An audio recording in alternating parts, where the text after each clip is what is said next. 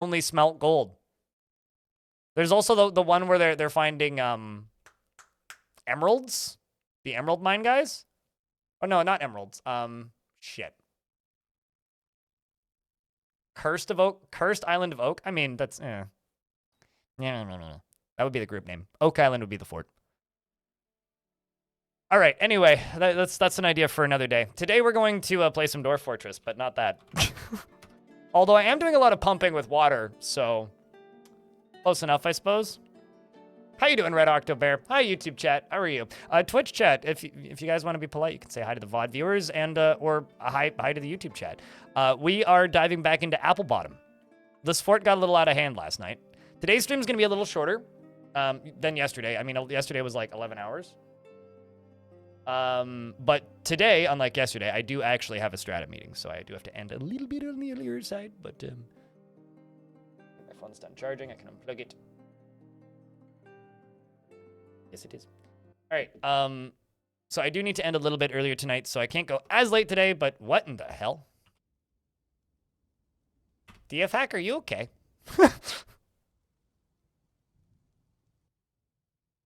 Chat, is DF Hack okay? I don't think DF Hack likes being in ASCII and then being turned off of ASCII.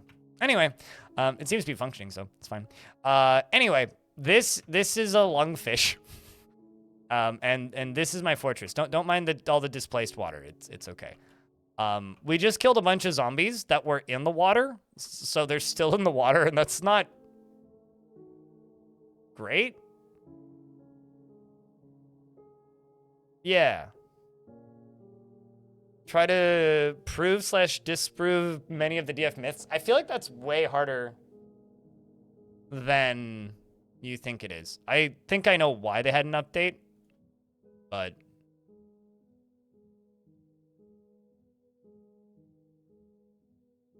okay. Anyway, I'm not gonna worry about it too much. It's fine. Considering what I use DF Hack for, I'm not gonna worry about it too much. So we were besieged not too long ago by some zombies. We did kill them with I think no casualties for us. However, the issue was a bunch of the zombies actually ended up dying in the water because they just kind of passed through the water. But we were able to kill them. So this is my current new project. Over here on the left, we have our front door, which is pretty cool if you ask me. Obviously, this bit still needs some work, but what it is these are bridges that are retractable. These are raising bridges, which make this into a wall. And I need to redo this area a little bit. This all needs to be deconstructed eventually, because this is what we're using to do the actual construction. But the entryway goes this way now, and it goes down through here. These are just sitting here. They don't actually go anywhere. And it goes down here, and then into the fortress right here, which it goes down through here, and then could go all the way down to the cavern layers, basically meaning I have ramps from my forges all the way up to the surface, which I think is pretty cool. Right now, this does not actually have access to the trading depot, which needs some tweaking. I was going to move the trading depot down here today and like cut out a bunch of this wall here and try and pave this area down here so it looks a lot nicer. Today's focus is going to be on a few things. As you may notice, we're pretty much at the population cap. I'm going to build enough bedrooms for everybody. We'll get to naming dwarves in a second. I'm going to build enough bedrooms for everybody because we need another like 30-something bedrooms. I need to make this planter guild. We've kept up with every guild and every temple so far. That's why I have all of these temples and also all of these guilds. I want to make these temples actually look nice. I don't like how they currently look. Some of them don't even have altars in them. I want them all to have tables and look nicer, so we got to work on that. The tavern is very, very, very, very, very successful. The dwarves love it. Needs an expansion. That's a project for today. We also have these two temples over here, of course. We need, like I said, a lot more bedrooms. So I really like the way the bedrooms down here have been coming along, just all of these little houses kind of in this field. So I'm going to be building more bedrooms like this. I'm going to be going around and like filling out these little areas and maybe trying to cut out some zones and trying to clean up some areas, but filling out areas with little houses kind of scattered around like this, because I really, really like this cavern aesthetic, and I don't really get to do it very often because generally forts don't last that long in the caverns when you're trying to build cavern forts exclusively. So I'm really keen and happy with how this fortress has been going. But we are kind of in desperate need of more housing. So I'm thinking I'm going to kind of cut out this landmass here a little bit, build some housing around here, go around the bottom of this some more, maybe channel a little tunnel through here and make a little walkway underneath this and put some more housing down here, just because I really like the way this fort has been looking. I just wish there was less mud, but I don't really want to use the DF hack command to clean it. So yeah, that's the current jobs that we need to do in the fort. On the surface, well, this is just a bunch of nonsense right now. This was constructed by basically this. I built a square platform here and pumped all the water out of this one square and then went down in here, built bridges, built floors and whatnot. And the idea is this all the way along here, and then it's going to turn and go all the way along here to up here somewhere is going to just be a row of pumps, right?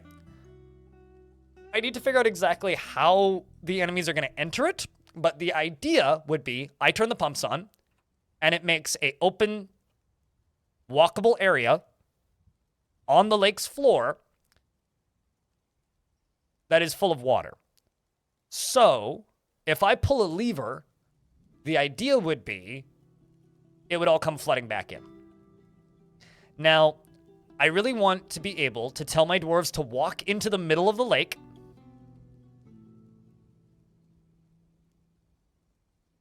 Basically, we're parting the Red Sea. Yeah, I was joking yesterday that I was cosplaying Moses.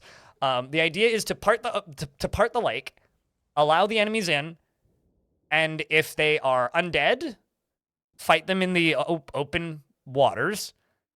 And if they're living, simply open the doors, wait, close the doors, wait, open the doors, and then go collect the gear.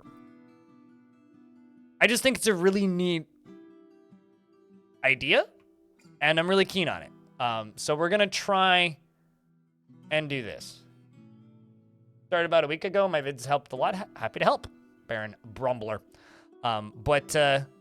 Yeah, that's the plan for this. And we've been constructing a bunch above ground. I did get one agitated animal that I noticed, but it died during the siege. So we are starting to get some agitated wildlife, which is exciting. I'm just going to go up to here to body parts real quick, and we're just going to dump everything. I'm also going to go to corpses, and we're going to dump. We've already got those set to dump. So we've got a lot of bits and pieces that we need to get rid of. All of these, specifically. Now, I'm going to read the named dwarves in the fort, and then we're going to get to those two dwarves that I have to name named. Amethyst, Arende, Baby Blueford, Bastet, Big Bang, Blind, me, it's me, they made me name me, Bolsky, Bonesaw, Cacophony of Stupid, Calcium Crypt, Darius Cardrin, Elfie Beam, Fallout Rain, Cashmere Goat, Lanix, and Lockjaw. Oh, also, Elfie, if you're listening, you can send me if you could send me an invoice to my normal PayPal email for the amount that I owe you for that emote, that'd be great. We have a new emote here on Twitch, it's Mic Drop, Crypt Mic Drop. So if you want to drop the mic, you can drop the mic. And sorry to all the mics who are getting dropped. Merc Dominith, Napalm Sideburns, Neokai, Plutorino, and Plutorino, and Raging Cave, and Rex, Salty, Tempest, and Semtexagon, Sits, Statue Sounds, probably just sounds like a thunk, right? Terminal Wetness, who's like the mascot of this fort as far as I'm concerned. Todini, Transfem, UGDPY, Welton, and Wuggy McWuggy, Zawari, and that's everybody. So I've got to name Handchest, who wants the biggest, angriest, beardiest, warriorist. I don't actually think I have any angry soldiers, but let's just set them all to train so I can see them. That seems fine. And then I'm going to search by angry, and then find somebody in the military with a beard. So Dini is the angriest, but they don't have a beardiest. Probably, I guess this one. Right? All right, so this... oh, that's... No, that's statue sounds.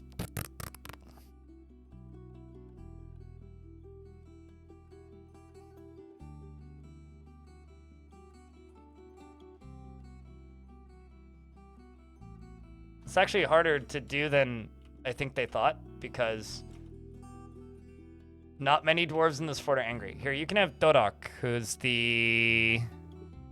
Actually, you're not even in the military currently. There you go. You can have Lytas, the Hammer Dwarf, for hand chest.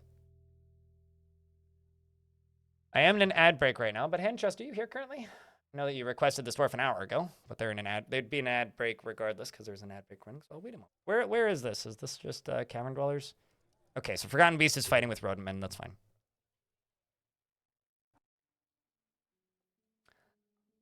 How do you pick up your enemy's ammo?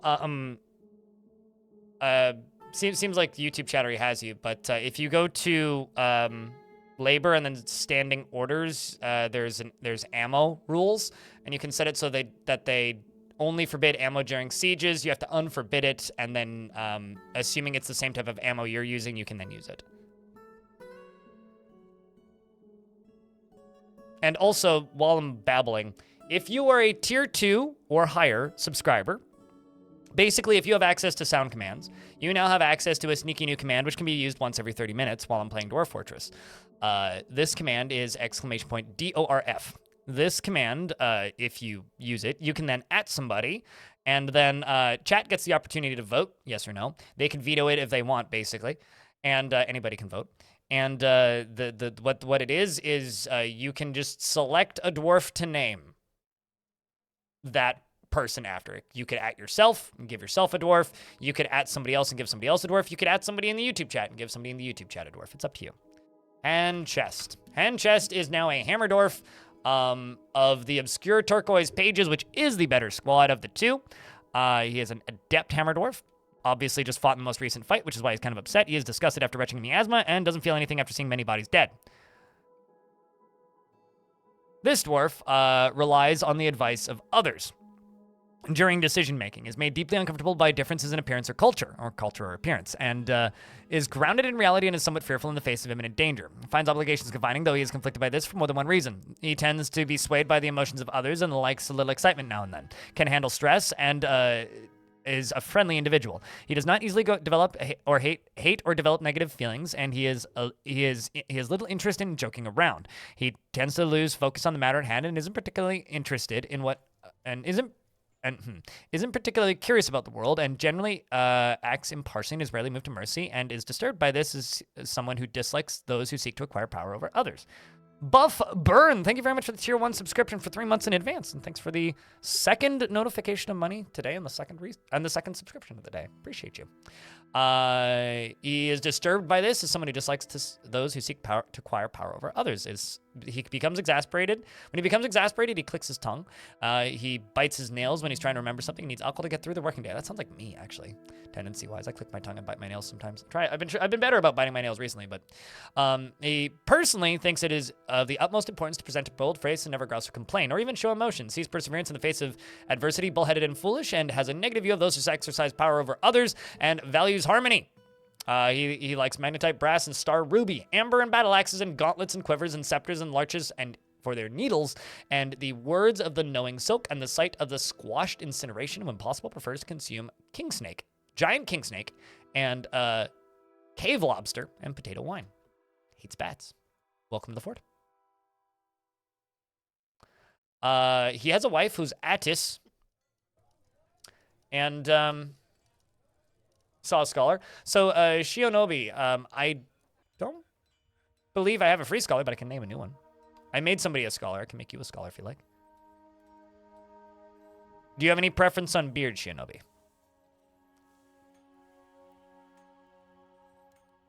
Satisfied at work? Content after eating a fine dish? Oh, did I name you incorrectly? An A? Yep, I did. There we go. Sorted. Apologies. Could it be that Bay 12 fixed the original Back to Dwarf game thread? Oh, no, there is no original. So the original Back to the original threads for beginning a Dwarf game thread are from 2002. The Back to the Dwarf game thread is when Tarn picked up that project again after not messing with it for like a year or about a year and a half, 2 years, messing with Armok stuff and updating Armok stuff. And then the Back to the Dwarf game thread was when he started developing Dwarf Fortress again after taking a good long break from it, because it was becoming more ambitious than he intended, which is kind of a running theme. Yeah. But all those threads exist, and all of the links exist too. Like you can, I linked them all in the description of the video. Glass makers. Let's see. I should have some glass makers. I've been making glass. I have one, Lore, who's currently dumping an item. Quite a happy dwarf. Only wants to be with friends. Has a wife too. Would you like Lore? But I could make you a scholar if you would like a scholar. I just can't guarantee they'd be good at it. Works for you? Gotcha. I'm assuming that's what WFM means. Just double checking you don't have another dwarf. No. Okay. He felt... That is interesting. He felt fondness when speaking with an acquaintance. Well, there you go. When did you arrive in this fort? You seem like you're a recent traveler. You are! You only arrived this past spring, so you're a very recent addition to the fort. You are married to Mebzuth, and you're a member of the Castle Fellowship, of course. And you're a member of the Fellowship of Authority, a god that I'm not too familiar with. The god is Kur Darmadeg. You often act with compassion and is somewhat quarrelsome and is bothered by this since he values friendship. He does not easily hate or develop negative feelings, is stubborn and slow to hate, and he is stubborn and he is slow to trust others and tends to form only tenuous emotional bonds with others. Cracks his knuckles, and when he's bored, and he talks very quietly when he's angry. He licks his lips when he's nervous and needs alcohol to get through the working day. Dreams of crafting a masterwork someday, and likes brimstone, nickel, and gray chalistoni shields and shoes and bins and giant bats for their terrifying features, and the words of the knowing silk and the sound of the fabulous skirts and the sight of the trees of gloss, and when possible prefers to consume pear cider, almonds, and absolutely hates blood gnats. As for skills and stuff, you're a skilled glassmaker. You have some skills in leatherworking. You're a novice leather worker and wax worker and paper maker. You got a bunch of like crafting skills. You know some natural history. You know some diseases. You know about rainfall and the water cycle. I could actually chuck you into the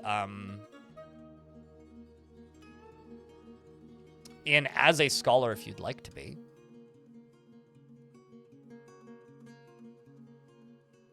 But, wandering off into one of the temples.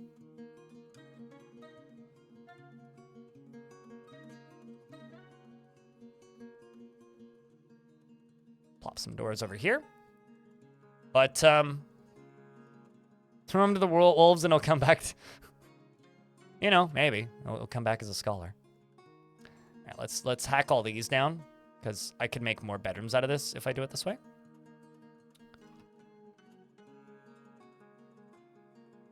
Glad to be a member of the community. Gotcha. Well, welcome to the fort.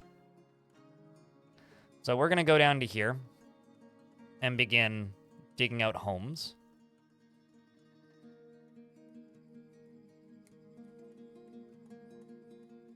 It's a bit too large.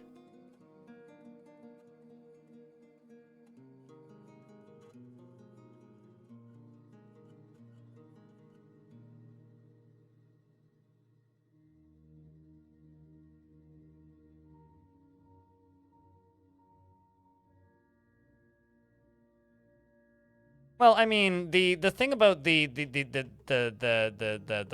posts is I initially started looking for the original post in the video, because in the video I state that it said, because at the very bottom of the Bay 12 page it says Dwarf Fortress started in 2002, right? So I go looking for those posts from 2002 to find where Dwarf Fortress started, but couldn't find them, so instead I just ended up reading the Back to the Dwarf game thread. Yeah. I mean, if I didn't explain things well enough, that's actually like useful feedback regardless. Like you asking these questions, it gives me a better idea of how to work on the second video. I think that the second video, because like for those of you who missed it, I put up a video this morning covering the early days of the history of Dwarf Fortress, and my plan is to, I've been thinking about this for a little bit. I just was waiting for inspiration to strike, and it struck last night at a very inconvenient time, but you know, it happens. I wanted to make a video like covering the histories of Dwarf Fortress for a little bit now, and the kind of goal is to make a series of like probably 3 videos covering the first one, which is out now, I guess, is covering the very early days of Dwarf Fortress development. The second one is going to cover basically kind of 2009 to 20, probably about 2019. And then the last bit will be from the trailer of Dwarf Fortress till current. And I'm going to try and get the last one out the day or around the time Adventure Mode comes out. We'll see if I can get it done. We'll see. But the first one's had a good reception so far, so that's always very encouraging.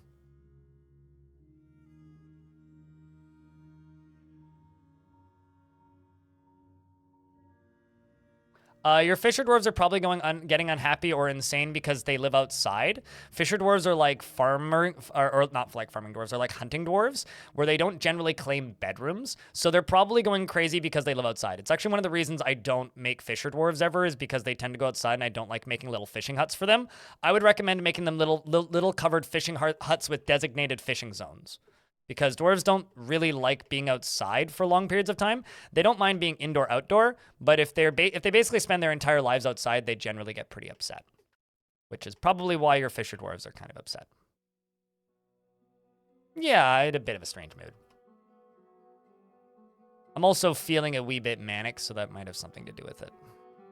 Feeling a little fucky in the brain. Which means I will have a lot of energy for the next, like, 3 weeks, and then be really depressed after that. So, we'll see. You have a new question. What normal clothes should you be making for your dwarves? So I have no idea, because your dwarves will have different clothing that they will show up depending on the faction, because they basically all have a pool of clothing that they could potentially have, and dwarves want clothing that they've had before. So look at a brand new migrant. That is the clothing that they require. They require the clothing that they show up with, right? I've been making loincloths. There's plenty of loincloths available, but like this dwarf showed up with trousers, silk dress, 2 gloves, 2 socks, 2 shoes. If you give them more clothing, they will then expect those pieces of clothing, because if they have a piece of clothing that they didn't have before, so let's say a dwarf shows up wearing a dress, pants, a dress, trousers, gloves, llama socks, and shoes, right? And then when they show up, they get no new clothing, okay? They will expect replacements of all of the clothing that they are currently wearing. But if you then give them, if suddenly caps are available, they will equip caps and then want a new cap or a hood. They will want a new hat, basically. If underwear becomes available and they put on underwear, they will then expect underwear. If you make, let's just say, mittens available, then they will either want mittens or gloves. If you make, and sometimes they'll just wear both. If you make skirts available, if your fortress can make skirts, then they will expect those. So basically, look at what your dwarves currently have and replace that. And if you are okay with making more variety of clothing, you can make the new clothing pieces available, and then they will expect those as well. It's really up to you. I think I'm going to make a little floor piece across here. And then dig a circle around this area, because this seems like another nice area to extend the dwarf condos.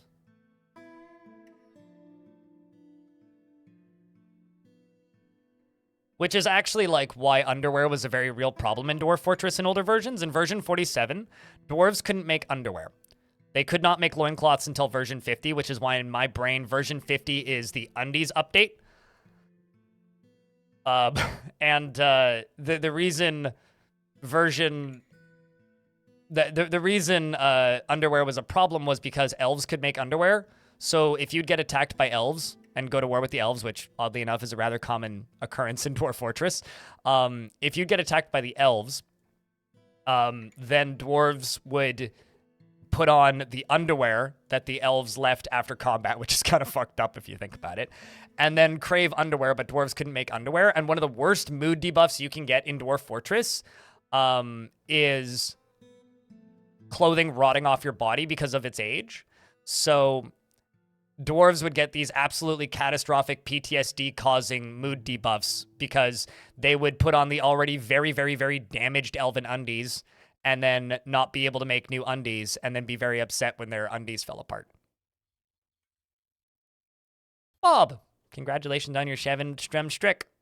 It's good to see you. It's going all right. I have a... waking up still. Doing okay.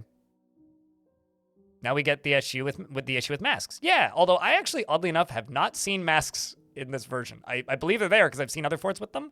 But yeah, masks are the same thing. Yeah, it goes for all clothing items.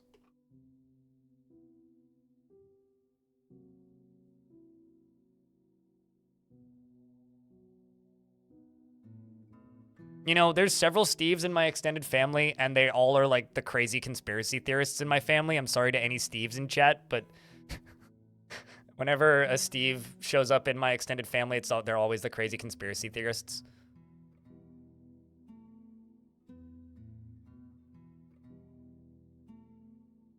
So don't make anything new clothes-wise. Yes, unless you want to. Basically, if you're making a new clothing item that dwarves aren't already wearing, if you make a new clothing item that dwarves aren't already wearing, you're going to need to produce that clothing item for the rest of that fort. Unless you're okay with some pretty bad mood debuffs. All right, well, let's work on new bedrooms. Let's do this. Although I think a large portion of the dwarves are dumping stuff right now. Yeah. Currently, we're just dumping stuff, so let's just get that rolling. You're telling Steve from Minecraft? I mean, look at what Notch did. I mean, look at some of the stuff Notch has to say about people. Maybe Steve is crazy. I mean, like, what I used to do in version 50 is I would go into the stock screen after every siege and forbid all of their clothing and then throw it away. Crush it under a drawbridge. Get rid of it any way possible. But, you know, once you have a full clothing industry, it's a really good way to, like, make your dwarves very happy very quickly is by, you know, allowing a lot of different clothing.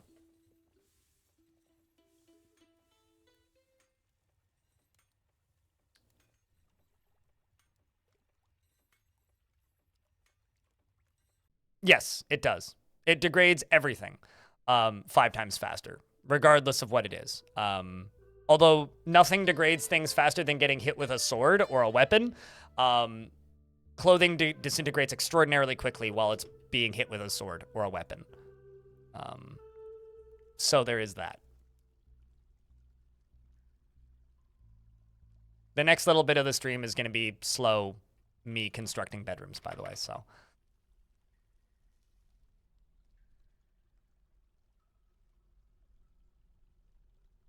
The reality about hardening up the dwarves is it's a lot like humans, because I pulled this line out of the YouTube chat. You can try and like stress harden your dwarves. That is actually a strat that some people use. But the thing that you need to remember is some dwarves will just never harden. Some dwarves will just get really sad and fall apart. Some dwarves will harden. Some dwarves will get stronger. But a lot of them will just get really sad. So just kind of keep that in mind.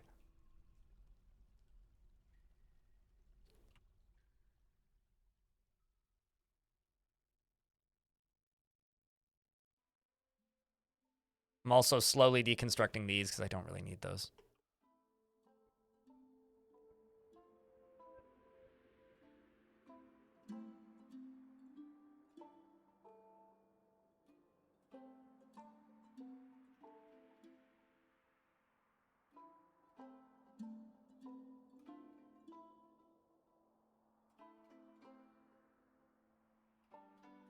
Some dwarves have depression. Yep.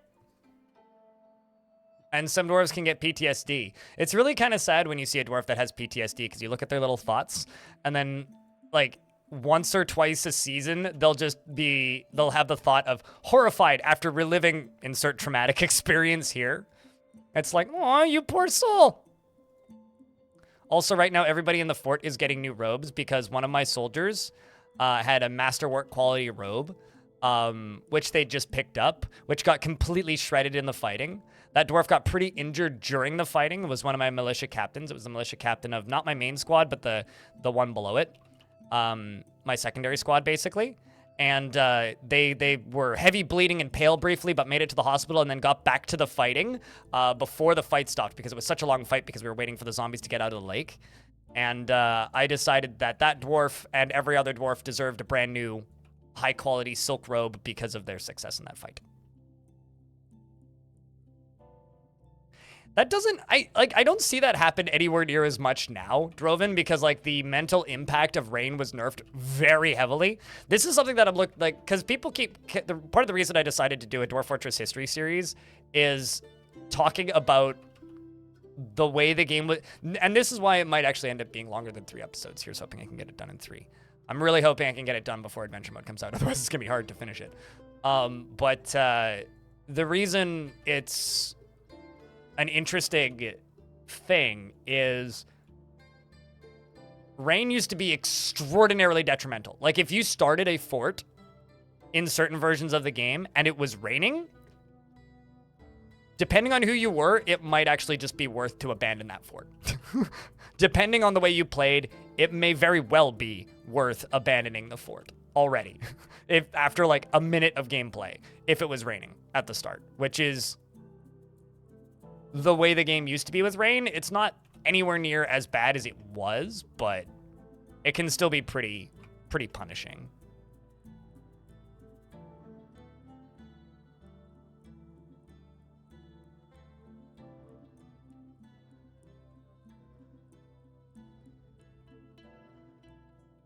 Get messed up by rain, and it's usually because they're predisposed to being stressed. Yes. Yeah. Or didn't have any new, or haven't formed any new memories. Yeah, that's another thing. Like, I feel like a lot of forts that end up with a lot of really stressed out dwarves have a refuse pile right where the migrants come in. And dwarves that don't have any history, don't have any recorded memories, when they enter the map, am I making doors right now? No, I am not. When they enter the map, if they don't have any history, they immediately form a memory based on the first thing they see or the first experience they have. And usually that's whatever's right in front of them. So that can be really funny when it's like, oh, the thing that's right in front of them is a pile of dead bodies or like, you know, your livestock refuse or whatever. Skulls, a dead goblin, and then that's the thing that they form their first recurring memory out of, and it's like, no, you want it to be like performing or like hanging out in the tavern or making a friend or something. You don't really, oh, well, I guess you sorry, you're cursed now.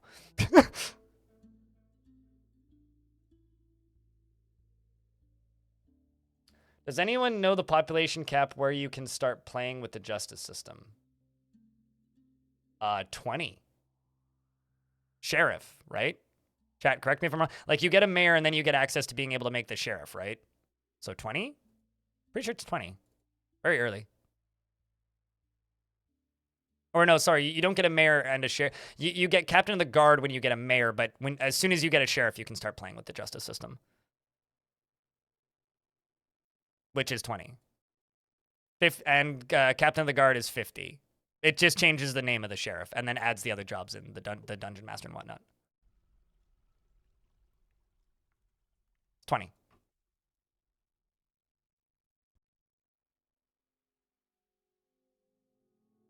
Do you fret if your dwarves accidentally dump things like Goblinite or useful mob drops? Not in the slightest. Like, do you remember my last fort? Neokai? Did you see much of my last fort? Subtle Scribe? Inside of my lava chamber, I had 11,000 unsmelted iron items. No, I didn't, and iron and steel items, like unmeltable items. Lava safe items. No, I don't fret in the slightest. Does not matter. Like, if you are actively getting sieged, fucking whatever. In this fort right now, yes. Because the stuff that's sieging me isn't bringing a lot of really super useful stuff. And I don't have a lot of materials. So right now, sure, I would be, man, but I wouldn't really fret. I wouldn't be upset. I would just be kind of a, damn it, kind of deal. Or, man, type thing. But in more, like, once you're actively getting sieged, like, mate, you've got... One large goblin siege is enough materials to, like, set up your entire military.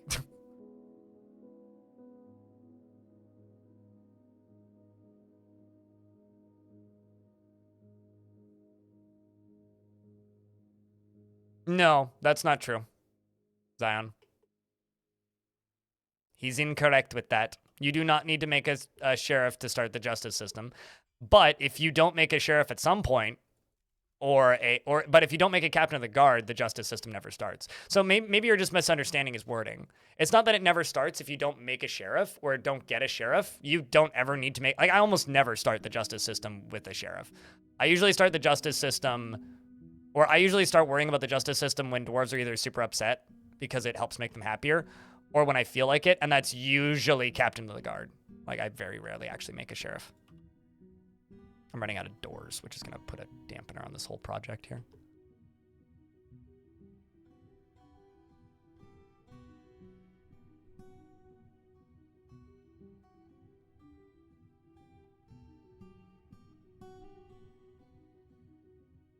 No, I mean, literally any body part of a thing. I once had a dwarf die by getting hacked with a pick by a child, and they bled out. Don't ask. They were a baron, but it was kind of hysterical. And then 30 years later, because this was a fort I kept alive for a very, very long time. This was Lung Death. 30 years later, I was looking at a dwarf's mood, and they kept getting, saw so-and-so die. And then I realized, wait, you weren't alive when that dwarf died. How are you seeing this? And so I started looking into their memories and seeing it popping up. And I couldn't figure out where the body part was and then went into the stock screen to try and find it. And it was literally sitting on top of a pillar. And if you stood on a very particular tile on one ramp that wasn't the route dwarfs normally took, then you would see this dwarf's arm. And it was like, just a bone. It was enough. And that was giving them PTSD. But that was also in a version of the game where dwarves were way harder to keep happier. It was version 44.01? It was 44 something. It wasn't 47. It was the one before 47. Anyway, that or it was version 47.01 and not 47.04.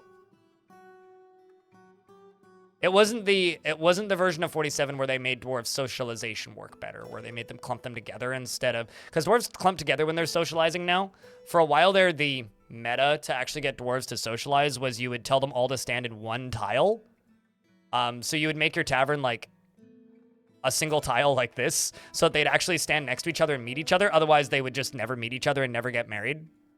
It was like the era of social distancing dwarves. It was like 2018 until like, I don't know, 2020 something. Yeah, no, you need things happening. Like, unless you have dwarves tantruming and committing crimes in your fort, or you live in an area where there's active visitors, there isn't too much to do with the justice system. And a lot of the systems in the justice system don't work properly. The only thing that non-members of your fort can actually do right now is steal your items. The longer-term plan is that they will be able to, convert your fortress to a new faction by pulling off a coup, which I can't wait for. That's the thing that I'm looking forward to. I'm looking forward to political corruption in Dwarf Fortress. I can't wait. That's going to be awesome.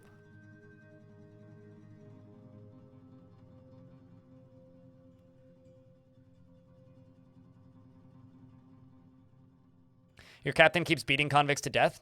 You probably don't have enough prison cells. If you don't have enough prison cells, then they default to beatings. That or all of your prison cells are full. Or you have no prison cells.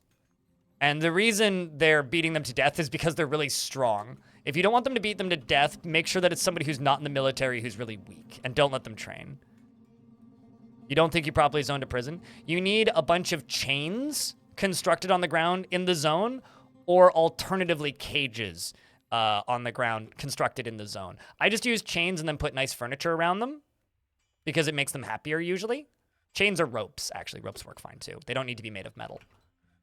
But chains or ropes, they need to be on the ground and in the prison. Sometimes what I'll do is I'll actually put the chains and ropes in my tavern and then connect the tavern, or put the chains and ropes in a prison and then connect that zone to my tavern and put a bunch of tables in there. And then other dwarves will come and visit. They'll socialize, hang out, sing songs, and get served alcohol if you have a tavern keeper, which I actually find is really good. Although sometimes then they tantrum and then punch somebody in the tavern. But then everybody sees the crime, they go report it anyway, so it's fine. You're brand new to this game and you made a fort yesterday just doing the tutorials, and this black creature killed all of your dwarves. That sounds like probably a night creature. Probably the tutorial decided to pull a big meanie and plopped your fortress right next to a necromancer fort. Would be my bet. Dwarf Fortress has a habit of doing that. The tutorial system in Dwarf Fortress is pretty good if it decides to put you in a good place. If it doesn't put you in a good place, you're kind of fucked. But that's also part of the fun of Dwarf Fortress. I hope that you had fun. Just remember that you can make a new fortress in the same world without generating a new world. And if any of your dwarves survived, they might show up.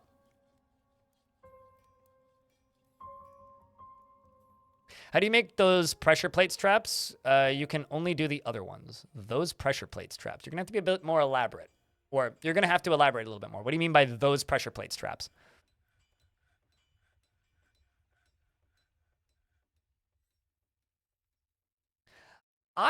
So supposedly you can, Ampillion, but I've literally never managed to make my captain of the guard equip a weapon and then use the weapon I told them to.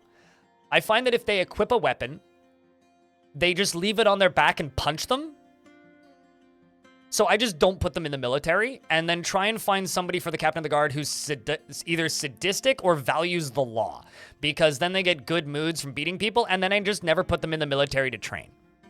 If they're sadistic, then they enjoy the process of beating people because they're sadistic. And if they value the law, then they enjoy enforcing the law. So that's what I look for. I just try and find a weak dwarf. I've had zero luck getting captains of the guard to consistently equip weapons. Even if I assign it to them as like their icon or anything.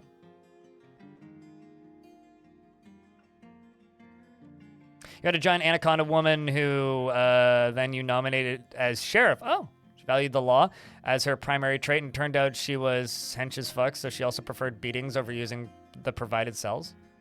That's interesting. The things you use to trap goblins in your entrance. Those are cage traps, not pressure plates traps. You need to make cages and mechanisms to make those work, because they have to be loaded. They're not pressure plates, they're cage traps.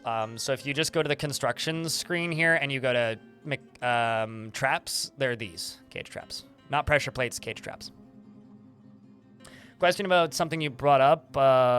Has Tarn ever said anything about fort necromancers making experiments? It's something he's thrown out a couple of times as like a pie in the sky thing that would be cool. Things like, yeah, that'd be neat, stuff like that. I'm sure he's thought about it. It's never been something that's, like, confirmed, I don't think. It might be on the roadmap somewhere. Also, hello, Stormwolf. How are you? Mittens. Just give him oven mitts. Just, like, go bop the enemy. Just boop him in the schnooten. He'll be happy. But to those of you who are new in the YouTube stream, two things. Please like the stream. There's only 22 likes, and there's 63 of you watching right now. Same with you, Twitch chat. If you have the extra bandwidth, pop over to the YouTube channel briefly and give that stream a like, because it convinces more people to watch. But outside of liking the stream, if you need help with Dwarf Fortress, I have a Discord server. There should be a link in the description of the YouTube stream. And also, if you're on Twitch, you can type an _Discord, or click the Discord image in the description of this stream. In that Discord, there's a room called DF Questions. And if you need help about DF-related things, just go ask questions in there. Also, if you're just listening to the stream and not looking at the chats, you could use the join code BLIND So if you just go click join new server and just type in BLIND, you'll find my server. It's pretty simple. I can do things like dig. So there's been lots of discussion about things being able to dig, quiet-minded. The problem with things being able to dig is Dwarf Fortress doesn't have the ability to fill things that have been dug up back in right now. Because we can't fill things that have been dug up back in right now, it would really, really suck if you were the type of player...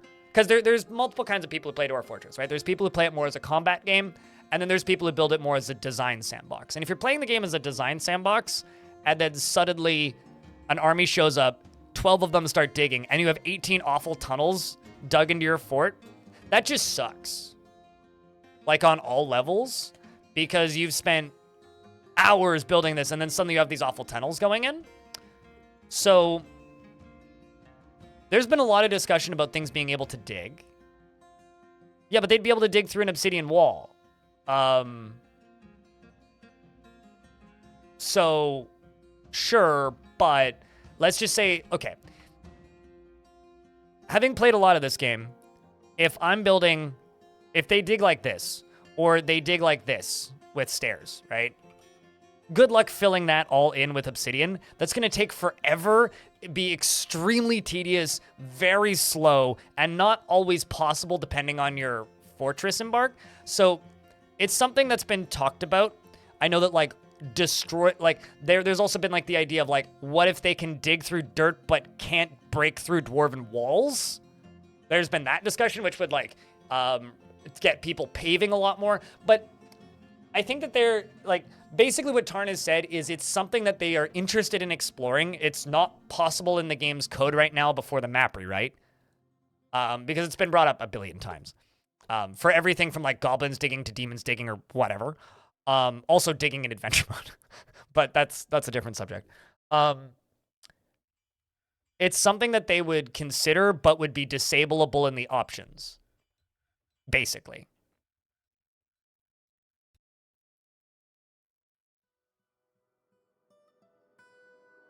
Yeah, or like, yeah, like I exactly that kind of thing. Telenartho. I think losing should be fun, and the reason losing is fun is because the player can plan for losing.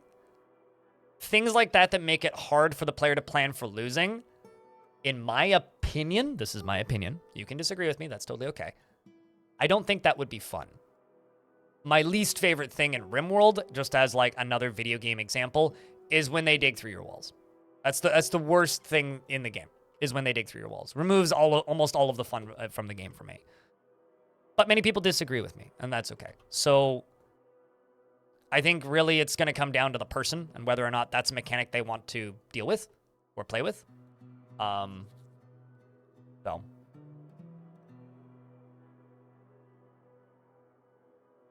I think right now there needs to be more variety in the sieges, right? I think goblins need to have more abilities in sieges, and I think that it would be pretty rad if they showed up with a battering ram, you know? That would be pretty rad. And maybe a battering ram could take down drawbridges or something. Tarn has mentioned these things before in passing, so I'm not just making shit up. So, you know, like there are definitely things that can improve sieges that aren't just enemies can tunnel into your fort. I think that once adventure mode is out, they need to work on the broken nature of building destroyers right now, because locked doors are supposed to be able to be ripped off of their hinges by certain enemy invaders. Things like that. I think that is something that I would prioritize currently more than necessarily just, oh, enemies can dig now.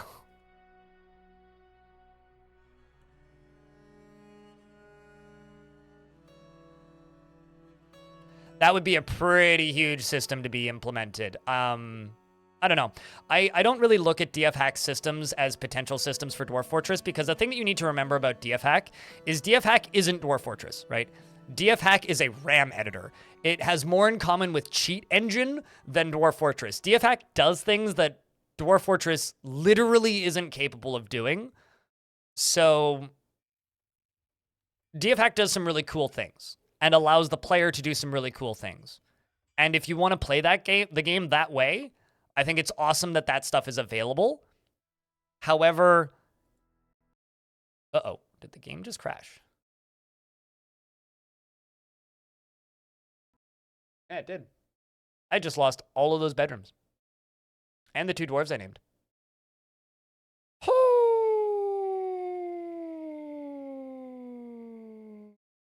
Thank you, Stingray. That's a lot of work. Oh boy. That's fine. That hasn't happened in a while. No, that was just me assigning a dwarf too. Hey. Question is, chat. This is for VOD viewers. Should I cut that part of the VOD?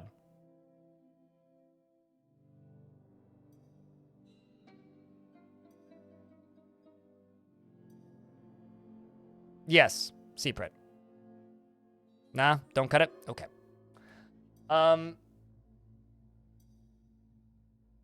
Chat room, can you guys do me a favor? YouTube chat might be quicker about this. Could you jump back to the beginning where I named the 2 dwarves and tell me the original names of the dwarves? So I can rename them quickly? If possible. So again for the second one? Well, there's somebody in the military, right? For the first one.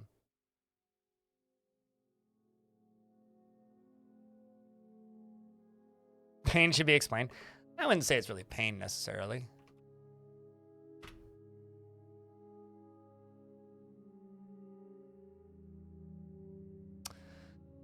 All right, well, let's do that shit again. But anyway, what was I talking about? I mean, it just means it's more time to babble, really. Because I'm literally just going to go do that same shit again. But if somebody could go back in the timestamp and tell me the names of the 2 dwarves that I named, that would be very helpful. Oh, I know who Henchest was. I know the names of the dwarves. That's not the issue. Ah, this one. Yes. Holy Spokes, what kind of dwarf would you like? Soap maker, meal prep? Gotcha. Lore was the other one. Thank you. Thank you.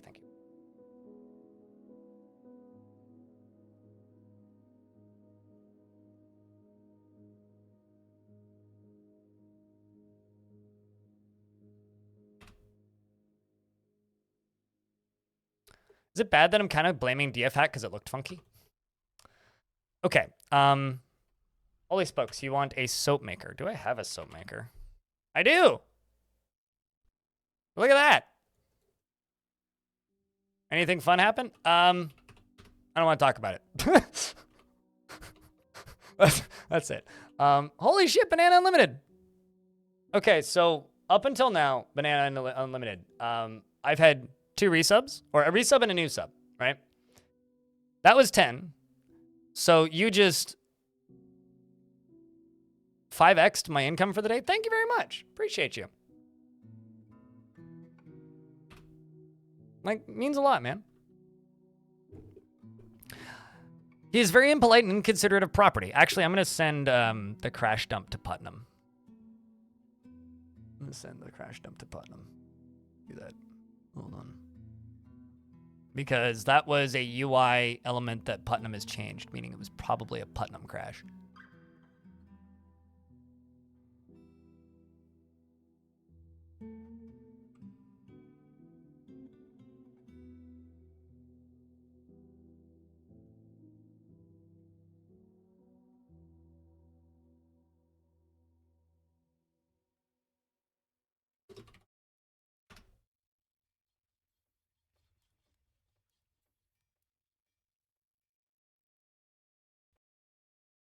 All right. Holy Spokes is very impolite and inconsiderate of property.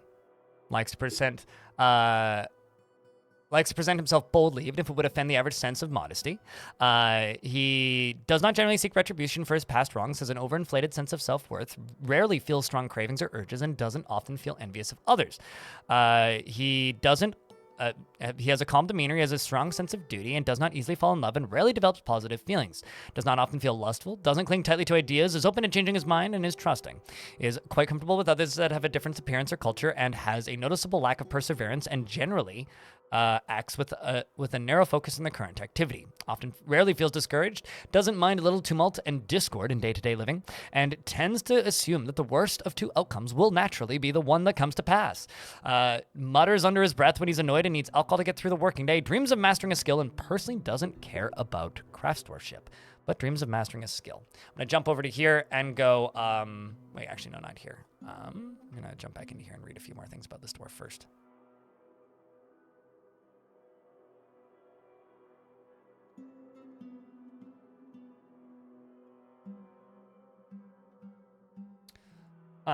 You're a member of the Mountainous Fellowship, which is a group that I recently made a temple for. You worship Adil, who's the god of mountains, and you do not have any friends, and you are not married, and you're a member of the Farmers Guild. Yeah, we've named the 2 dwarves. All of the dwarves have been renamed. So now I'm gonna do one other thing, which is rock door. Let's just do 100 of them, and they're going to be basalt. Even though I'm running low on basalt, that's fine. I will get more of it. And I'm now going to do this and quick save.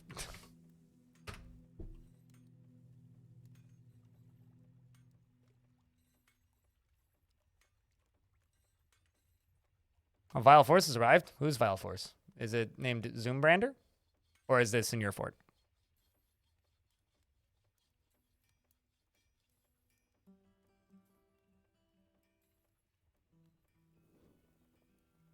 I'm going to use this save opportunity to go top off my coffee. One sec.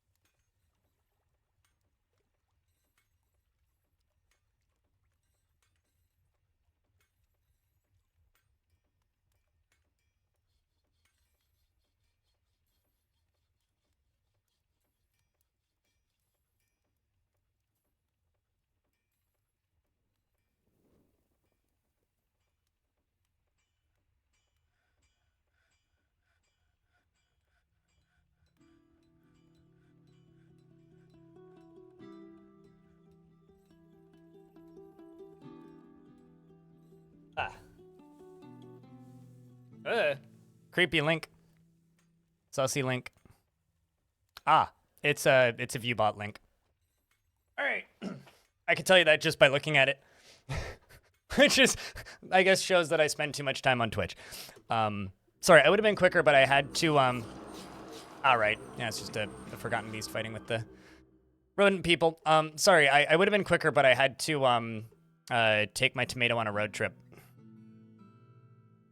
Which sounds weird, but I swear, literally all I just did was, I have a tomato that I'm moving inside and outside, and it's too cold today for a tomato to be outside, but I did move it from inside to outside briefly because we got a big blast of sun for, I don't know, about 30 minutes a little bit ago, so I put it outside so it could get some of that sun, and then I just brought it back in so it wouldn't die, because it'd be a shame if that tomato were to die, because I've been trying to keep it alive for a while. So I have a road tripping tomato, so I let it go on a road trip briefly, and now it's back inside.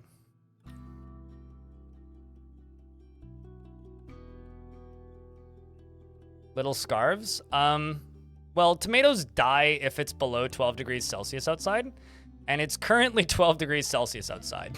So, no, I don't give them little scarves, but that would be adorable.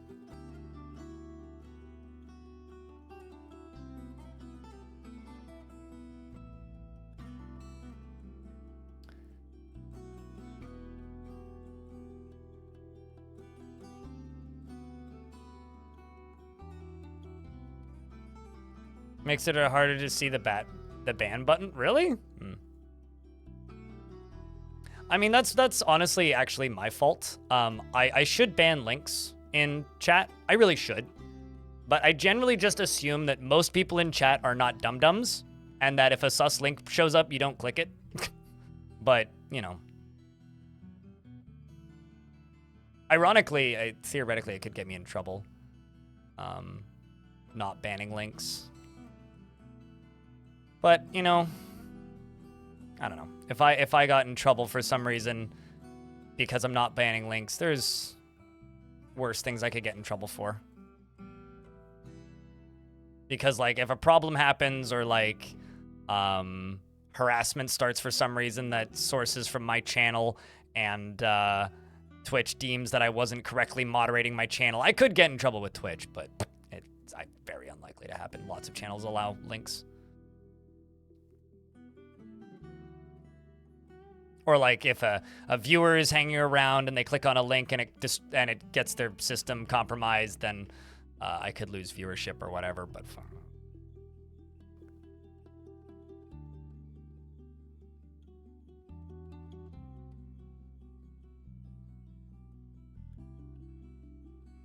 although I would like to see an Etsy page that sells little tiny tomato scarves. Just on that thought process. That sounds adorable.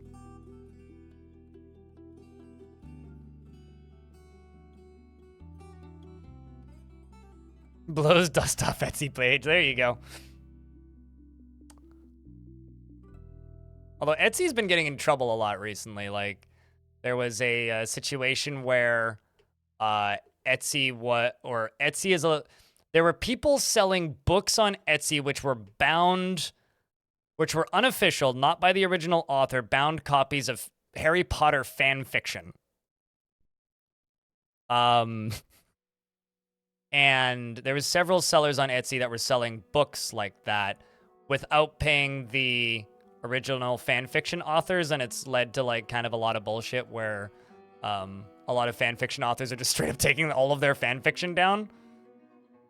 Anyway, gotta love Etsy sellers trying to make a buck at anybody's cost with no ethics. You're immortal. I mean, my meme. You know what's sad? I know what you're talking about, and I don't like Harry Potter. Like, I didn't like it when it was new. I read it out of peer pressure more than anything, and it's like, I know what you're talking about. That's the sad part.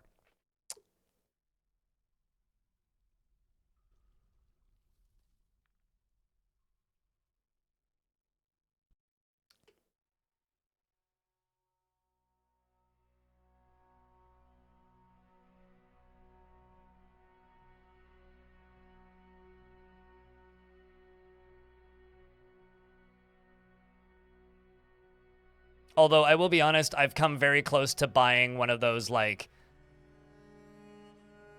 there's a ton of them on Etsy. They are these, like, basically mimics of, so you used to be able to buy these, like 20 years ago when people actually listened to cassettes and they weren't just weirdos like me, being listened to by weirdos like me. There was several companies that made these beautiful wood, like shelving units, basically, that you could bolt to a wall that were just cassette holders. And there are a bunch of woodworkers that make them on Etsy for like 80 bucks, and I've been very tempted to buy one for a very long time. All right, let's just get this one done. Yeah. Shush. It's not in my cavern layer, so it doesn't matter to me too much. What are you doing? Realistic tomato hat.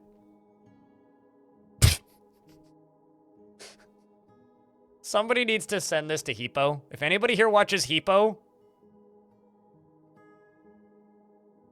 just...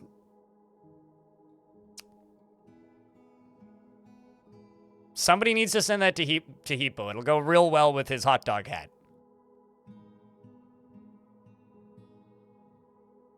You're a hobbyist carpenter?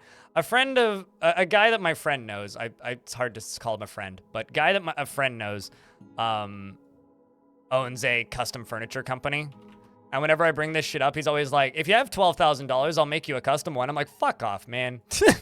You and your goddamn custom high-end furniture. I don't need it made out of, like, super rare wood imported from some country and, like, it's practically an endangered species. The wood is so rare. And I don't need it to be stained over, like, for 6 months in some Buddhist monk's bathroom, stained with holy urine that was harvested from, organic distilled water drank by I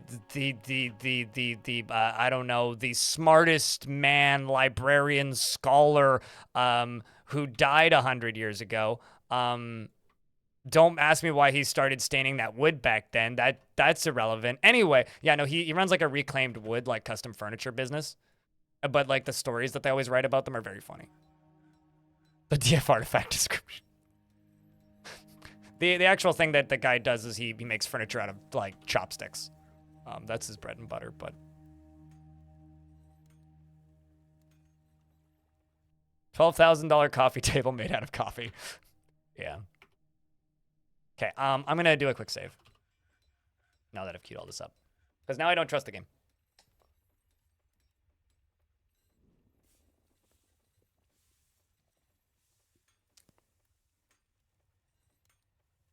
With a mummified monk inside of it. Oh, and then resell it to Rob Zombie. Isn't there, like, some dude from, like, the 80s metal scene who has a guitar made out of his uncle?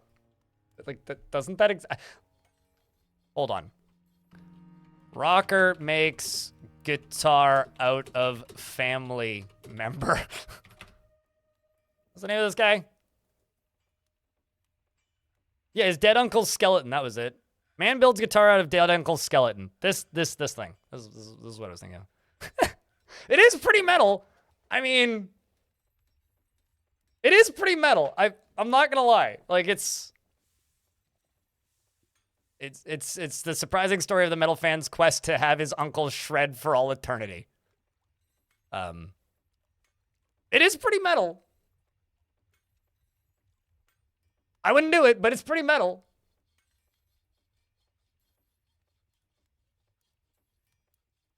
It's time for you to go to bed. You drank too much. Was that the last straw?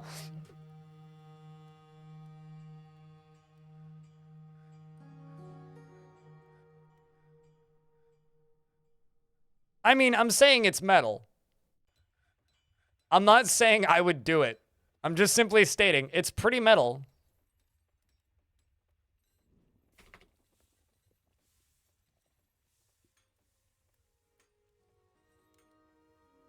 Can you only imagine checking that at customs? Yeah, no, he's never bringing that guitar on tour.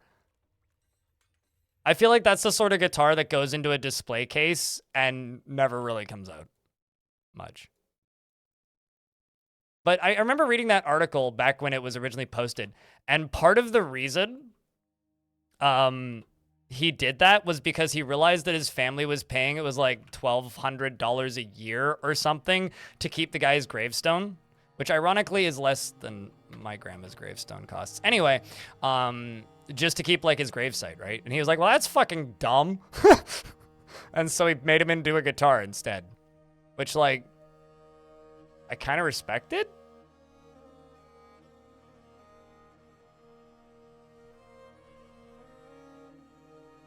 Like, let's be honest. Burial grounds and grave markers are a fucking racket. Like, it is absurd how much it costs to be buried in, like, a graveyard. It is actually kind of absurd. TLDR, if I had the amount of money that my grandmother set aside for her gravestone, I could probably buy a house. So, I don't know. What's more valuable? I don't know. At least she set the money aside. Could probably buy a gravestone. This is true. You've never heard of a monthly cost for a gravestone? So, you put down a down payment. We're in an ad break, I'll just save. You put down a down payment. Then after you've put down the down payment, you then buy your headstone. Then when your body is buried, you then pay a fee annually until they can bury another body over top of your body.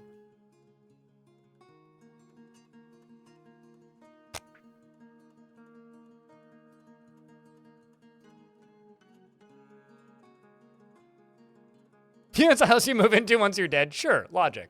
Boom, boom. Who pays that? Whoever's willing to pay it, or the money's set aside. The fortunate thing for my family is my deceased grandmother put the money aside, but it's just one of the most frustrating things in existence that I've been thinking about a lot lately because Easter just happened, so family was together and talking. You know what? I want to be cremated and throw me into the fucking sea. Feed me to a whale. I don't know. Maybe throw me off a mountain if you feel like being cool. Like that's all I want. I think it's a rich people thing, Brosifer. I think it's if you want to reserve a... Because I can tell you for a fact, having looked into it a little bit after hearing about that, it is not Canada exclusive. I think it is a... Say your spouse dies, right? And then you live for another 40 years. But you want to be buried next to your spouse for some reason. That. Trust me, it's not a Canada exclusive thing. It's a specific graveyards business models thing. If you want to reserve a specific gravestone type deal. I'll just build over these, I don't care. Being cremated in your country is very expensive. Bullshit. I have a dumpster and gasoline and a will to burn. What? How are you doing, Smitchell? We're talking about cremation. And also dude making dude into guitar. Anyway, I hope you're doing well. How was your stream?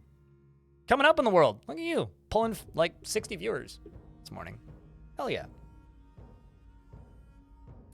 If you want more dwarfs, go follow Smitchell. Smitchell stream dwarf. Any question?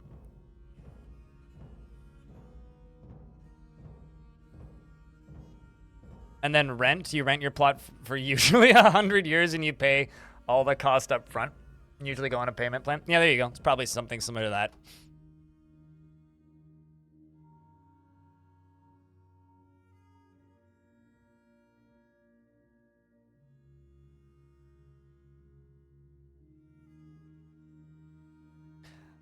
You know, I wonder if you can still sign that paperwork that says, send my body to Mars and use me as compost.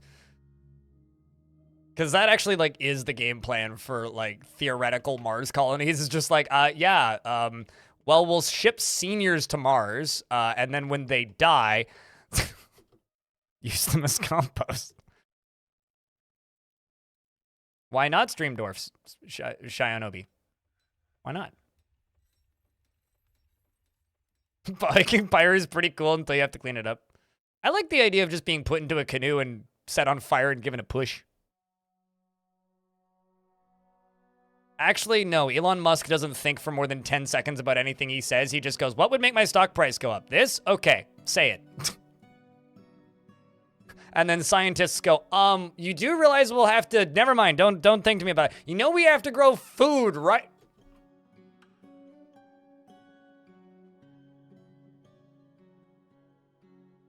Like, I spoke to somebody recently who... I'm not going to out who this is, but I spoke to somebody relatively recently who was talking about politicians, saying that he didn't like politicians, and he works for the government, right? Works for the government and doesn't like politicians because whenever a different party gets elected, Canadian government, Whenever a different party gets elected, they all promise a bunch of bullshit, and it never works the way they promise it. And then they just have to make their bullshit work. That's probably how Elon Musk's employees feel. Whenever he says something, they're just like, oh, God damn it. Like, God, shit. You want me to do what? We have to make this out of what? You want this truck to do what? My boss wants it. Gotta make it happen.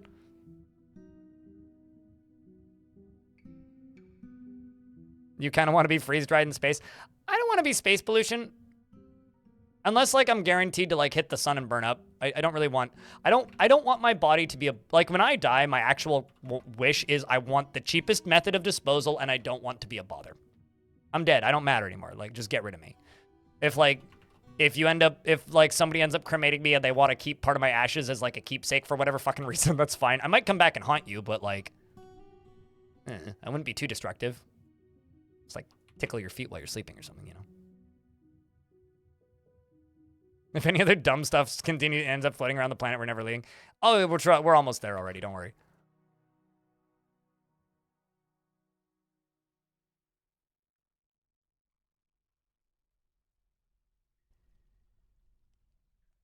Although I've said this before, I feel like the greatest place to haunt would be a movie theater.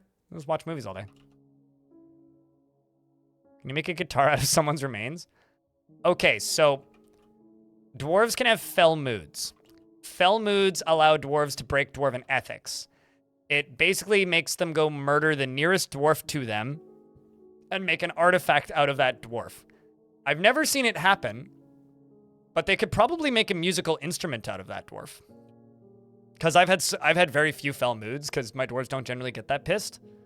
But like, yeah, if dwarves can make like instruments out of normal moods, I'm sure they could make an instrument out of a fell mood. That would make a lot of sense. I've seen many instrument artifacts. I had an instrument artifact made of adamantine once that was pretty rad.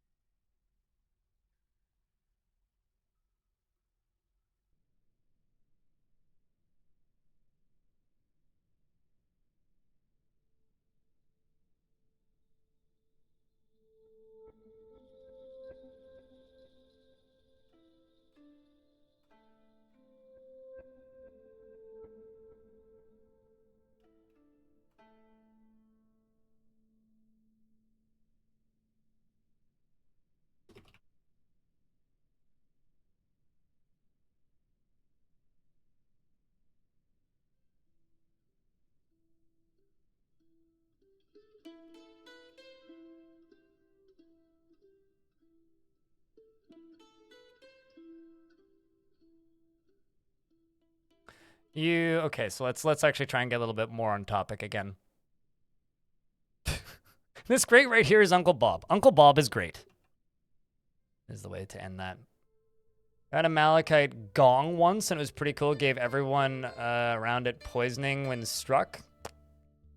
But not as bad as the lead goblets. Yeah, that's pretty cool.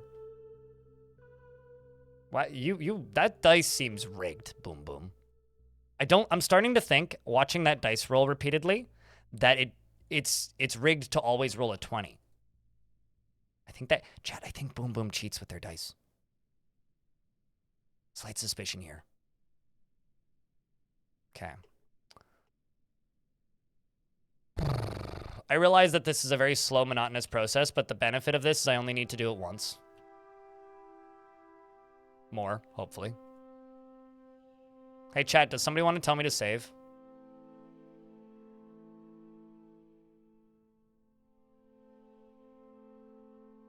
Does Sheriff get a squad? If you want your Sheriff to kill your own dwarves whenever they beat somebody, sure.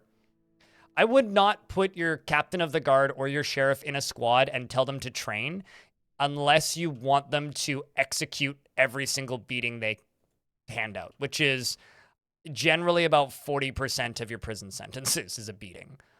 So if you want your dwarves to die randomly to your sheriff and your sheriff to get a lot of kills, sure, give them a squad. Still on cooldown? Well, I'll do it before I start putting up furniture anyway.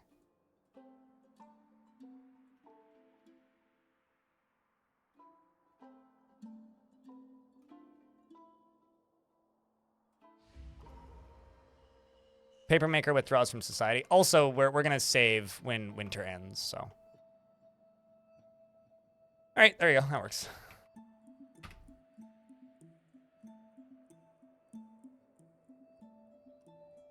You want the weakest sheriff you can get. I mean, sometimes sometimes I play the game in a way where I make a fortress that is the sheriff is the toughest dude in the fort, and if you commit a crime and the sheriff decides to not be nice to you and give you a prison sentence, you're probably dead. And sometimes it's fun to run a fort like that, you know? The thing is, it doesn't matter if you give them a weapon, Quiet Mind. A beating is done with your fists, right? You could give them a silver warhammer and they wouldn't use it. You could give them an adamantine warhammer and they wouldn't use it. They will literally just punch them to death. And if they are trained and you're training them, they will punch them once. Like I literally had a beating line once, which was literally just punches the dwarf in the head, crushing the skull and destroying the brain. One hit. I literally had one punch sheriff once. Okay? So like, if you want your sheriff to not kill people, don't let them train and just find the weakest dwarf you can who just happens to be cruel or value the law, because then they'll get good thoughts about doing their job. Also, you generally want a sheriff or captain of the guard who also is good at, what's the word? You want a sheriff who also happens to be good at intimidating so that they're good at interrogations. Yeah, basically, your sheriff is Sherlock Holmes, not a beat cop. You want your sheriff to be Sherlock Holmes, not Judge Dredd. Actually, that's a better example. You want Sherlock Holmes, not Judge Dredd. If you have Sherlock Holmes and not Judge Dredd, then your dwarves don't die as randomly and frequently. Why do you lose every time? Because it's a 50% chance. So you don't lose every time, you lose approximately 50% of the time.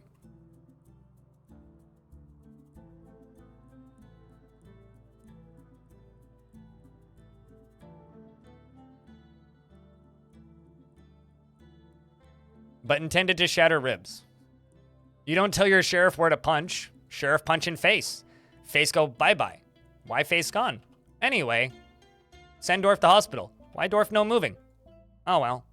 Next prisoner. Like that sheriff doesn't operate the way you want them to operate. They operate the way they want to operate. It's Dwarf Fortress. They have free-ish will.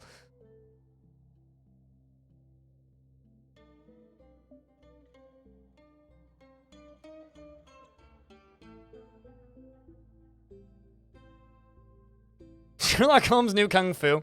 Shush you. You know what I'm trying to describe or explain. You want the nerd from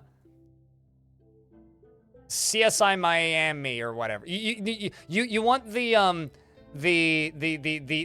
hacker in what the fuck was that? Criminal Minds. That's the name of that show. That's who you want your captain of the guard to be. You want the nerd from Criminal Minds who sits at a computer all day and can figure out everybody's identification in like 10 seconds.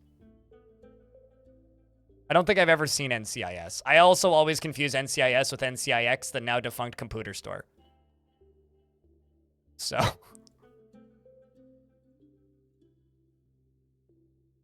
I don't know who that is, Bob, but sure. You want a captain of the guard who doesn't also happen to be a hobbyist gym rat. Because if they also happen to be a hobbyist gym rat, well, you know, they'll bench those dwarves.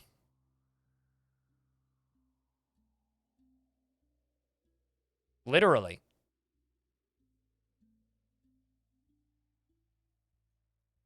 I can also tell you for a fact I've never seen a single episode of Law and Order. I never grew up with TV, so there's just some TV things I've just completely missed. Basically, if, you know, if your captain of the guard looks or acts or talks like the Terminator, you're going to have a lot of casualties.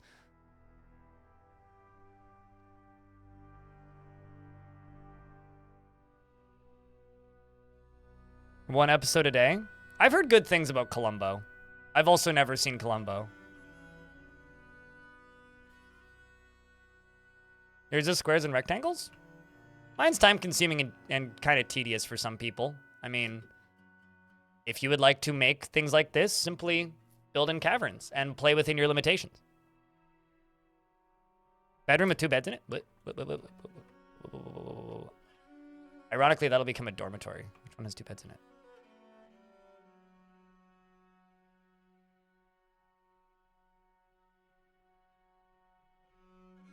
No, no. Oh, there. Yeah, you are correct.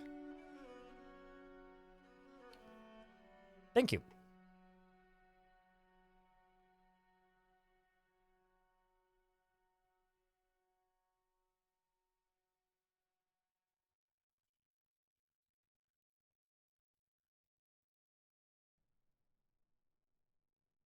Also, how many beds do I have currently? I wonder. 7. Okay, well, I need to make more beds, too. That's not too bad.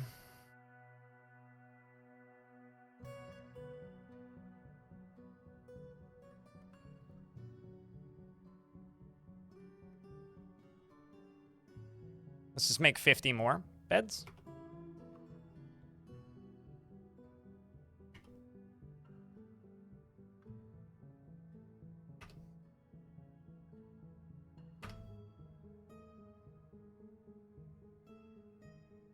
You end up with unused space and your OCD says that's bad. The thing that you need to remember about OCD and also unused space and Dwarf Fortress, mostly Dwarf Fortress, the OCD is irrelevant. Mate, on most maps you have like 220 or so levels that you can build. Because I don't need to, Crafty. I just need to make enough. And then once I've made enough, I'm good. And this is just the way I play. I don't know, Crafty. If you have like 200 layers, so like I could never dig this out, and that's not wasted space. Because this is a small map, and even I have like, you know, another 30 or so layers I can screw around on. Like, you will never run out of space. Like, this isn't SimCity. This isn't RimWorld. This isn't even like City Skylines. Like, this is a game with so much space that if you're worried about running out of space, look around. This game gives you so much space, it is virtually impossible to run out of it.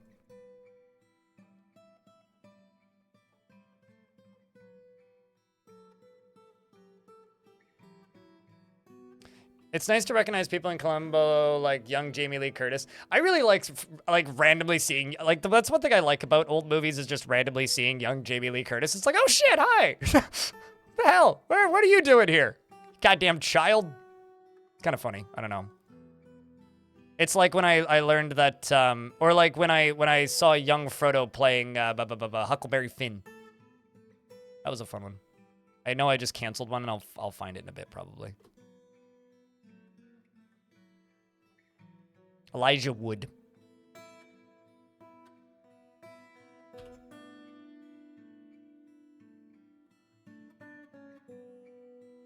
You erect the 150 Z-level statues across the map. I think that your brain demands that, and if your brain is a noble, I have a question.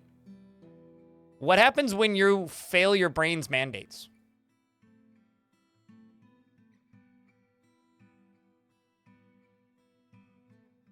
Does it restrict your dopamine output? Surprised that cancels one click. Yeah, it's fine. That's what it is. You know, the funniest thing to me about OCD is, one, it's different for everybody. I know some people with extremely bad OCD. Like my sister-in-law has such bad OCD, she'll have panic attacks if she leaves the house without like taking a photo of the stove to make sure she didn't leave the stove on, even if she hasn't cooked. And like twitches and smacks herself repeatedly, and things like that. I worked with a girl once who would like have an absolute conniption fit if like the milk holders were not facing the right direction and shit like that. Awful to work with. Pretty good manager, but awful to work with. And according to my psychiatrist, I have extremely bad OCD. Like I am on the far gone end, to the point where like they're not positive if it's OCD or just like me having a manic episode. Aranda used to be rich. Congratulations. So to me, it's like very funny when people are just like, my OCD doesn't let me build in squares, because I'm just like, my experience with OCD is so completely fucking different. Like I could not possibly imagine that. You need it anyway? Sure. How many doors left in stock? We're only just starting to construct more now, because I was out of basalt for a while. We've made 2, so.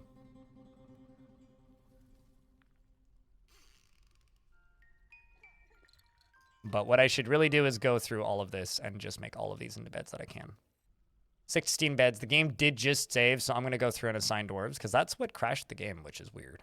We'll just do them in order this time. Curious, like, if this crash is repeatable with that dwarf. Because if it is, something's weird. Because I kind of do want to repeat it if it is repeatable. Because if it's repeatable, then I can just send Putnam the save and actually be useful, instead of just being like, oi, here's a crash log, found problem, game broke.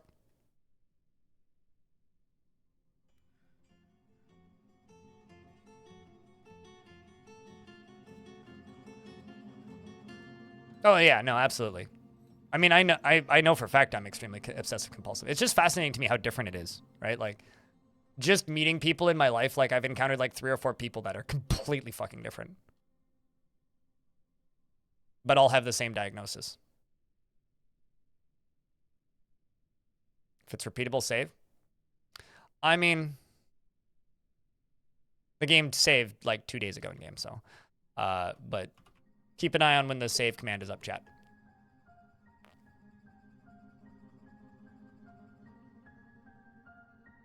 But also, OCD is one of those things that bothers me more than any other disorder, because it's the one that people claim they have the most. It's like, you sure? Have you talked with a psychiatrist? It's actually one of my least favorite things on the internet, is people self-diagnosing themselves.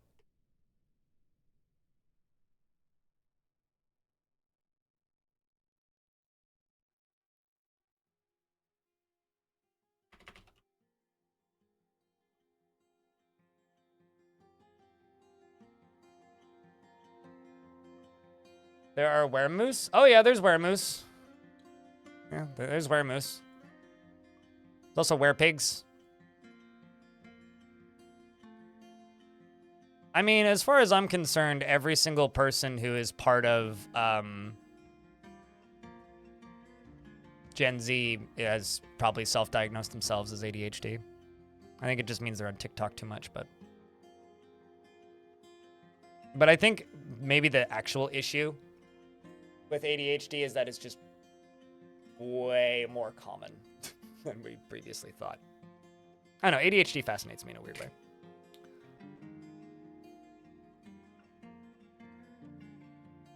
I'll tell you this, and this is a conversation I had with my dad recently. Because my dad was like, this was during Easter, and my dad was asking me about the pills that I'm on for ADHD and some of the other diagnoses that I've had that I'm not on pills for. And him just saying like, well, like, why have you thought about, like, you know, basically giving me the mindfulness question of just like have you thought about just like trying to read more, like trying to like just use like your brain to just get around things. And then I asked my dad a question, which was, how long have you been married? He's been married a very long time. Okay. Have you ever lived alone? He goes, no. I'm like, okay. I had absolutely zero clue that anything was wrong with my brain until I was single and lived alone with my brain for multiple years. How many wares are in the game? I don't have the complete list in front of me, but none of them are domestic animals. I'll say that. It's one of those things that I can never remember the full list. There's also some that like don't exist in any other animal form, like mammoths. They do get some of the traits of the animal too. Basically, were creatures are permanently in a martial trance, so they can't get tired. They can't get exhausted while they're a were creature, so they're really strong. But because it's temporary and then when it wears off, they are naked, they become super weak all of a sudden.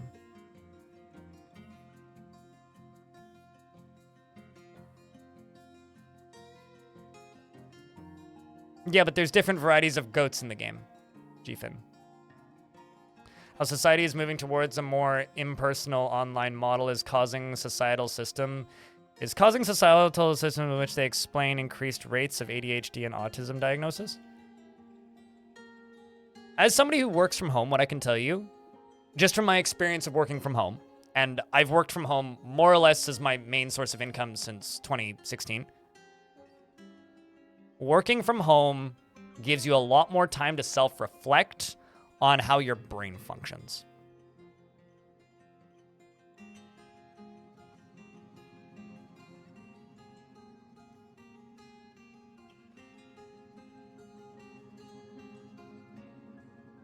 Are not were creatures, they're animals? Well, there's different types of goats in Dwarf Fortress too, and not all of them are like mountain goats aren't domesticated, as an example, but like there's no were cat. There's no were dog. Just go to the werebeast page. I will read the full list. Brace for impact. Were chameleon, were Gila monster, were monitor lizard, were turtle, were gecko, were iguana, were skink, were lizard, were tortoise, asterisk, asterisk, asterisk. I don't know why that one has asterisks. Were anteater, were cat, were gopher, were mole, were rat, were rhino, were mongoose, were hare, were cavy. What? Really? I've never seen that. Were antelope. I guess I'm wrong there. Were ape, were chinchilla, were hedgehog, were monkey, were sheep, were shrew, were moose, were horse, were civet, were armadillo, were badger, were coyote, were hyena, were moose, were skunk, were sloth, were possum, were jackal, were coyote, were bear, were beaver, were... Never seen. I've always wanted to see a were beaver. Were deer, were gecko, were koala, were panda, were squirrel, were tapir, were warthog, were panther, were lemur, were elephant, were buffalo, were bull, were elk, were llama, were pig, yeah, you're right. Were weasel, were wolf, were porcupine, were loris, were fox, were camel, were capybara, were giraffe, were mammoth, were rabbit, were wombat, were zebra, were raccoon, were marmot, and were goat. I need to see what the were cavey sprite looks like. Hold on a second. This is very important for Dwarf Fortress research. Were cave.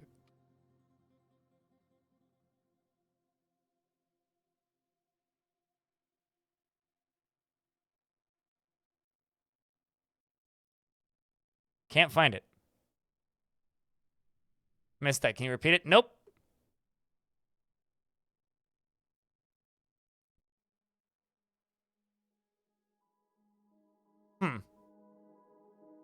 I can't find the sprite for it. Gifted to Devil Dawn. Is Devil Dawn in chat right now?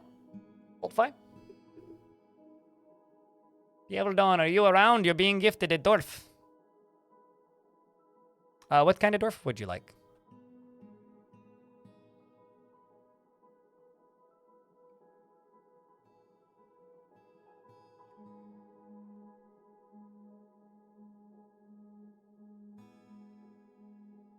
Ah, that's the one I canceled.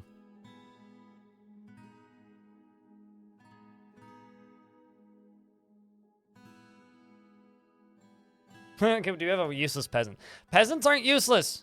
They're blank canvases, but I have several. Which one would you like? We got Saigon, Thob, Avuz, Tosid, Dodok, Asmil, Cog, Survesh, and Kogan. What did you sign up for? Dwarf Fortress, Strum. I think. Cold gun. Convenient. You're 71 years old. You're a dabbling animal trainer, and you've planted a plant once. It might have died. You're not sure. You also have some military training, but you've never killed anything. He's easily moved to mercy and forms only fleeting and rare emotional bonds with others. He is quite ambitious, and he often feels envious of others, is quite polite, and has a tendency to go it alone without considering the advice of others. He tends to hold on. He tends to be swayed by the emotions of others and is quite comfortable with others that have a different culture or appearance. He tends to interrupt others during conversations and when he's trying to remember something, and he needs alcohol to get through the working day and does not mind being outdoors at least for a time and is getting used to tragedy.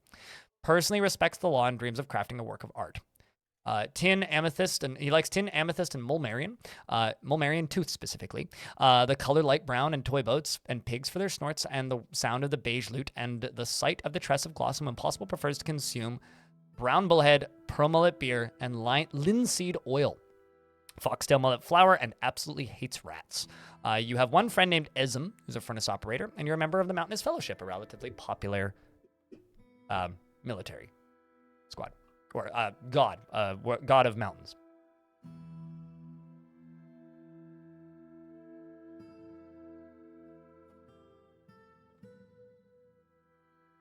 You hate to be interrupted, really? You're bored after being unable to practice a craft. You would like to practice a craft?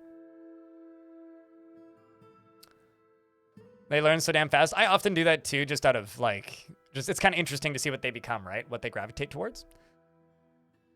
I really need... Okay, so while they're making doors and things, I'll build this Planter's Guild, because that's the next thing I need to do. I was going to put it back here, I think.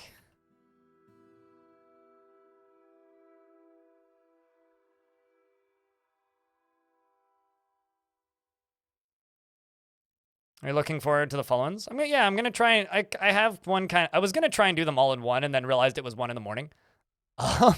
So I actually was originally planning on making that video the whole thing, and then was like, I'm not the sort of person to work on one video for more than one day, so I'm just gonna ship it and go to bed and make part 2. It should be about 3 parts, I think. 4 miners and a woodcutter.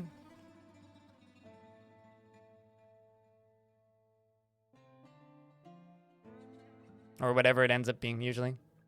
Also, just because they like certain foods doesn't make them vegan. Literally no dwarves are vegan.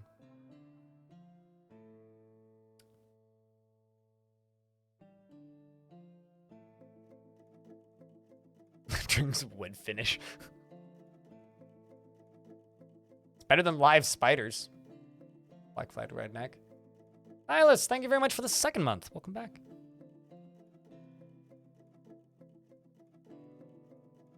But I guess the one thing I kind of want to say about just like current state of mental health in the world is we are extraordinarily fortunate right now. Right? I know that like the world feels like it's exploding. Check, can I get a round of beers? I know that in a lot of ways the world feels like it's exploding. We can kind of see the apocalypse coming over the horizon in some cases, depending on how much you concern yourself with such things. And the world feels like in a lot of ways it's collapsing. But I think the thing that you need to remember is part of the reason we are so aware of our current mental state is because we have the luxury and the ability to slow down and think about it. It's something that, like, as a species, we've been pretty bad at thinking about it because we haven't had the time to slow down and think about it. But we've actually had the time to slow down and think about it a little bit recently, which I think is a good thing for longer-term mental health. The thing that scares me is anonymity on the internet.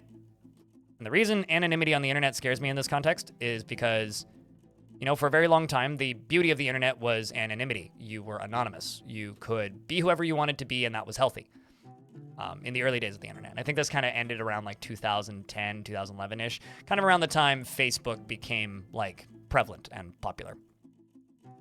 And also like with iPhone and Instagram. Now, everybody is on the internet, and the internet is your persona. It's how kids socialize. It's how kids in schools socialize. It's how you communicate with your friends. It is you. It's no longer anonymity because it is you. And the reason that scares me is it's very hard to stand out on the internet, right? Some people are beautiful and they post a lot of pictures of themselves, and that's a way to stand out on the internet. Some people pretend to be beautiful and doctor photos a whole lot, and that's how they stand out on the internet. Some people make videos of things, and that's how they stand out on the internet. Some people take photos, and that's how they stand out on the internet. And some people, maybe you're in a shitty situation, or you have a lot of disabilities, or you come from a family where you don't have the ability to look beautiful or feel like you look beautiful, or you have low self-esteem issues for whatever reason, and you do not have the ability to stand out. When people start using either assumed or presumed mental disabilities as a way of standing out, that's really fucking scary to me. And I see it a lot. Oh.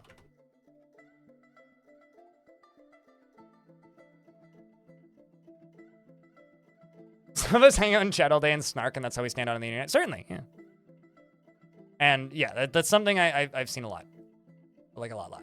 I've seen it on Twitch. I've seen it on basically every social media service I've ever taken part in. And yeah, there are people out there who are advocates for the safety and education of mental illness, and that's a very different thing, who do use that as a way to stand out. But that's education, right? So, I mean, the way I stand out, I mean, like, I am a person like this, right? I was a person who had, like, almost no social life, and I used the internet as a way of gaining a social life, right? Like, literally, that's why I got into streaming originally, was because it was a very easy way of having some social connections as somebody who worked weekends, night shift, right? Like, working weekends and night shift for an extended period of time is a really good way to make all of your friends disappear, because nobody wants to hang out with the guy that's only available to hang out on a Tuesday, you know, during like work hours, because that's when you're awake. Or in the middle of the night when you like should be sleeping because you have class the next day, right? Yeah, that too. I think my industry is also partially to blame. I think influencers and the popularity of influencers is partially to blame. I think every era of humans as a species has had this to a degree. You know, you want to present yourself as more than you are. It's a human logical response, right?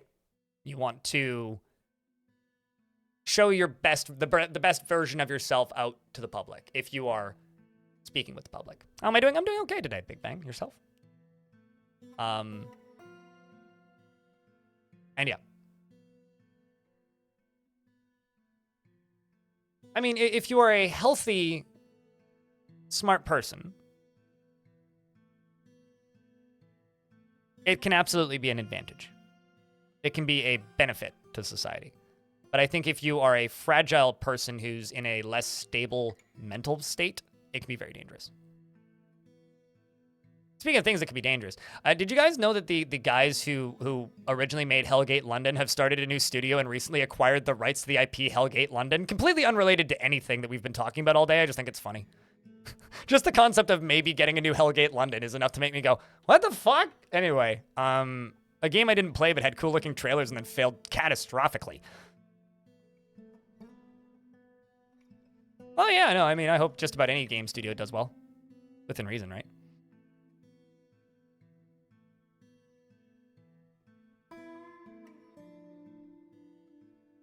I think the biggest problem with tribal security is that if you don't have friends, people will adopt traits they see and have a community so that they can feel included, and people don't know how to find their tribes, so they co-opt and assimilate.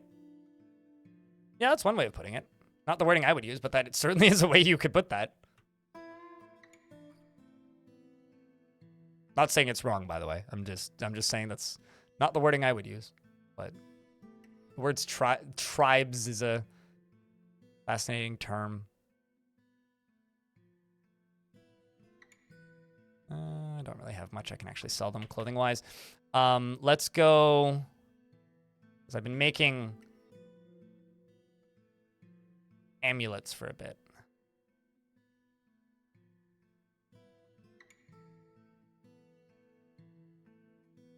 Give spider silk earrings and amulets.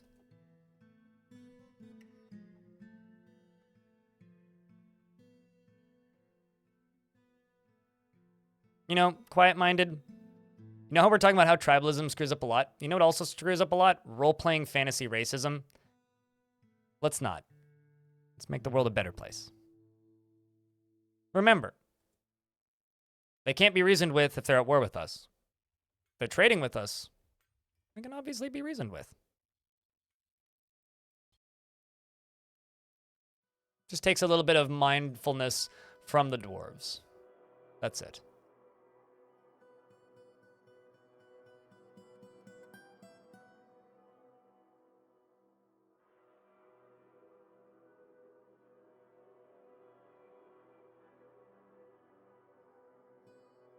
Okay.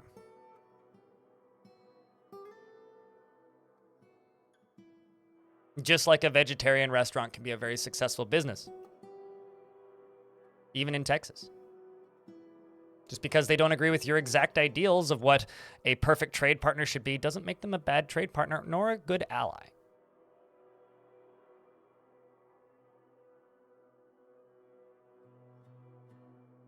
Just getting rid of the last of this mud here.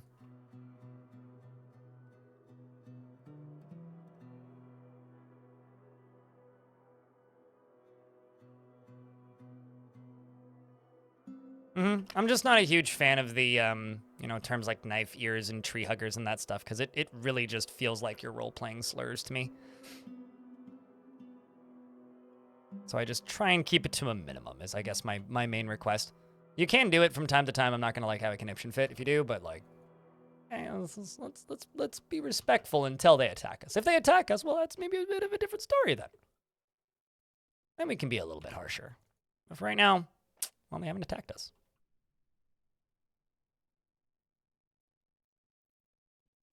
That seems like a you problem, though, Log Power. Although your name Log Power would make me assume that you're probably pretty bad at being friendly with the elves.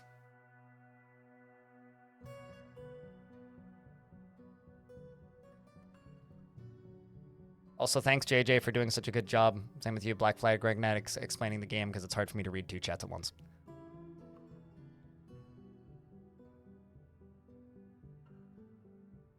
I mean, I don't mind if people have headcanons, and I don't mind if people, like, have images of the world that they want to project onto the game. But just remember that, like, everybody has different images of how they envision the world. And I think in this particular context, this is one that makes me really uncomfortable when I see it a lot, because it feels too real, I guess. You know, there are some examples of you know, games like Dragon Age, just to throw one out, where if you played as a elf, certain characters just wouldn't get along with you in Dragon Age Origins. It's the only one I played.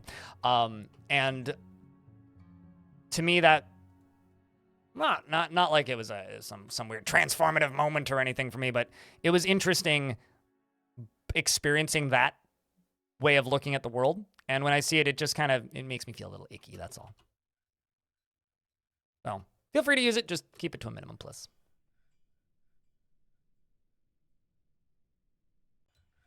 And just remember that if you actually look at the Dwarf Fortress ethics page, the humans are generally the evilest race. Like, if we're talking about just faction alignment, the humans are, like, have the least redeeming qualities, which I think is really funny.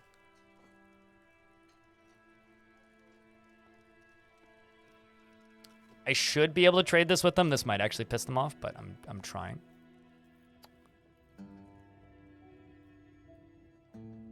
Yeah, no, totally. I mean, if the story that we're telling, and in this story we are at war with the elves, and they betrayed our trust many times, that's one thing. But, like, you know, if you're just in my chat saying, fuck the knife eaters, that is racism, and that is fantasy racism. And the reason that is racism is because, well, there are plenty of elves in this world that have actually joined goblin and dwarven factions that clearly do not have views that align with the faction that, or the place that they were born, or alternatively, weren't even born in an elven faction and don't have elven beliefs to begin with, because beliefs and factions are not tied to race. It is tied to the faction that you came from, which is one of my favorite things about how Dwarf Fortress works. The fact that Like like the example I always use is if a dwarf was raised in human society and they are a male dwarf, it is very likely, if they have a human name, they also don't have a beard because they shave it. Because male dwarves born in human society often shave their beards because there is a chance that humans, like male humans in human society, shave in Dwarf Fortress. So shit like that is cool. I think be self-aware and roleplay accordingly.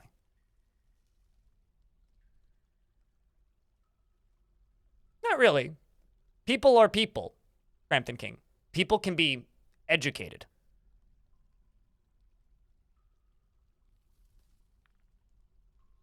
Like somebody who is of African descent who was born in Canada is Canadian, right?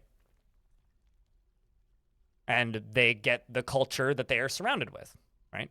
Somebody of Elven descent, born in an Elven faction, depending on where they travel as a kid, may not have the same faction-aligned goals as that faction, and it's possible they could specifically defect from that faction and go off and become an adventurer and never go back to that faction. They could become a former member of that faction. In the world simulation, they can also leave and join religions, right? Like, there was an elven faction in a relatively recent world that I realized was quite interesting because most of them worshipped dwarven gods. We always traded with them, never had a problem. So, do you want me to save a second time right now? Or can we count it as the one I just did, Diamond? I will if you want me to. I mean, it is the law. I have to save the game if you tell me to save the game, but also I need to check something real quick.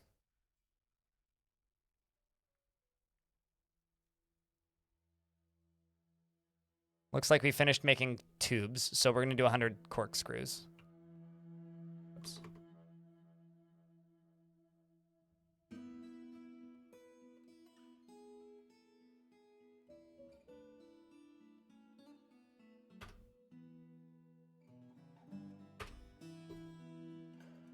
The thing that the reason, just for a little bit more clarity, it irks me.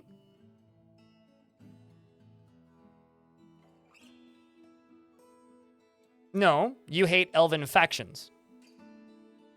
Swallowed Sun. That's the difference. That is the difference. You hate elven factions. Because the elven factions show up and tell you how to run your home and order you what you should do and behave in your fortress, right? You hate elven factions. You don't hate elves.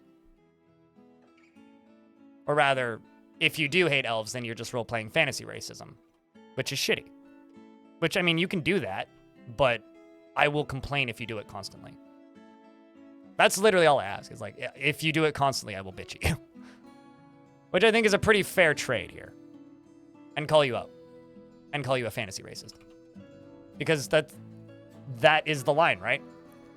Because you could have a dwarven faction that for the last 200 years has had an elven leader, an elf that was raised in an elven faction with an elven name, and they would have the same ideals and goals as that elven faction that they came from. So who's fucked up here?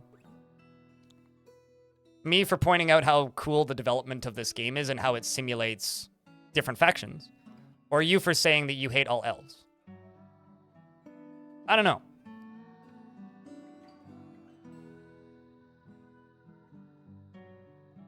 It's up to you, really. Think about it. It's one of the reasons I love this game so much is it's an opportunity to talk about this stuff in a video game context.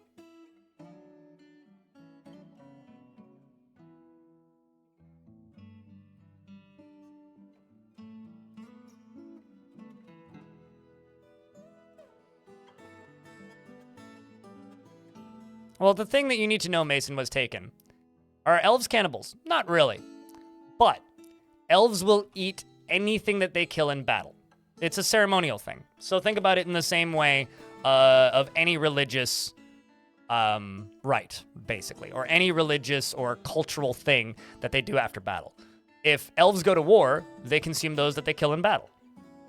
If anything, they're just better at recycling.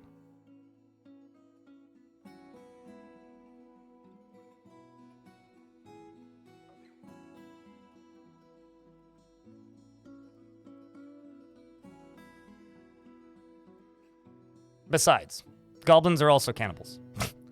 Legal's murder for goblins as well. Murder, legal is murder. Murder is legal for goblins as well. Cave spider silk, cave spider silk, cave spider silk, cave spider silk. All right, this should all be good. It might not be. If it's not, oops. Like, I don't actually care if I piss them off too much in trading. That's the whole deal. It's just how you word it. That's all that this really is, that this discussion is really about. It's basic knowledge of how the, like, factions alignment works in the game and your wording. If you choose to word it in a way that makes you look like a fantasy racist, I'm going to call you a fantasy racist. Cover yourself in poison before going into battle.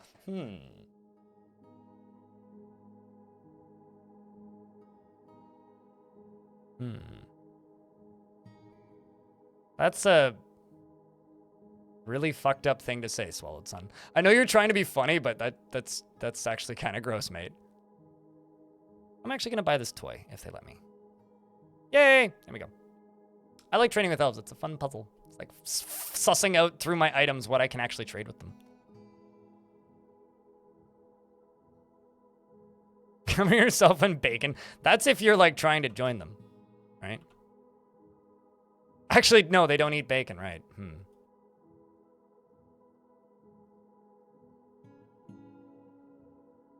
This is what I need to finish building over here.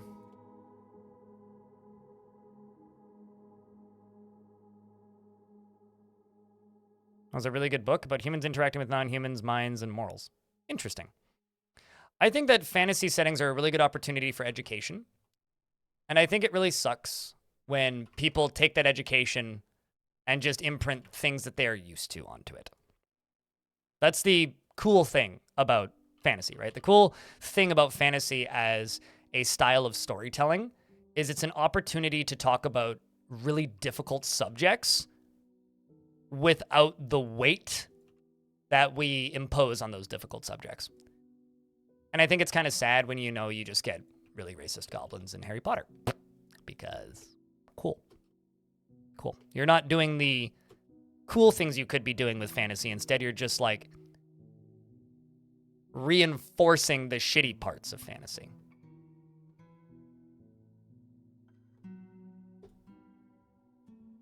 Or, house elves, which I thought was fucking weird when I was a kid. Or muggles, which I still think is fucking weird as an adult.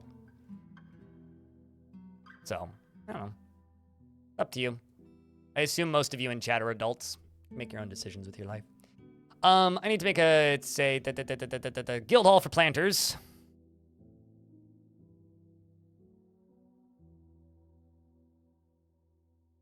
Wear it. I look forward to the day where Putnam gives us the ability to search this screen. There it is.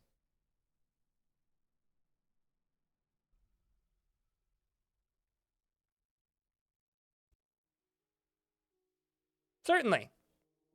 But unfortunately, a lot of fandoms are really, really, really, really good at expressing the negatives and making the negatives super obvious.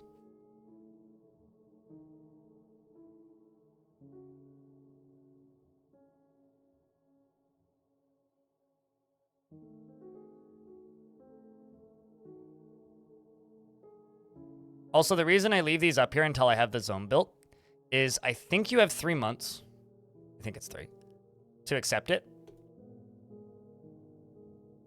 Better it's 6. It's 3 or 6 until they consider it abandoned. And then when you accept it, you get an extension. So you actually get the most time if you wait and then accept it after the fact.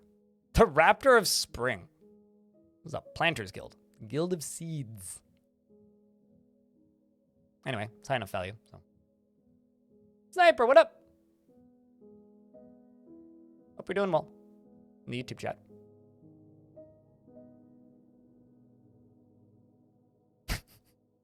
There is so much sarcasm in that sentence. It's like dripping.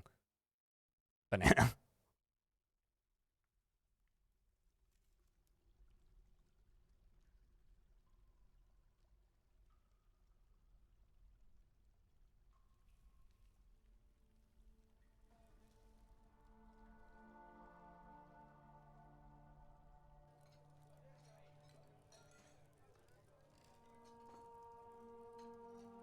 We're gonna help put stuff away. Alrighty.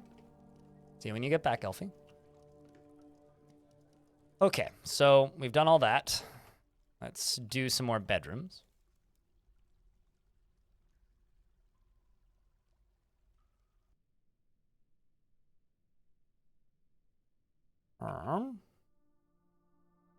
Bunch of doors on these. Okay, never mind. Don't actually have that many doors made.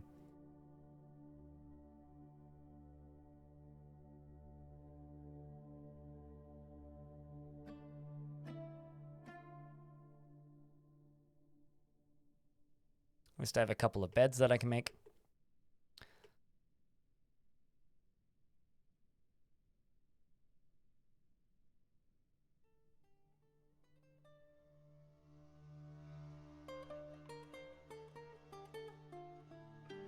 What I'm going to do, actually, is I'm going to go to the stoneworkers workshop, and I'm going to pause every job that isn't doors.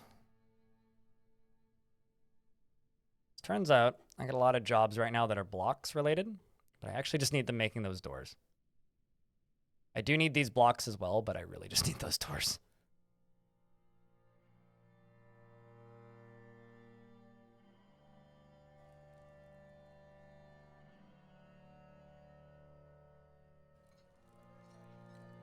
And let's also do rock coffers and rock cabinets.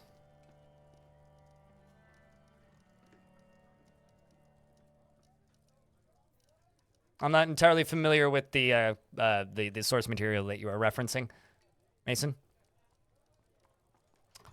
Let's do 150 of each. Probably need extras.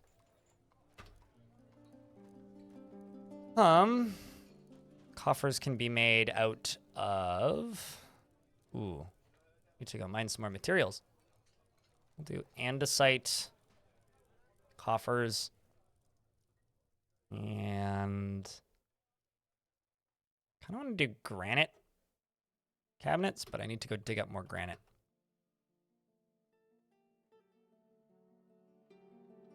Fortunately, there are actually quite a few granite things around. JJ is gifting a membership in my YouTube channel. So Gilgamesh Rex, just a heads up, you just got gifted a membership. Congratulations. I don't even know if these are reachable. Yes, they are. I'm opening up the caverns a wee bit.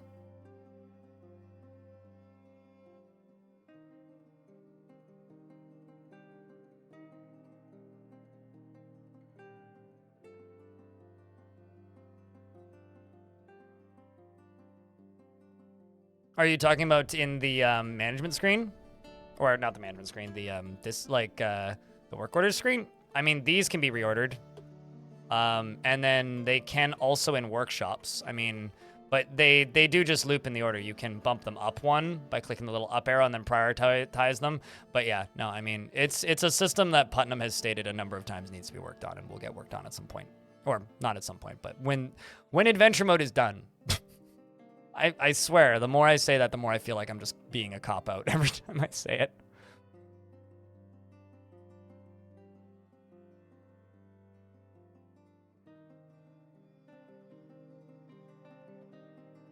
I realize I'm also just going to dig directly into this, but that's okay.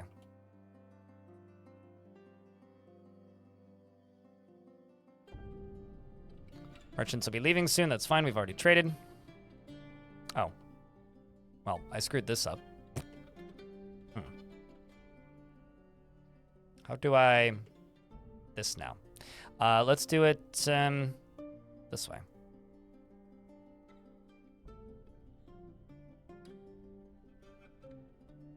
Yeah, that's one of the things I am most hyped for. Yeah, very much looking forward to the new music. New music is going to be a lovely addition, I gotta say. Telenortha wants you to post beers. See, this dude is evil. He has a sentient being as a slave. Okay, so all wizards are evil then? I don't know. I'm not here to like debate the ethics of Harry Potter. For me, it's more a... I think Harry Potter is a very good example of not getting it. And just because the author is somebody who doesn't get it doesn't necessarily mean that you can't get a positive message from it. Like, you certainly could take the net positive answer. I don't think that's...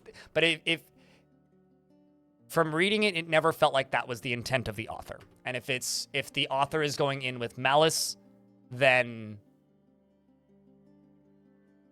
that's how I always read it as.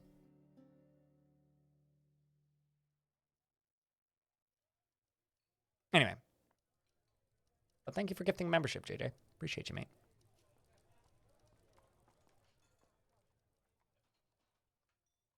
But one thing I can say is that slavery is fine for humans in Dwarf Fortress. And goblins. Elves don't like it, though.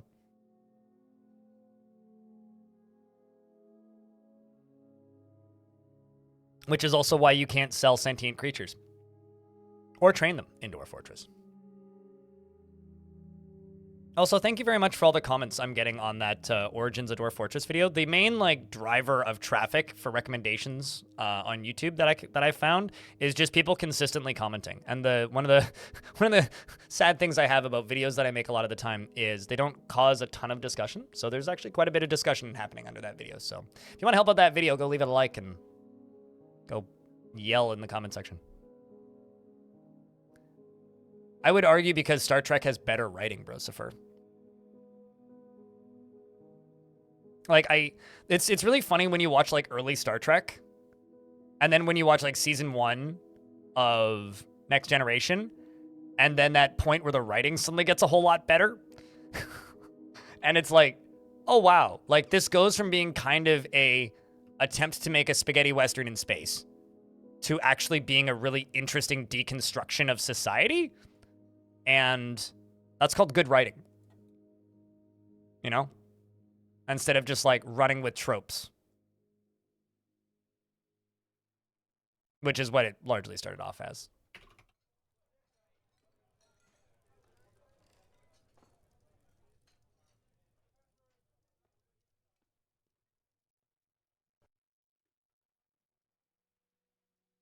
I should also be able to get up there.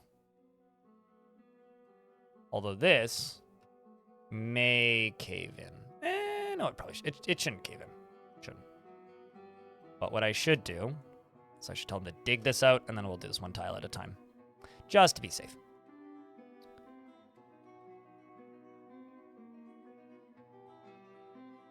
So I think actually it may still cave in.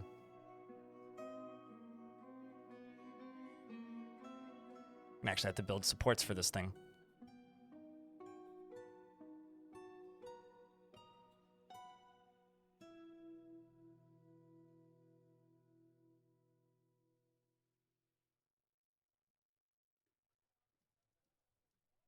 I missed one? Did I?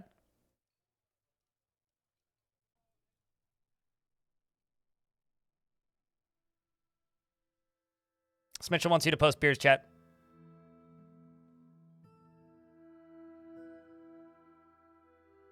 So is Aragon. What's your point, Josepher? No, I don't recall us talking about Star Wars. I'm also not a huge fan of Star Wars, for whatever that's worth.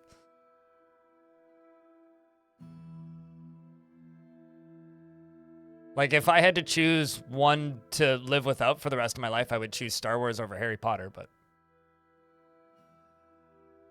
people are not very creative, and we don't actually have that many stories we're capable of telling.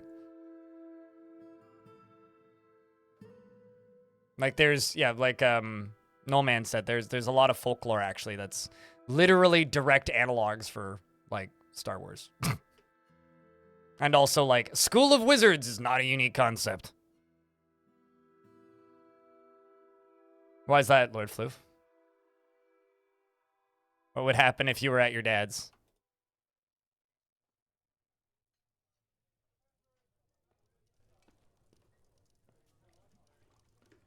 Do I know Kenshi? Yes. I bought it on Desura a billion years ago, and then it never really stuck for me.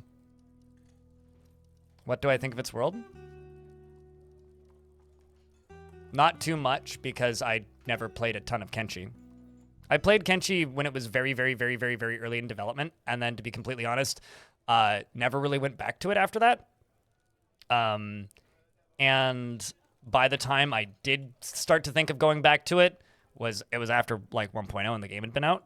And then at that point, I was like, well, they've announced that they're working on a sequel. I'll just wait for that. And that's the point that I'm at now, where it's just like, well, they've said that they're working on a sequel, so I guess I'll just wait until they make the sequel.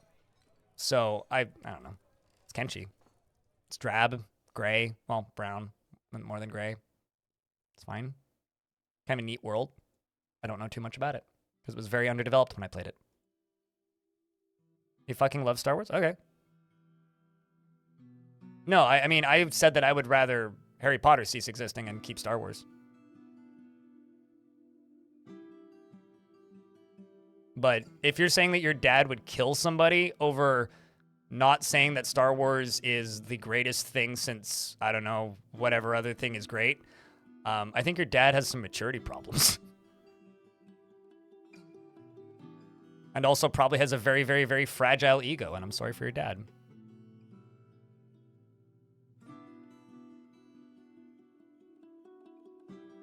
Rest in peace, Akira Toriyama. Man Unlimited. It's a great basis for a game. Kenshi always struck me as a game that is mechanics over lore.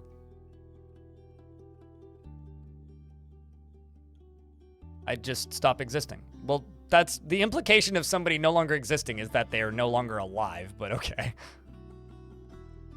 I stand by what I said.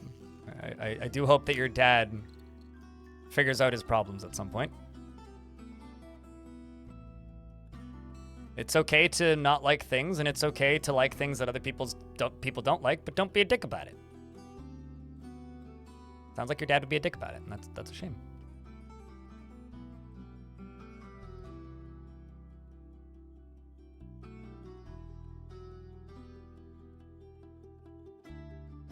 This is why different stuff exists. If we all liked the same thing, life would be really fucking boring.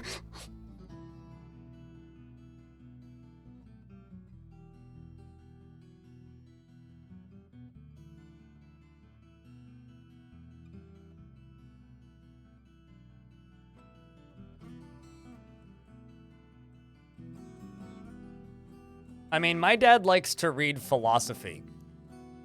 Most days I don't like reading. So, like, you know, me and my dad have plenty of things in common, but also plenty of things not in common. And that's okay. My dad also reads law textbooks for fun. I think his brain is busted. But I know mine is busted, so, you know, we probably have something in common there.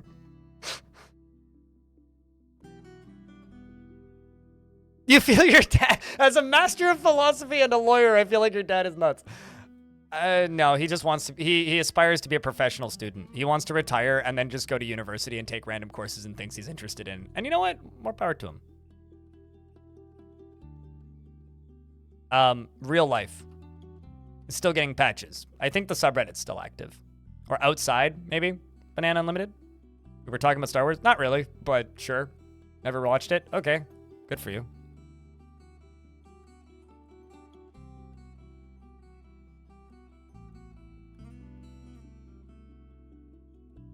Lots of people love Kenshi. But Kenshi's a mechanical game. It's sort of like asking me, what do you think of the world of CDDA? It's like, well, there's... Oh, that was the artifact that I forgot to make. Welp. Fucked that up. It's like asking me what I think of the world of CDDA. It's like, well, there's zombies. And cars that I crash. And I get tired fast when I carry too much shit, and I die a lot. I don't know. Uh-oh. We've uncovered what must be a treasure of the gods. Ooh. Fancy. What is this? It's a multicolored metal flail. Arr. Ooh. Twanky. Oh, I'm sure there is, but like my experience with CDDA is about the same amount of experience as I have with I'm just talking about like the amount of hours I have in a game. I have probably about the same number of hours in CDDA as I do in in Kenshi. So, from my perspective, I don't know, that's about all I got.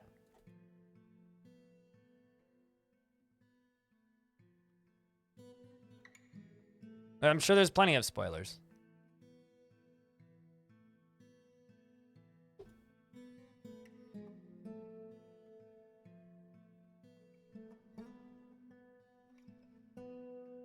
The reality about Kenshi, and also spoilers in video games that are lore directed in games that I don't really care about, is I really don't care.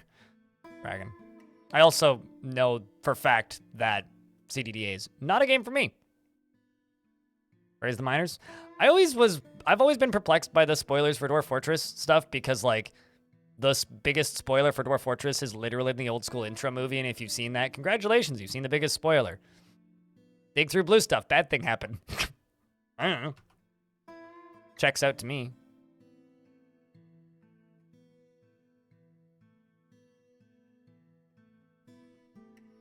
Caves of Cud lore. Now that's lore I like. That's good lore.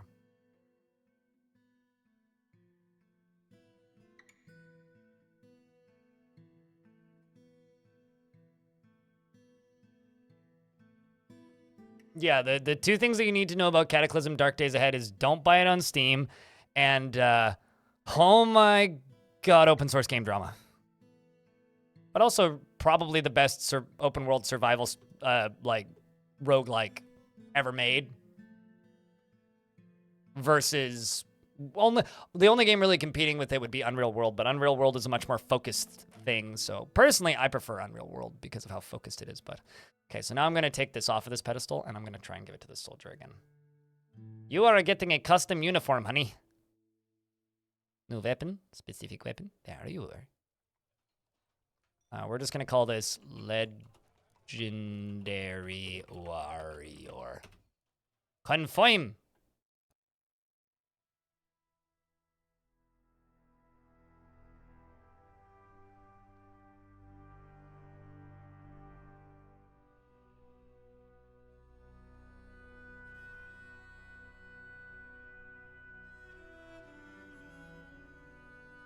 Flail, actually. Why not buy it on Steam? Because it only supports one of the developers and it's a free open source game. So basically, play the game long enough to understand the scene drama and play the game long enough to know that you want to support that dude instead of just playing it. And is it out of date? That's news to me, actually. Basically, if you buy it on Steam, it's to donate to one particular portion of the open source development team. And because it's an open source game with a lot of forks, you know, if you're familiar with any open source development of any kind, you've probably encountered some scene drama of just, you know, people not liking the direction of a game and forking it and doing whatever the fuck they want with it, which is awesome and one of the best parts about open source development. But the thing is when, like, people fork the game out of malice and not with good intentions, we're going to do a quick save. That's when you know, run into weird issues. That sounds illegal? No, it's not. Very much not, actually. You mostly like CDDA because you make a mobile version right now, loading around, it's freely with no ender limitations. Yeah, fair enough. I mean, there are other open source games on Steam. Like, as an example, Keeper RL is open source, but it's controlled by one main contributor. And so, yeah, the game is open source, but the main contributor is the guy who started it, right? So he can sell it. If you are the main contributor of a fork, you could sell it. So, you know. I'm trying to think of the name of that one game. It's Battles for something. It's like a hex grid strategy game. To be honest with you, I followed it for a little bit and then realized very quickly that I didn't care. Yeah, Battle for Westnaught, that was it. Like, that's a game that's free, right? And it's on Steam. It's open source. Like, there's tons of open source projects on Steam. Like, there's like 3 different forks of OpenTTD on Steam, including the original fork.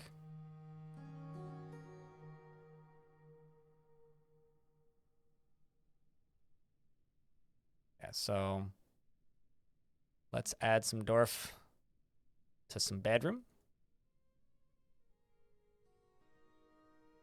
The reason you don't need to do this manually, I'm only doing it manually so I can see how many more bedrooms I need to make approximately.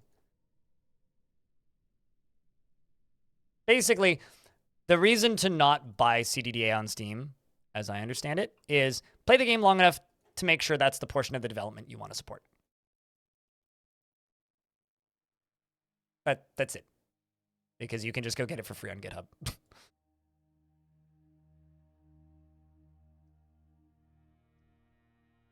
Which I think should be pretty self-explanatory. That does not need to be a pasture. What? Oh, I see why.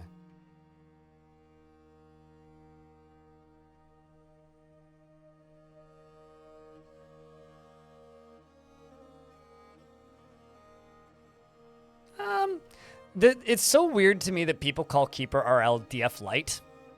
And the reason it's weird to me is Keeper RL is nothing like Dwarf Fortress as far as I'm concerned. But it is very, very similar to Dungeon Keeper. It's like Dungeon Keeper with offsite adventuring is what it's like. It's like when people call it DF Lite, my brain hurts a little bit and I feel old.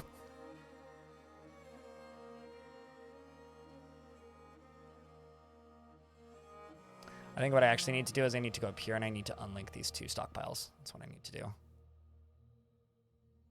Oh, mouse can work.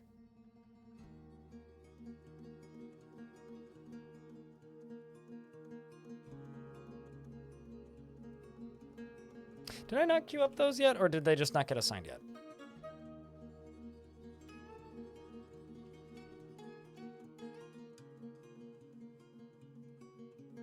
Am I just out of andesite? Is that the problem here? No, there's plenty of andesite. Why are the cabinets not getting assigned? I'm perplexed. Let's just make some more stonecutter shops.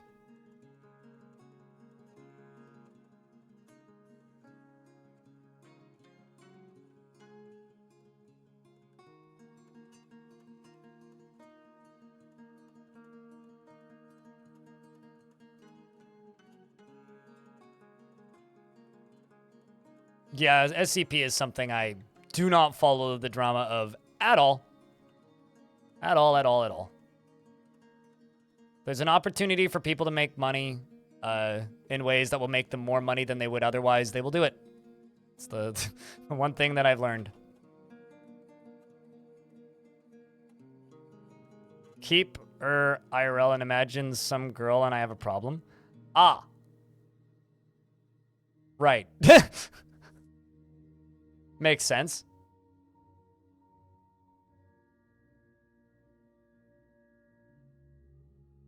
What's my favorite story-based game? Ooh, that's a tough one.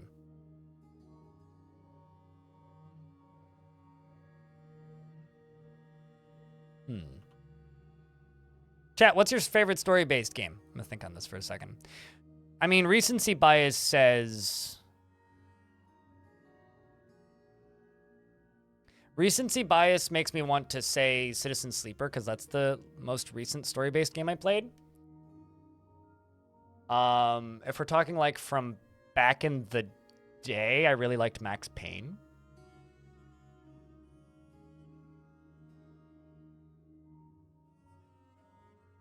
I mean, that's like just edgy bullshit, right? Morrowind? I never finished Morrowind.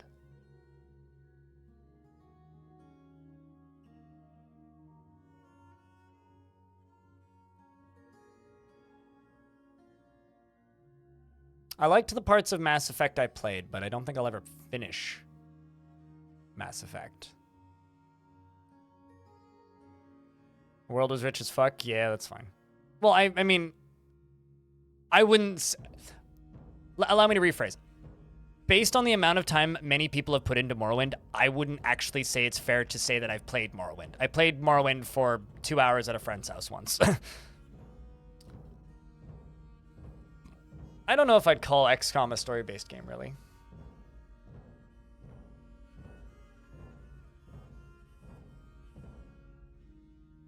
It also doesn't help that I don't really play a lot of RPGs or like those types of story-based games per se. Got a full boyfriend, okay.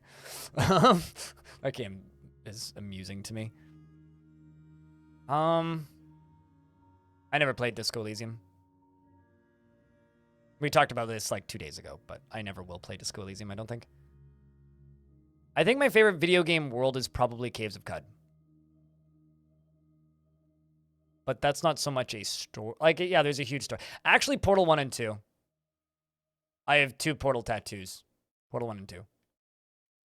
Half-Life's up there. This is one of those questions where, like, the longer I think about it, the more answers I have. Portal 1 and 2, which I consider one thing.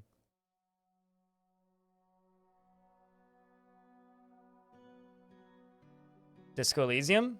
TLDR, I will never play it because I'm a full-time Twitch streamer and don't play games off-stream really anymore, especially longer RPGs or anything of that sort. Because playing video games feels like working, and if I'm not playing video games for content, I don't feel like I'm getting my time worth, my value out of it. I don't really play games for fun anymore, and because of that, like off-stream anyway. Playing games is fun. I don't play games off-stream anymore. And TLDR, Disco Elysium is a game that, regardless of how long it's been out, there's a portion of the audience that will never watch you play it because it's a very, very, very story-heavy game, and they just won't watch because spoilers. And then there are people who just don't like watching RPGs, which is a larger number of people. And then there are people that don't like games with heavy politics. And so for those kind of 3 reasons, if I were to try and stream it, I guarantee you I would have a third of my view count, and so it would be wasting my time anyway. That's why. That's the short version. Thanks for the $3 and for the first bits of the day. Okay, appreciate you. More for the puzzles than the story. I really like the Half-Life universe, so I like it. Actually, another game world that I really like, but actually, it is technically a story-based game and game world that I really, really, really, really, really like, but also really, really, really, really, really like mechanically is Brigador. I like the early Mech Warrior games, Mech Warrior 2 and Mech Warrior 3 specifically, and Mech Warrior Mercenaries. I really liked What Remains of Edith Finch. I've played a bunch of like shorter walking simulators I really like, but I don't know if I'd call them my favorite. Per se.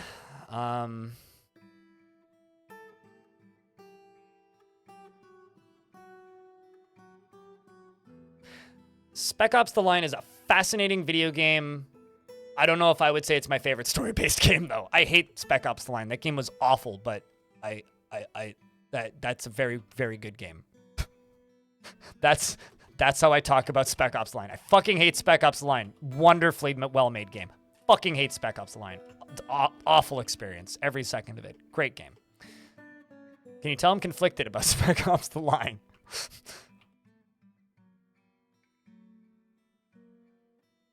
For the same reason that, like, you know,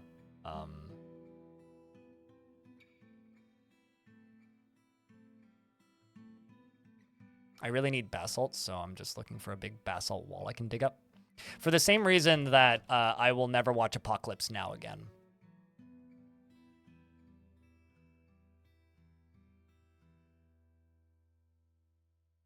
It's a shame that that game sunk that studio, though.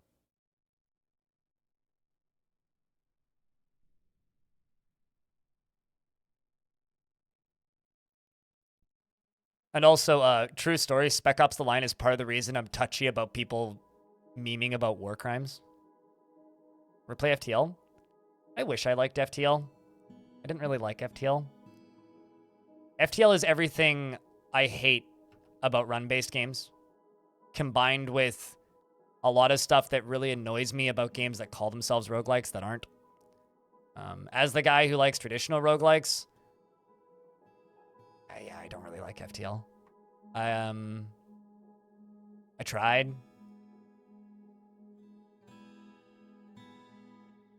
I really like the music.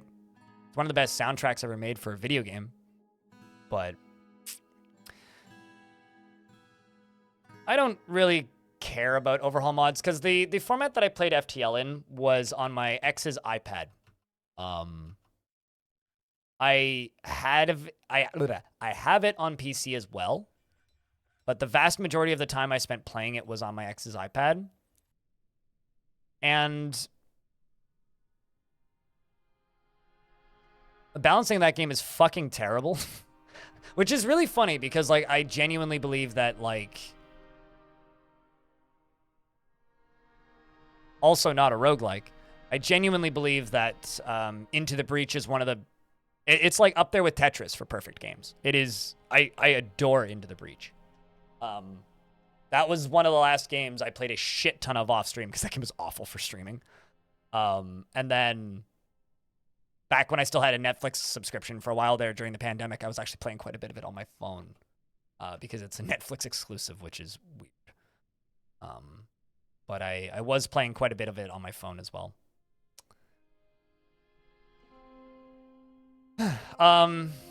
Story in video games. Story in video games. Story in video games. Why am I still stuck on this subject? I don't like Isaac. Although I don't like Isaac. Like, to give you an idea on why I don't like Isaac, I had to mute the game to not want to throw up.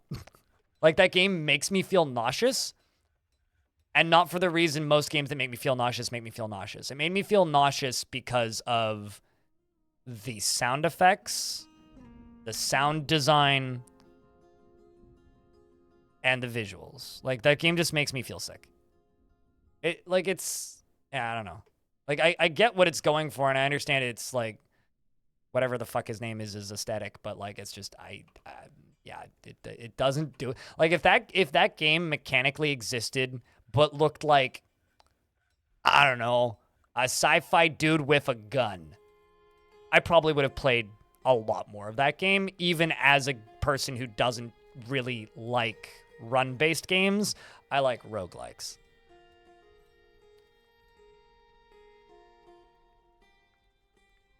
And, you know, like, the people who play a shit ton of it, like, they don't even notice anymore, right? It is whatever. I will, actually, on the topic of story-based games, I actually really like the story in Doom 2016. Just like a small aside, I didn't play Doom Eternal because I looked at where they took it mechanically and went, nah, not for me. But I really like the story in Doom 2016. I think that game's, like, kind of underrated for its story. Although I play Doom for the story is kind of like saying I read Playboy for the articles. How you doing? I'm stupid. It's good to see you, man.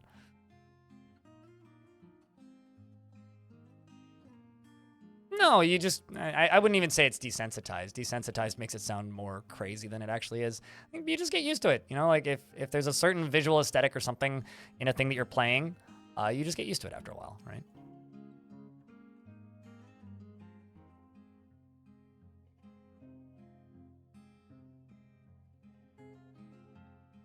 But, I mean, sure, you could say desensitized if you want.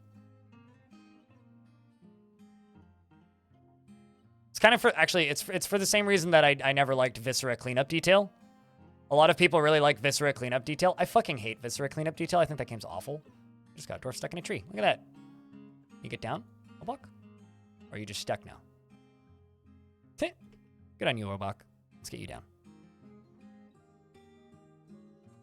But I didn't like Viscera Cleanup Detail because it just reminded me of my old job. Because, like, you know, I worked in cleaning restaurants for a really long time. And then suddenly, like, oh, it's a game about, like, shitty physics and cleaning. It's like, fuck this. This is awful. Why would anybody play this? This is, like, the least enjoyable thing I could possibly do with my time.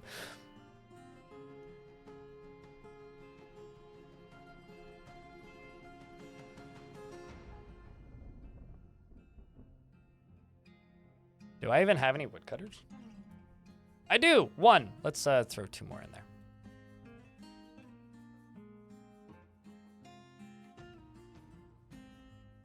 You know, ironically, my moderator orange_TJ is a truck driver and does that. In his truck. On his Steam Deck.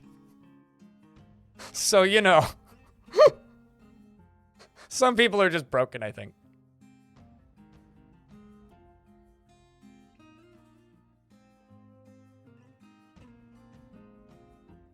Well, the way Orange has described it is it's so different. It's like...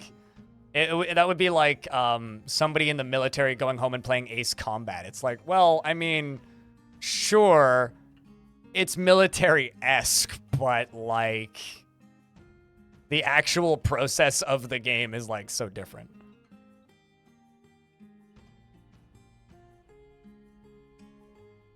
Playing Arma. Sure, I mean, lots of people play Arma. No?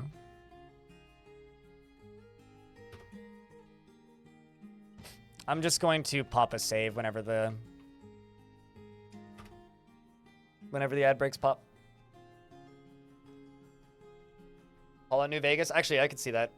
You know, honestly, you know, it's a story I really liked in games, although I wouldn't actually say it's a particularly good story, is I think it's technically, isn't it technically Final Fantasy 2, but was sold as Final Fantasy 1?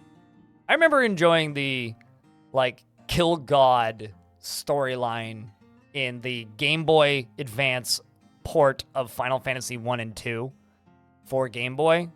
I really liked the story in the first one. Was it a good story? No, not really. It was just go around and blah, blah, blah, kill people, talk to people, blah, blah, blah, kill God. But, like, that was the first JRPG of that style that I played, and I remember quite enjoying that at the time. I think the gameplay was monotonous and boring as all fuck, which is why I never really played any other ones, because I started playing number 2, and I was like, wow, this is exactly the same. This is awful. Anyway, moving on.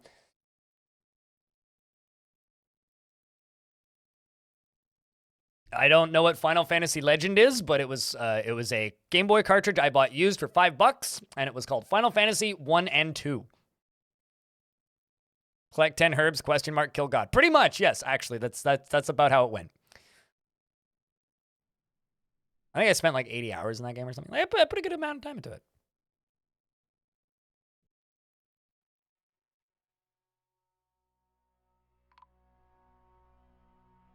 Oh. This dwarf was found dead because they started an artifact at the very beginning, and I was initially paying attention to it, and then, well, you know, the game crashed, and then I restarted the game and forgot that dwarf had started an artifact, so... We need to kill chaos! Sorry, but that is maybe one of my favorite dumb video game things in recent memory is, we need to kill chaos! Like, I watched a friend of mine who, like, plays bad and cheesy games as kind of his shtick on his stream. Holy fuck, that was a funny afternoon. Just watching him play through that and then play it a second time was one of the greatest things I've ever seen. It was so fucking funny. Yeah, it was 1 and 2 combo card. I never really played 2. I played like 90 minutes of 2 and went, nah. I just finished the first one. I'll play this later, and then eventually I think lost the cart.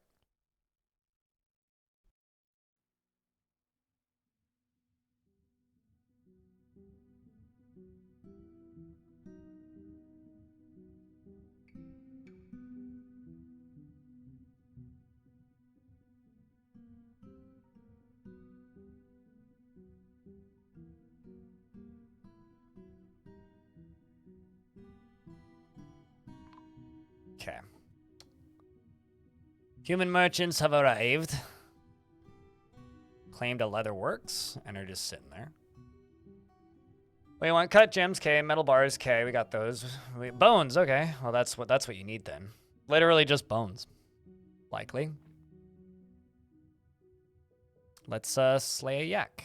Slaughter a yak. Actually, speaking of slaughtering. Not slaughtering, but shear. Shear. Spin. Spin.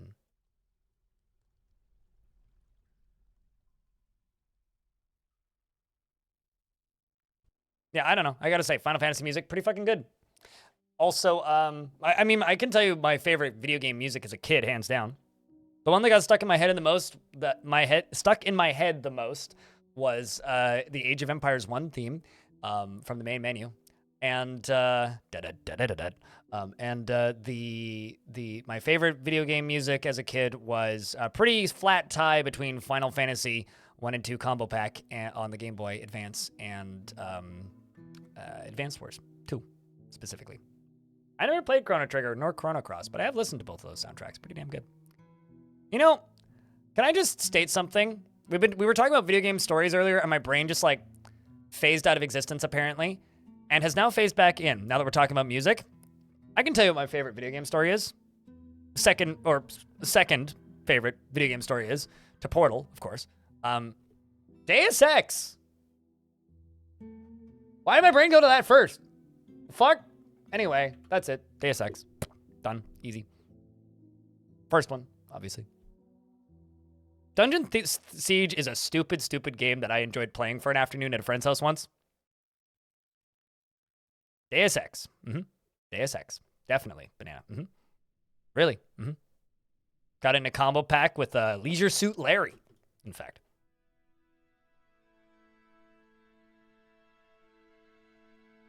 Grabbed your gems.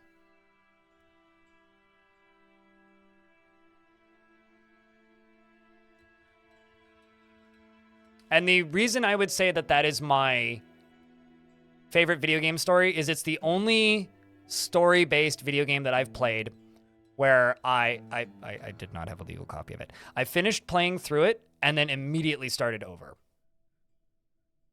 Well, actually, no. I saved and then went to GameFAQs and then looked up how to get the other endings and then went and did the other endings and then started over. Yeah. There's only 2 games I've ever done that, or 3 games I've ever done that in my life with. Deus Ex, Portal, and the first Halo. They recently made a new Leisure Suit Larry. Like, they're still making those, man. Okay, what else do you need? You've got leather, logs, gems, rough gems, bones, that.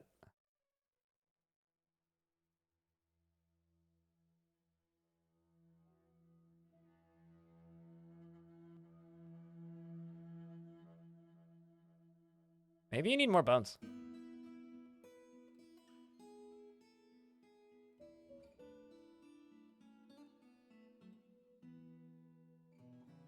Yeah, you need more bones.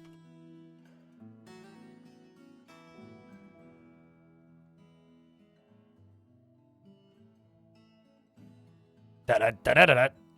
Welcome back, Elfie. It's Gothic 1 and 2. I've never played Gothic. Probably never will, but I wonder what my life would have been like if I actually got into the Witcher games. Because I played, and they're both on Steam. I played like 90 minutes of Witcher 1, which I got on sale at some point, and about 40 minutes of Witcher 2, and bounced off both of them super hard. It was like control scheme stuff. I was like, I don't like this.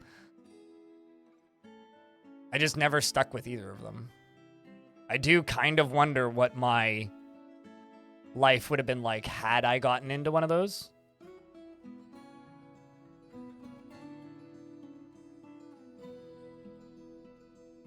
I could do a Witcher cosplay. I'd have to dye my hair. I'm good.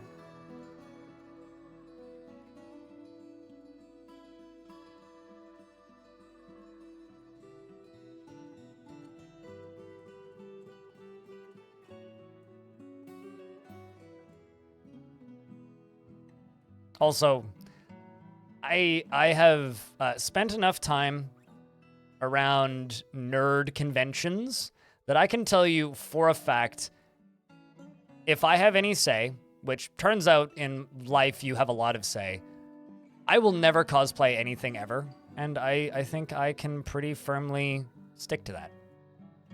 I have literally zero interest in cosplaying anything ever.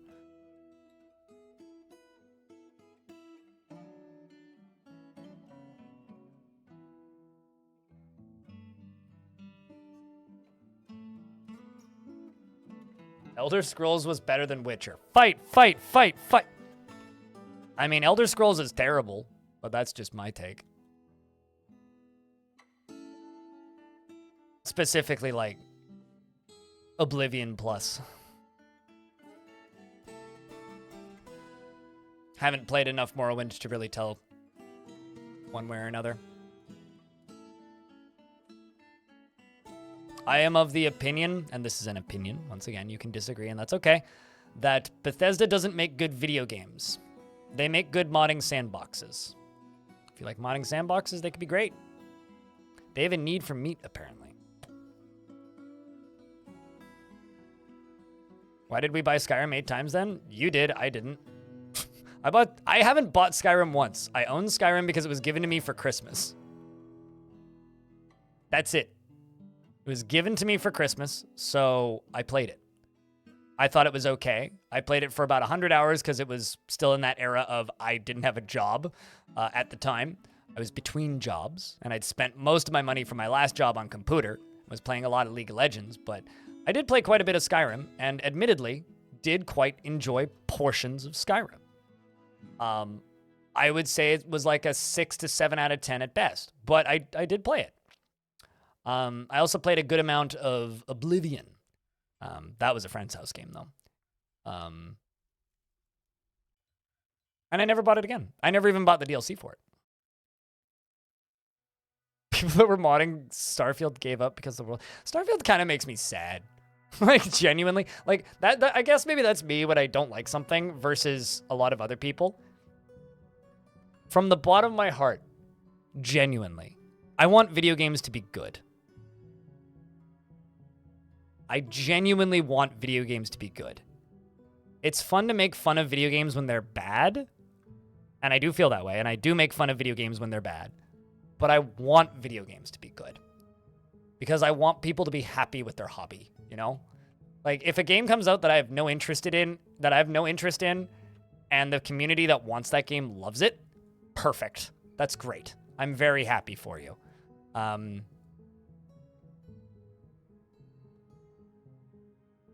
trying to, like, think of an excuse where I could be like, except for fans of insert game here, because you're bad people and you know what you did, but nothing's really coming to mind, so... Yeah, maybe Dragon Ball fans. To heck with you, Dragon Ball fans. None of those games are any good. Suffer like G did. Or whatever. I don't know. Oh, I know. Except for people who play Madden, because it's your fault you keep giving them money. Anyway, there we go. I got my shade thrown. Now that I've thrown shade, Dragon Ball games, what are those? Games for nerds, and they know what they did. King Neokai, noted fan of Dragon Ball video game. Also, I'm buying way too much shit and not looking at the price of things. Let's just get rid of these, get rid of these, get rid of these, get rid of these. I don't have enough value. Oh, actually, I see why. Duh. It's because I hadn't clicked trade yet. It's like, why do I not have the value? I should have the value. It's because I hadn't clicked the trade button. I feel smart.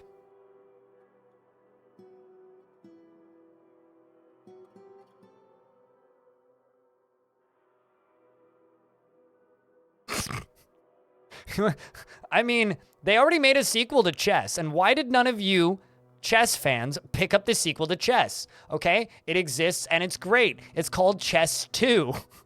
Actually, supposedly it's not that good, but I just think it's really funny that there's a game that exists called Chess 2. That's actually like where my brain begins and ends on that, is I just think it's funny that a game exists called Chess 2. Yeah, it's a mobile game. It's also, I think, on Steam? Hold on, let me look up Chess 2 on Steam. I think it's on Steam. Yes, it... What?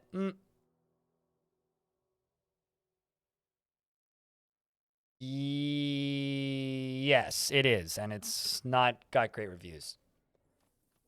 Chess 2. The balls on them. I don't actually think it... I've heard things about that game that make it sound not that great. I just think it's funny.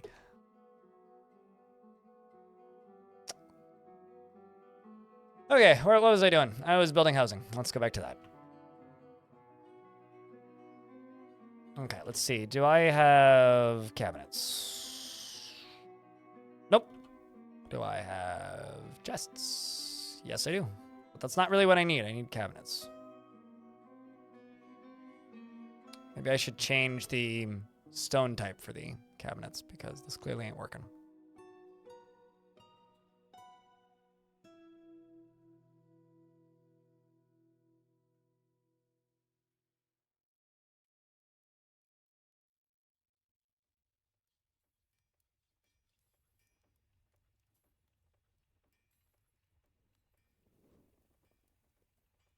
I need to get this clothing cleaned up, and the way to get the clothing cleaned up is by giving them cabinets.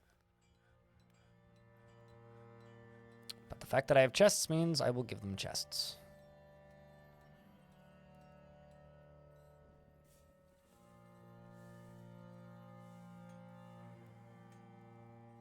No, well, there you go. Granite. Right. Well, that's the problem.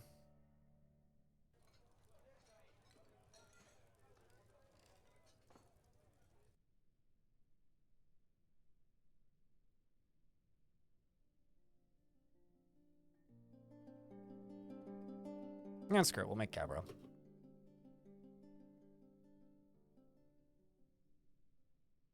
I've played several games that use chess rules and are roguelikes, and they're always kind of interesting, actually.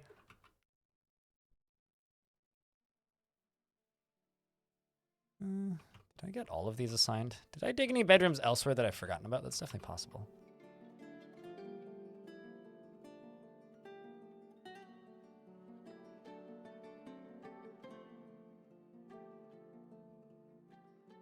Oh my god. At least we're getting closer-ish to the end. Full underground run? Just because you haven't seen the surface doesn't mean I don't have things on the surface. But this is a cavern fort. So we are primarily building in the caverns, but it's certainly not only underground. Rogue hate game? I don't know, that seems in poor taste.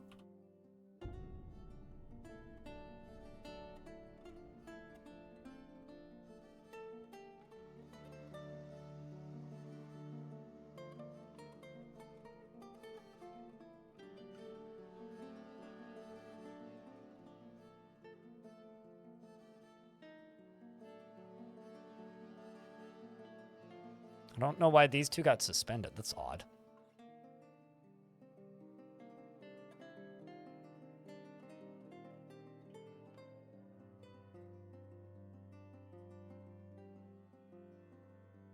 How's the entrance project going? I've been focusing mostly on bedrooms since the stream started. So, slowly. We haven't had much progress on it since last night. Although I am making the materials to construct it, so I can construct it pretty quickly.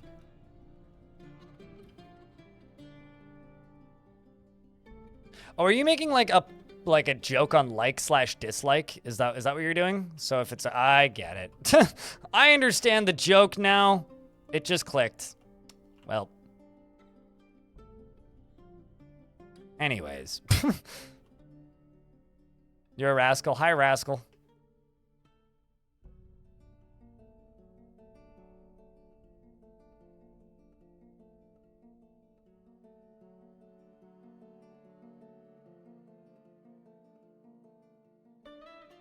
Yellowstone Mason looks so clean.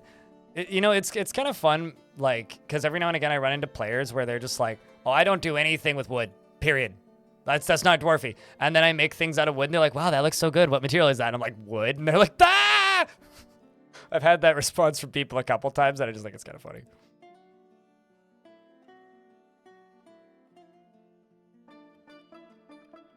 Rascal banana, yeah, there you go. Unlimited of them, in fact.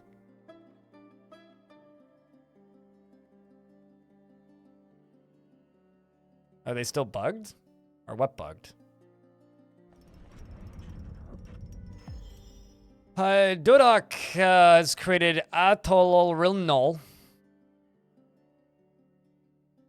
It's too pretty to not build with. I really like Bloodthorn.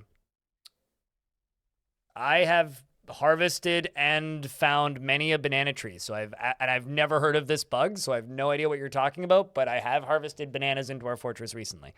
Tanner's created Artolothol, a elephant leather cloak, and offers it to the new boots of furs. I think that should be a mayor's icon.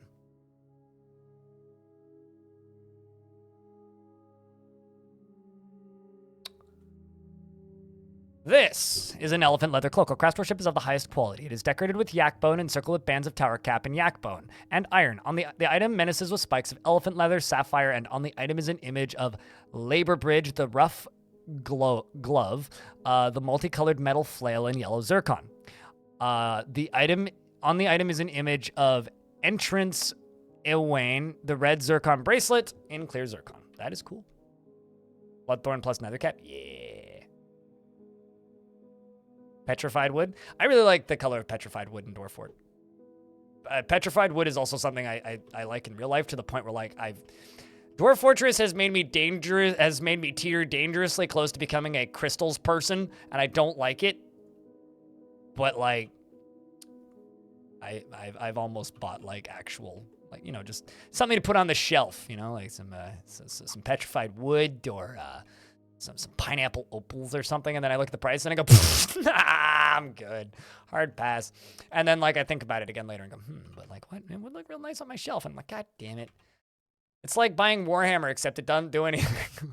Can somebody make like a rule set for gems or something, so that like I could at least be like, it's because I play the board game, and then just like sit there with no friends and not actually do it, like most Warhammer fans?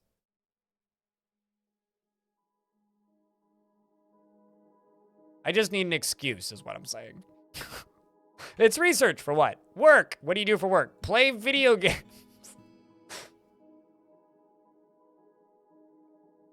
That, or I should just make a YouTube channel that just like reviews crystals, but doesn't do anything else. The people in the comment section will be like, what? But what about my chakras? I'm like, I don't care about your fucking chakras. Let's just look pretty.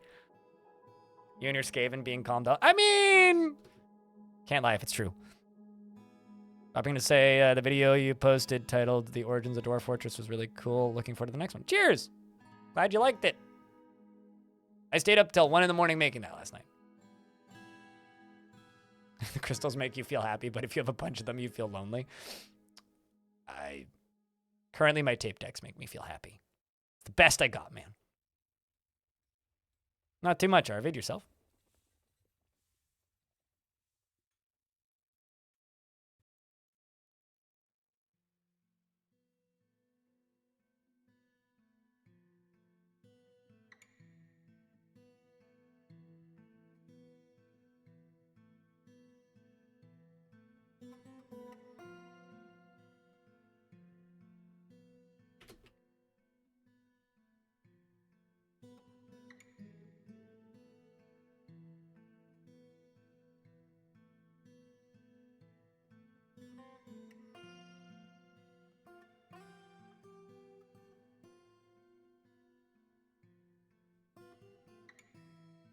You're waiting for Kenshi too?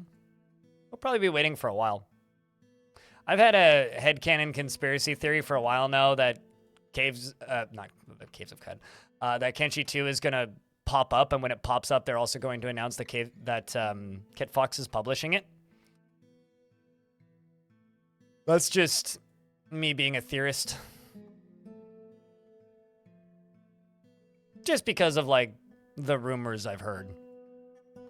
The rumblings, shall we say. You know, people are always talking. That would be dope. It would be really neat if Kit Fox Games just slowly became the video game publisher of all of the weird indies that normal publishers can't handle. Whispers in the wind, murmurs in the forest. Screeches in the deep. Moans in the hallway.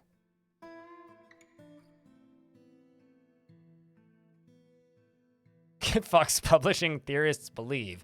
The answer is, that'd be cool. Okay, how are we doing on beds? Ways to go.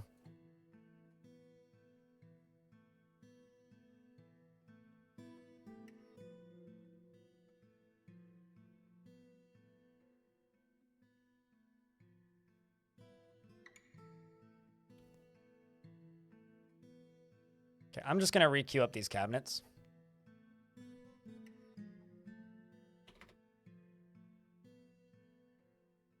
Maybe I should just not care about colors as much.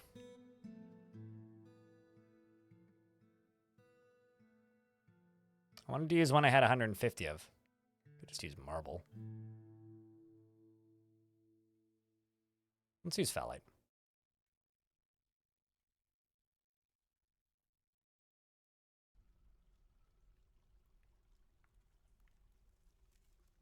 Fallout Rain, thank you very much for gifting a subscription to Miasma. May they smell up my hallways once again.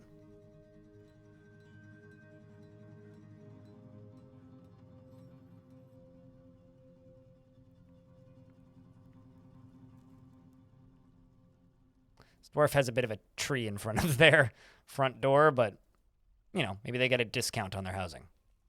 Not that money exists, but, you know, like a... I don't know how a discount would work in a world where there is no currency, but maybe they get slightly nicer meal tickets. First choice of new sock deposits for the sock bank, you know?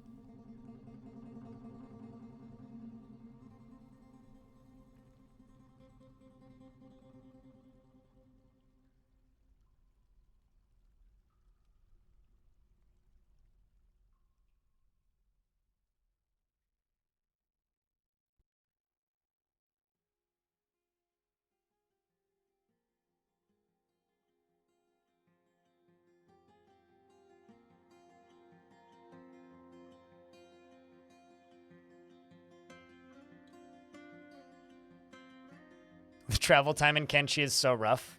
It's one of the reasons I much prefer the way Dwarf Fortress does its fast travel, but... Because you could do the slow travel or the fast travel in adventure mode, but... Fast travel just costs you a little more, potentially.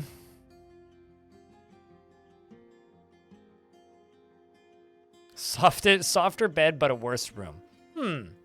I like that. Higher quality bed, maybe.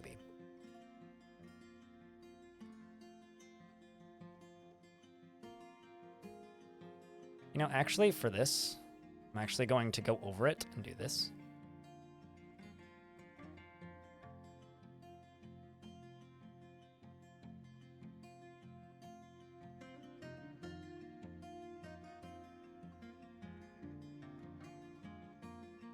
Stingray would like a dwarf.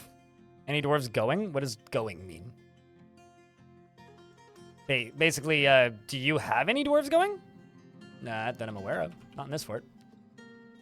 But what kind of dwarf would you like? We got like 200. Not a lot of them are named, so we got tons. A little bit of everything. Yeah. We don't need to vote for this one. The redeem a dwarf is guaranteed, but tier 2s can gift dwarves with exclamation point dwarf. Tavern keepers. I do not have any tavern keepers. Trying to avoid crimes for now. I could make a tavern keeper though.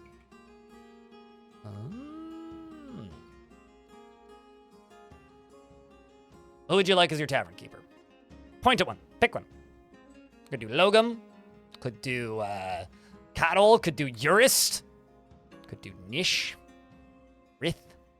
Lorbam.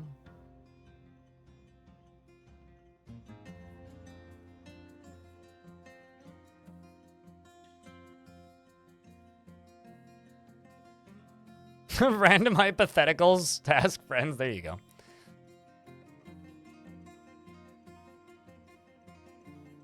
Logam got you the drinks on the lowdown. You know what I'm saying?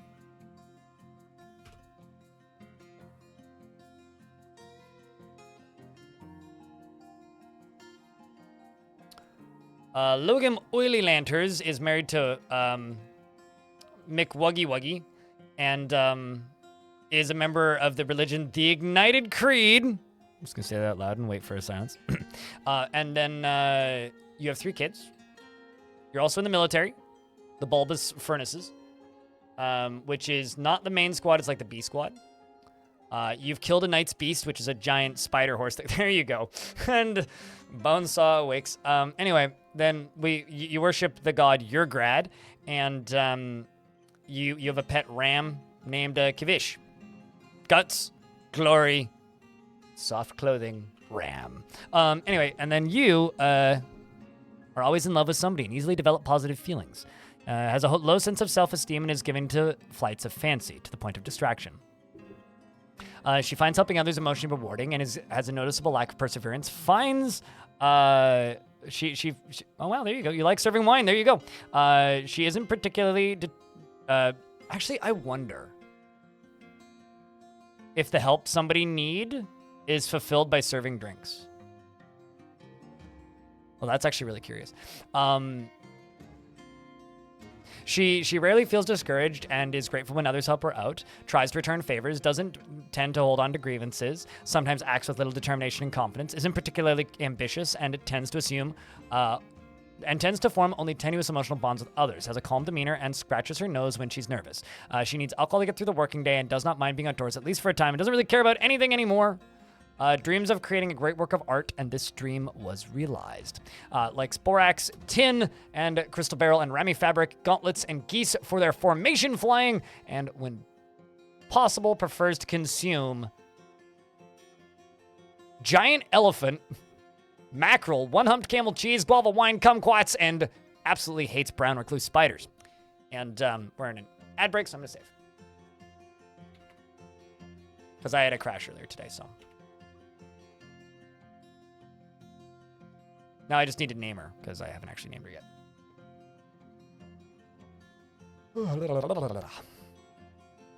One of my favorite dwarf descriptions ever, H2O Spez, was a dwarf who preferred to consume cave spiders, but hated brown recluse spiders. So liked to eat spiders, but hated spiders. Which is like very funny to me. One of the funniest, like, weird things that dwarves feel, period, ever.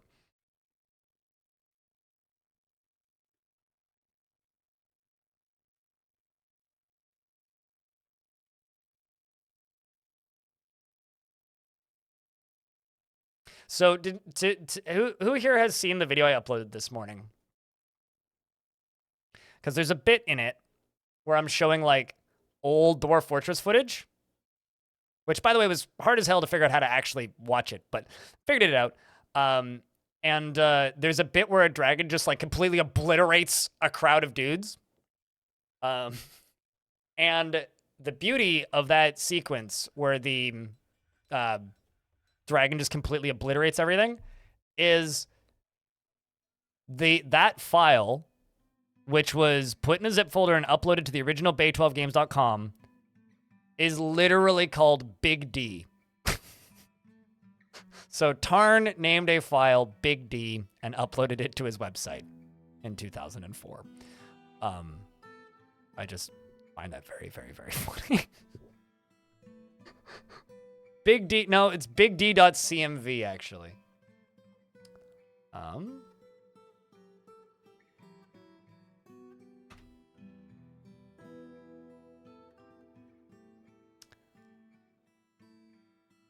All right, so you want to craft objects? Okay, you do. I like how you needed to craft an object, so you went and crafted an object, and now you're done crafting an object, so you're going back to serving wine. You want to acquire an object too, but that's not a necessary thing. Just serving wine.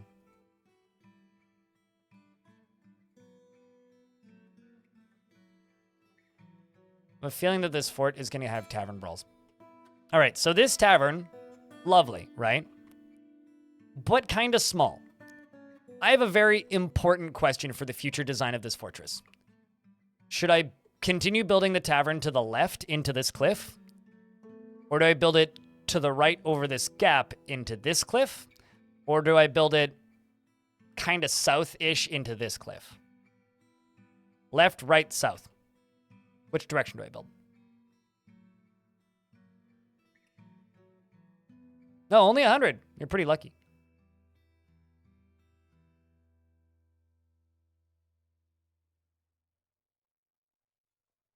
Glass would be great on this map. How many glass? I wonder how much glass I have right now.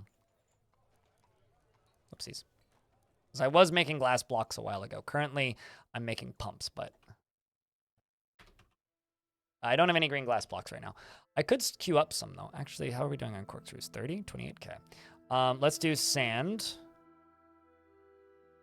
And just say 250. This is going to be a pretty long-term job. And green glass blocks.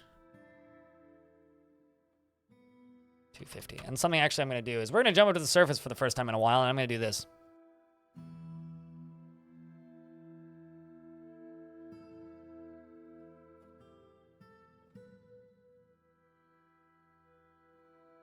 Oopsies.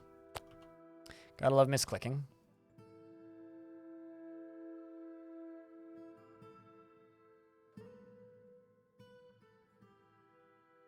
How goes the fort? Oh, it's great. My Moses cosplay is coming along great. Oh no, shh, it's fine. Nothing weird going on here. It's normal dwarves.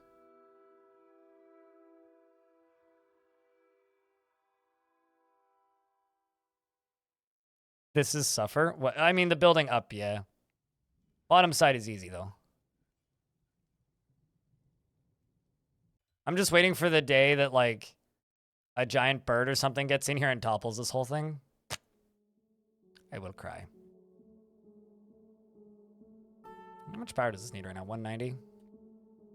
What are you looking at? Currently, it doesn't work. It doesn't do anything. What is this going to be? I'm going to part the sea, and this is going to be the entry corridor for baddies who want to kill me. So, good people who want to walk in and trade come in through this door. Baddies who don't want to trade can walk through the lake. And if they're zombies, they'll just literally walk through the lake, and we'll wait in the open area and then cut them to bits. And if they're not zombies, well, then they will just open the gate and then wait and then close the gate, and then they'll glug a little bit, and then we'll laugh.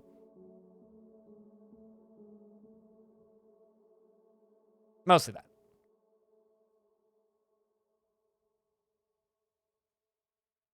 Why bottom longer? Because I haven't constructed it more. It's still under construction. It's literally only, looking at the map, a quarter done. And also because it's going to turn here. Why bottom longer? Why brain so small? Get bigger brain, no have to ask dumb question. This thing's going... I have a question. How in the world would non-zombified enemies get into this if it wasn't going to go out longer?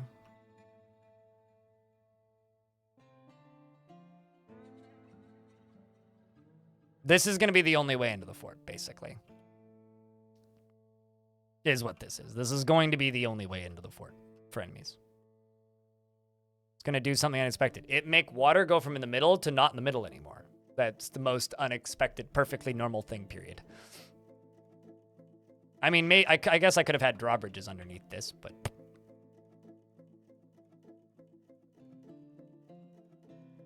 I've been wondering how you can empty a channel of water. You've wanted to do something with glass walls. I'll tell you this. This was built using this same technique, because this never freezes. So all of this was put here using this technique of like building a circle of pumps and then pressing the go button. Well, okay, it's normal for my DF gameplay. How's that?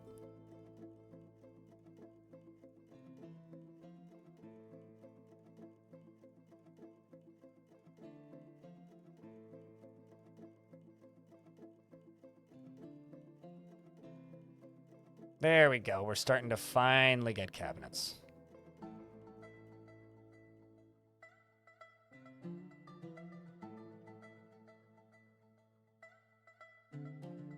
Well, I mean, Fellite should be in that stack, so...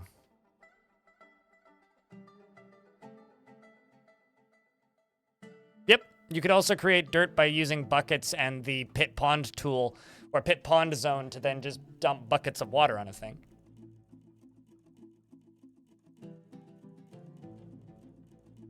So yeah, you absolutely can do that. In fact, it's considered a normal strategy for Dwarf Fort.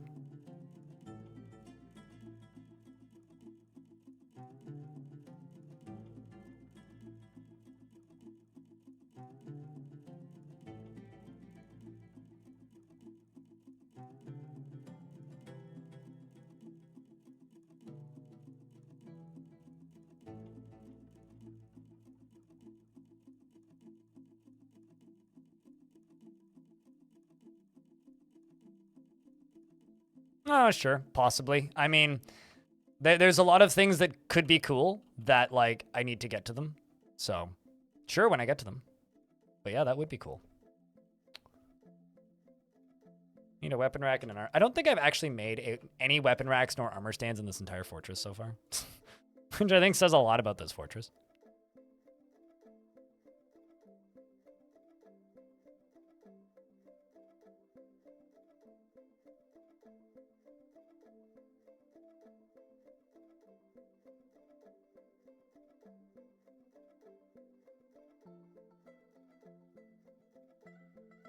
I don't think I actually have many cabinets, but I'll start building them until I run out.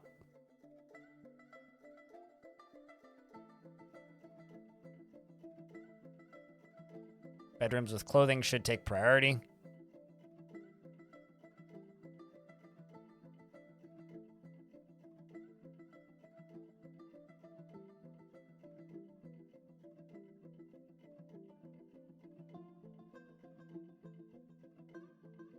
Because that will get the clothing put away. Slowly. Because you don't need to farm on cave floors that are muddy if they're dirt, right? Like, this is all sand, right? So I can just farm here. I don't need to make cave floors muddy if they are dirt or sand, and this is sand.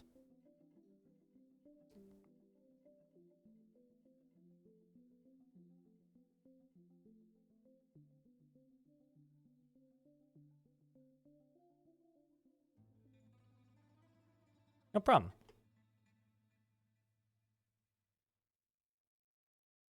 We'll go basalt down to there. Today is a lot of beautification as well as like building up of things, so.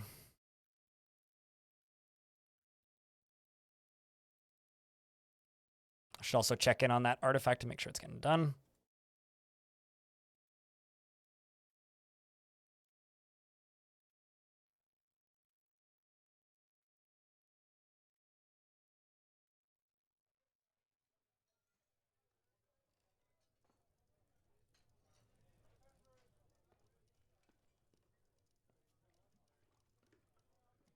I think there are small nutrition negative on sand floor farms.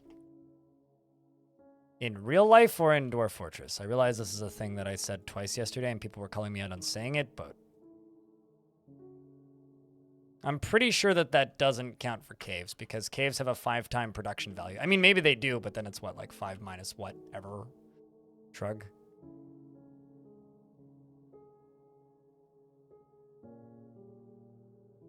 Because anything grown on mud floor or in caves gets a massive production boost. All right. Strange mood. Oh, don't actually have one right now. Okay, then. Yeah, because it finished. Right, it was the cloak. Thought we had another one.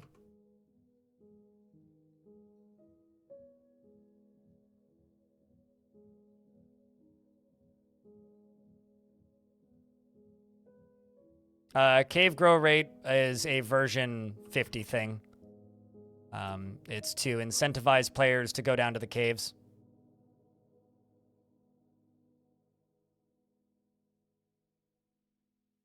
Sand floor is not cave layer. Huh. Wait, so... But it says yellow sand cavern floor. So are you referring to surface sand? Or shallow sand? Like a few layers down? Because sand on surface is not sand in cavern. Because it says that there is a benefit there, the cavern, you're still getting the bonus.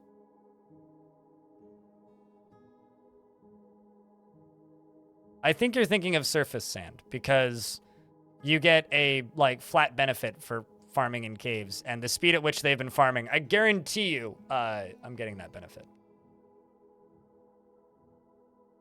Also, this area is finally starting to not look like shit. Like, it's finally starting to look decent. At least to me.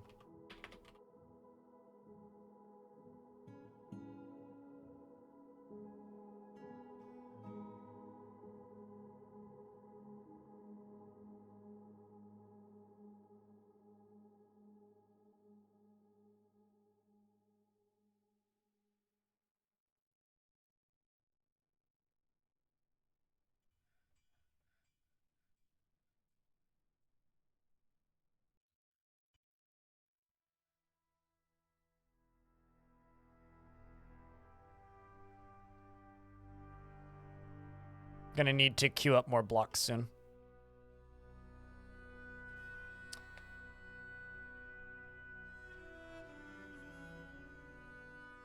I mean, if you need population, like, reduction, just, like, lock some dwarves outside. I'm sure they'll deal with themselves.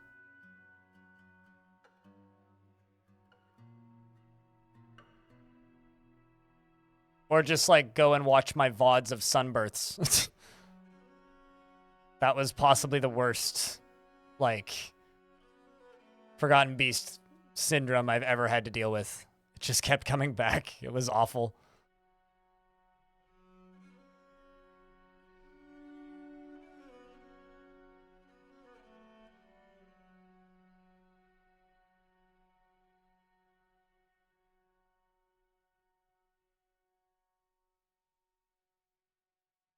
This dwarf is going to be complaining about noise in a moment, aren't they?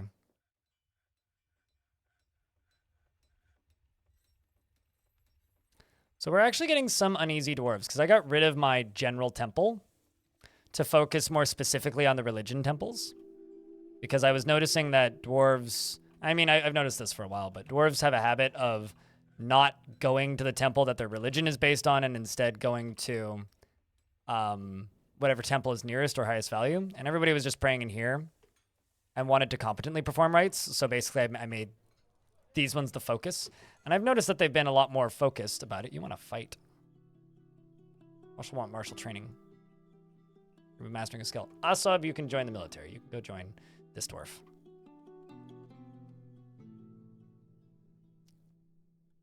Let's try and make you happier because you're attending meetings.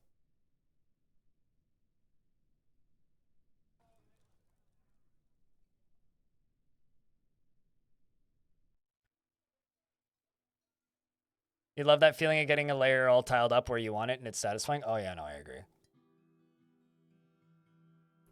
We're also working on that the glass that you guys requested for the tavern. So, and we're also making those glass blocks currently. Something else I'm going to do is this.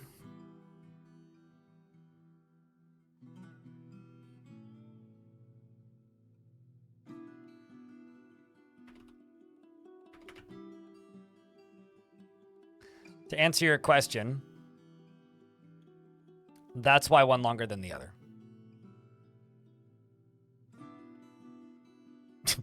By the way.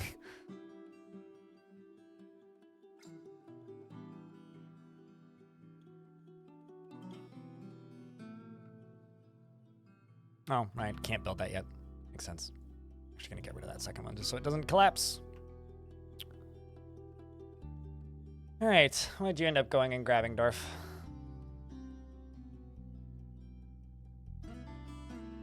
Steel Spear. Nice. Well done, Dwarf. Good selection.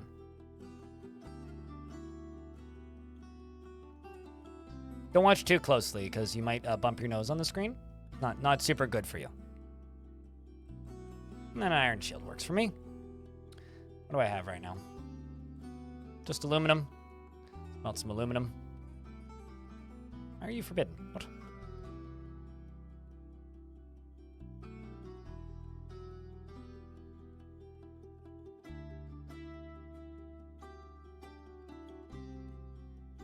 Don't need to promote it to number 1, but do need to do it.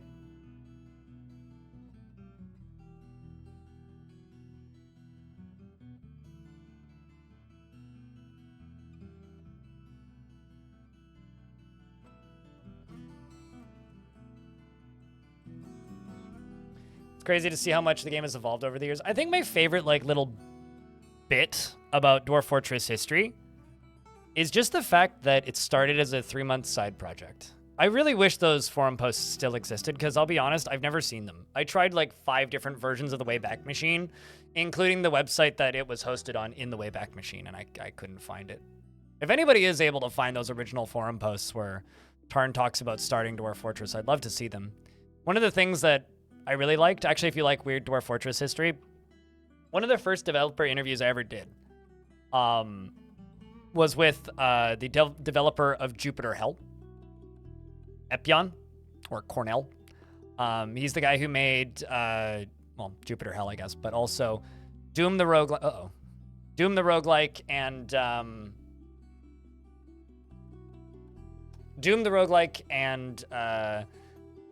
Aliens the Roguelike, and a bunch of other themed roguelikes like that. But he was in a very old internet conversation room for indie game developers and roguelike developers and weird niche game developers.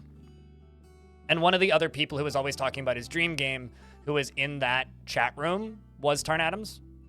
And hearing Epion talk about that, it really makes me wonder if that room is still on the internet somewhere, because I would love to read that conversation. Just to go back to the 90s and read like conversations with apparently like the developer of ADOM. Apparently Dark God was in that conversation and a couple other people, but he's just like, very few of those people made it. He's like, there was dozens of us in that room, and like Tarn was the only one who really actually made it. Like made it. Also, I have like 11 DMs from Putnam. Let me just take a peek. This is the most Putnam message ever, and I will read where it splits the line. So my game crashed earlier when I was assigning bedrooms, and Putnam's response is I, lowercase I, single line. Next line, sent 2 minutes later. This is a crash in, next line, planting, next line, but, next line, it's being called from, oh, yes. Next line, bedroom assignment, next line.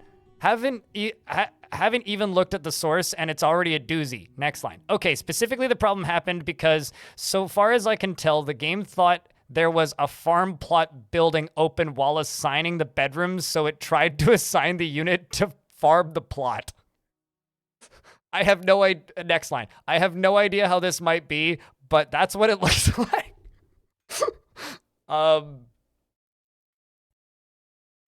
Wow. That's all I have to say to that. So, me assigning that planter to a bedroom while they were trying to plant made the game think that the bedroom was a farm plot. I also think I finally have enough dwarves and enough, like, plant that I can automate drinks now.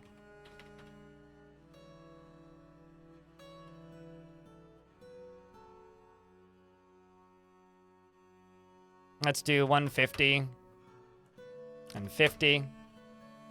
That's my goddamn. I think it's actually just an eyelash. You know, it's really funny when I make videos with my face in it and people go on about how it looks like I have eyeliner on. I don't wear eyeliner. I just have really thick eyelashes.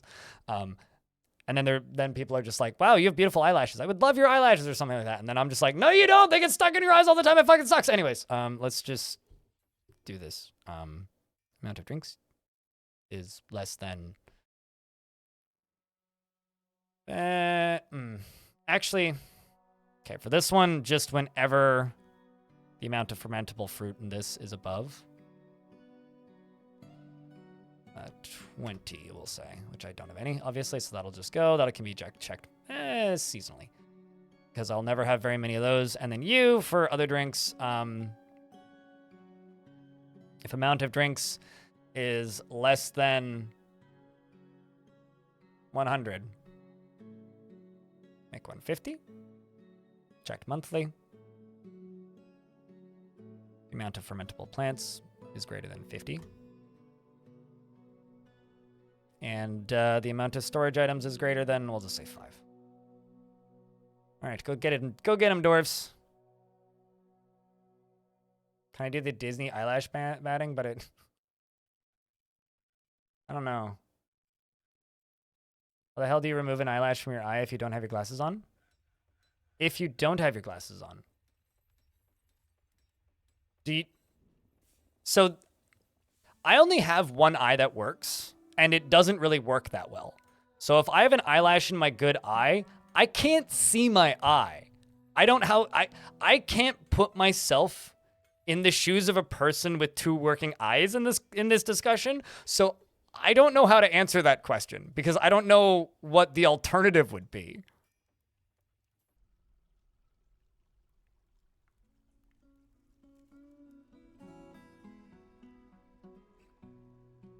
But yeah, no, literally I just kind of do this. This is going to be nice shit. Pull this down and then just kind of do this. What I do.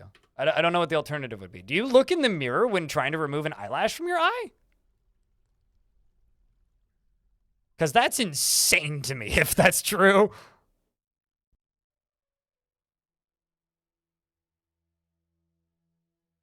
What? Banana? When I was younger, I could put my tongue in between my eyes. I can't do that anymore. It's like my face got bigger, but my tongue didn't. Makes me sad. This is just for higher quality stuff, by the way. This is just for lower quality stuff.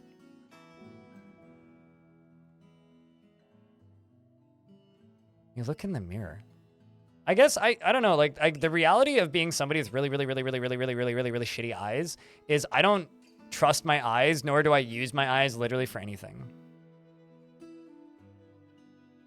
I could have licked my eyeball, but I'll be completely honest with you, I never tried because my older sister told me I would get pink eye. So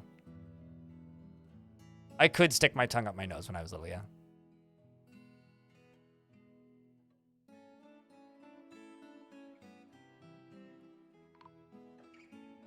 Caravan from the dwarves have arrived to trade. What are we doing for bars? I could make some more steel.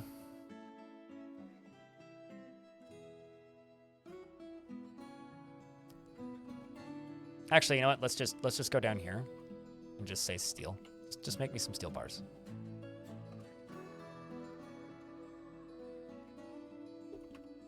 Okay.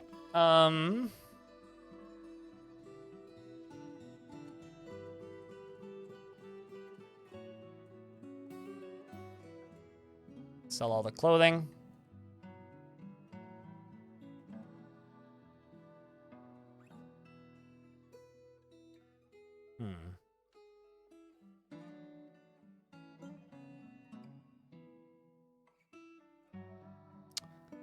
Man, I've got so much wool.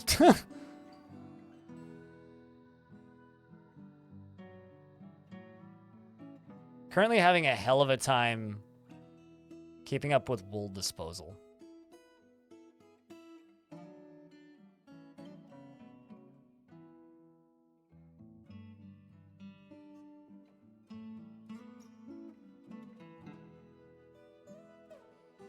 Like, look at all this shit. I think I'm just gonna sell all this thread because they just can't keep up with it.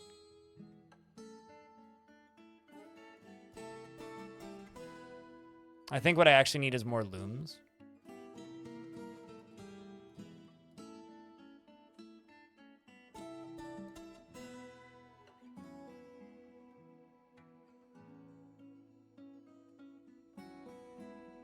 I don't know anything about canned air blinding you. That sounds kind of terrifying, though.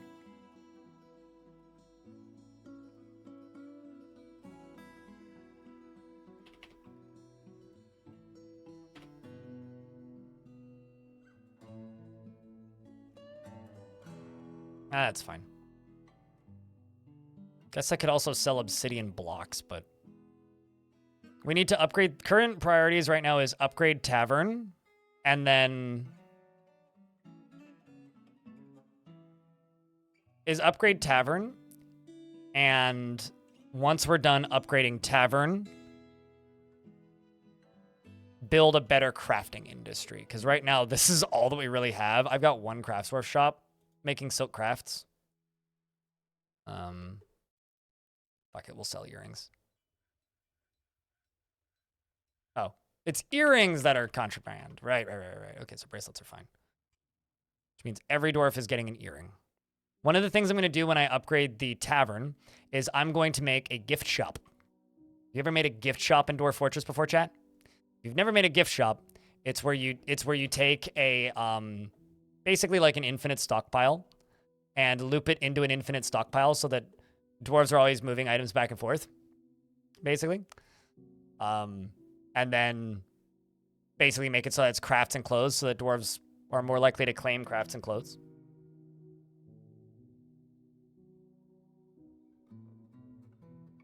The problem is it can cause infinite loops that are pretty bad. But like, you know.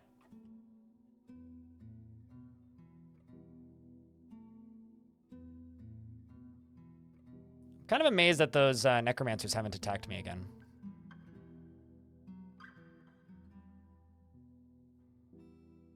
Bunch of books there.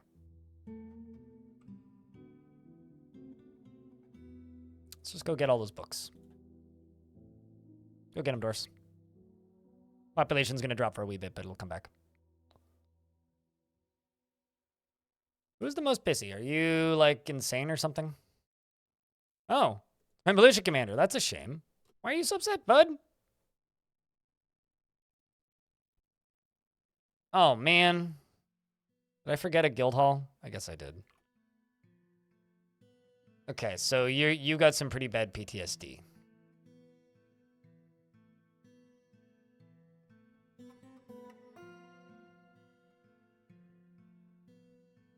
Actually, yeah, that wouldn't be a bad way to do it.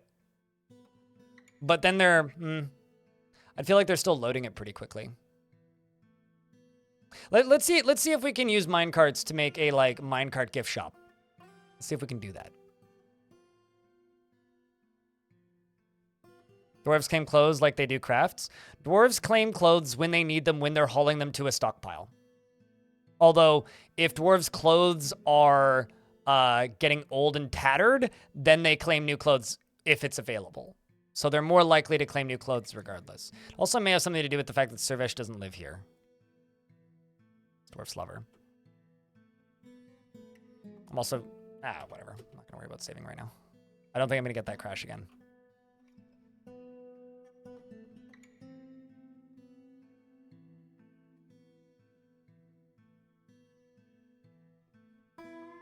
Grouchy after drinking, same old booze, also not helping. This area is one of the next ones I need to fix. Also, I need to make a better hospital.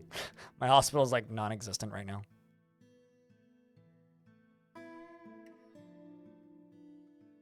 Okay, this needs to be fixed.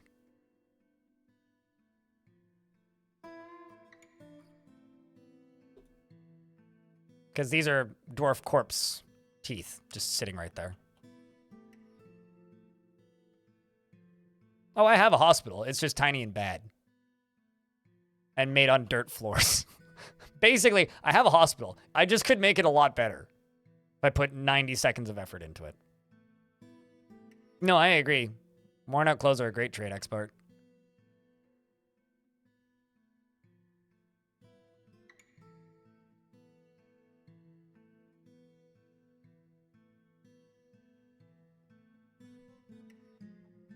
Okay, so you, Calcium Crypt, my mayor, meets with the Baroness Consort Nomol, and they want me to get a barony, and I say, no, don't want a barony.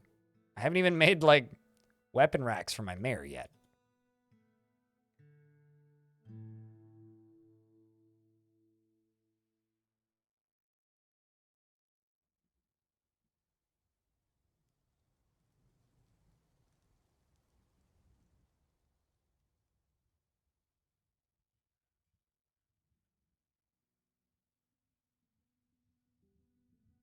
Your dwarves get water for the first 2 years because you're a savage?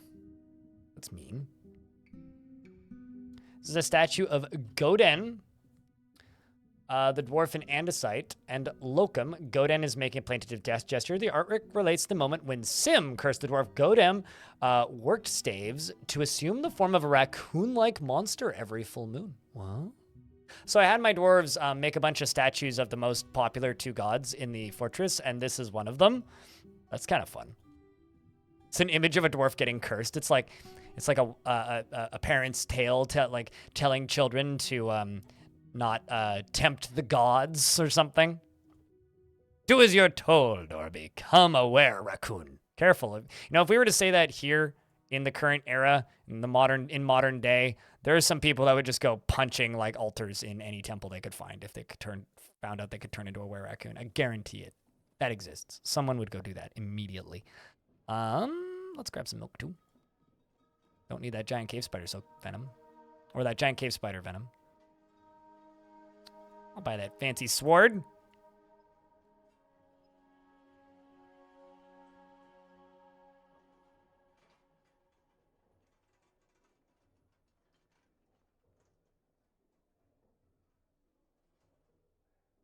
Actually, I should buy those backpacks.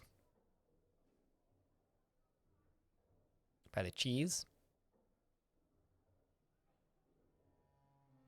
What's that large pot made of? Large slate plot? I'll take it. Solid trade, dwarves.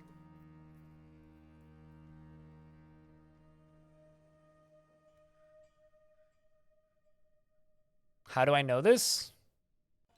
Wait until my moderator, King the Space Disco Fox, is in my chat, and then ask him about how he feels about Rocket Raccoon.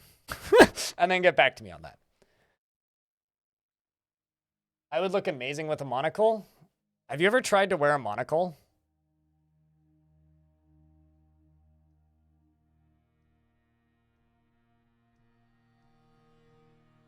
That's my question to you. Have you ever tried to wear a monocle? The most annoying shit ever. Having tried to wear a monocle once, specifically for Halloween. Pain in the ass to keep on your face. It's like how to make your entire face hurt because you're like squinting at a weird angle. Yeah, nah. It can also like, believe it or not, if you like do the same motion with your face at all times for hours and hours and hours and hours and hours on end, it can actually cause your face muscles to become imbalanced and can cause you like pain in the same way that like repetitive strain injury can happen. So it can like fuck up your cheek muscles. Yeah, nah, I'm good. I had to wear an eye patch for a bit when I was younger because when I was way younger, my bad eye was really weak. And in order to strengthen it, I had to wear an eye patch for a bit. I got bullied a lot because of it. It was good times.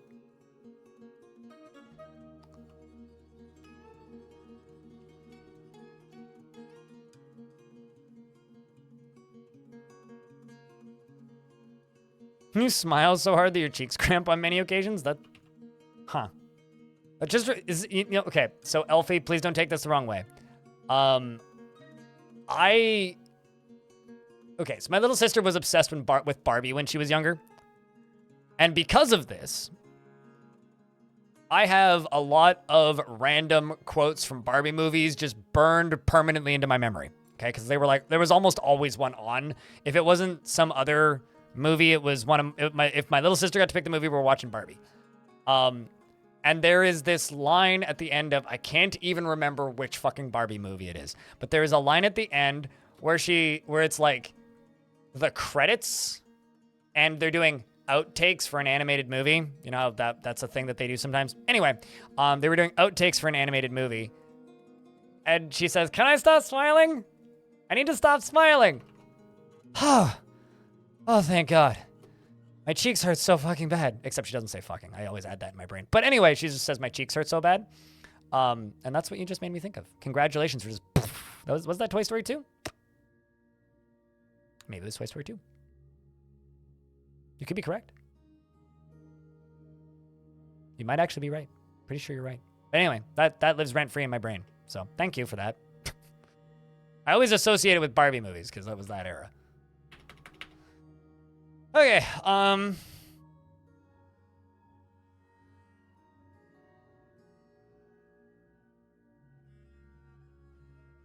yeah, no, she definitely was in Toy Story. Toy Story, good movie, though. It's the Barbie from Toy Story 2? Well, thank you for fixing that memory, Chad. I haven't seen Toy Story 2 in a very long time, and the only scene from that movie that I really remember is I can't believe I gotta drive all the way to work on a Saturday. All the way to work! And he drives across the street. Yep.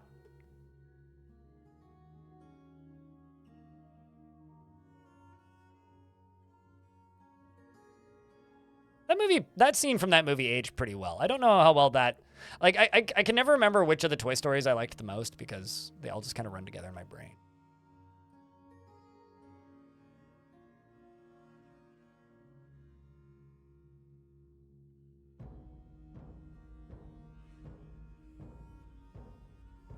So much clothing cleanup. Oh, that's all the bedrooms that I made that I forgot about. Cool. You know, I'm not gonna lie. I really liked Toy Story 4. Never saw Toy Story 5, so I couldn't tell you if it was any good or not. But I did really like Toy Story 4. I don't know. I think they still got it. It's one of those, like... And this is coming from somebody who didn't like a lot of the more recent... I say more recent. I haven't seen a fucking, like, Pixar movie in, like, 7 or 8 years now. I think the last one I saw was the one with all of the things living inside of the girl's brain, whatever that movie was called. Yeah, I don't know. I didn't like a lot of the last few Pixar films I saw, but I did really like Toy Story. I really did. I liked 4. Yeah, they made 4 and 5. The thing about Toy Story is it's kind of evergreen because the characters don't age, and yes, Andy ages, but like I remember the end of Toy Story 4 being like, oh, well, Andy's gone to university and the toys get given to a new kid. Like it's kind of evergreen. Like you can kind of just keep going. As long as the writing's good, I have no problem with them just making those movies in perpetuity. Think your cat farted? Run for cover! Get into the bomb shelter! What? Short test. The Shearer has been taken by a fey mood.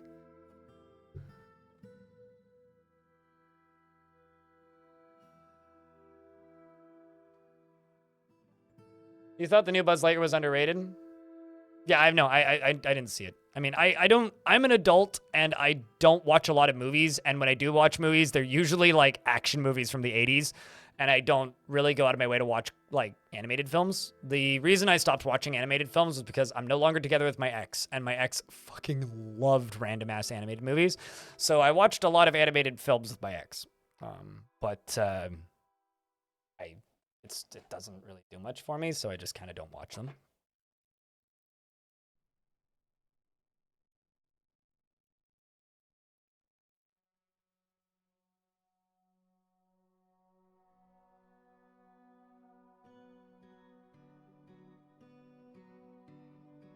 He's practically 100. There's a snake in my boot. But yeah, I don't know. There are very few franchises out there where I'm totally okay with Disney just milking it for all eternity. But like, when it comes to Toy Story, as long as the writing's good, I don't care. Cars 11? Well, correction. I don't give a shit if they milk Cars because Cars was bad to begin with. So they can just keep milking that. That's fine. Cars deserves it. Emerald Cherry Opals, Pigtail Cloth, Fungi Wood, Alpaca Wool, Clear Zircons, Oval Yellow Zircons, and it's a craft store shop. Here's hoping they make us a cool item. Okay, so chat room said just this way, basically. So what I think I'm going to do is I'm going to remove this because this looks ugly as all hell. I'm going to throw doors in over here and we're going to make these into bedrooms. And then what I'm going to do is I'm going to build a bridge.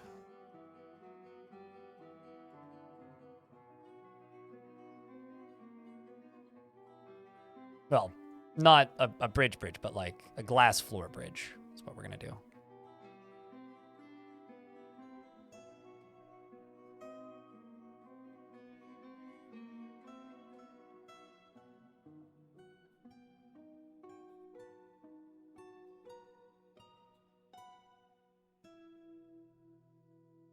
Okay, so I'm just going to be careful about planters. Todini, you need a bedroom.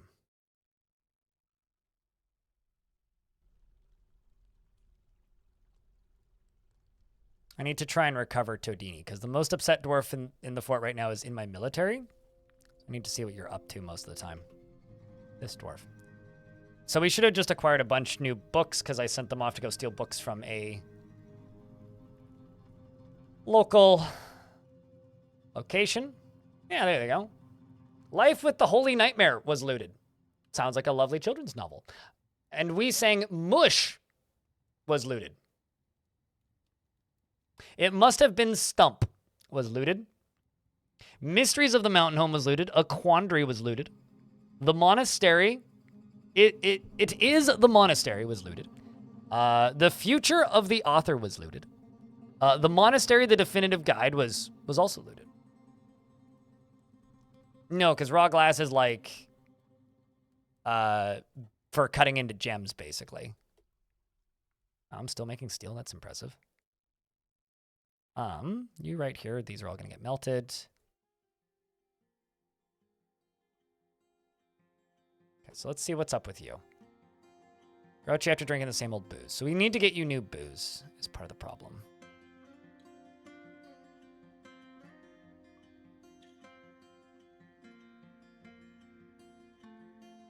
Grouchy when caught in the rain.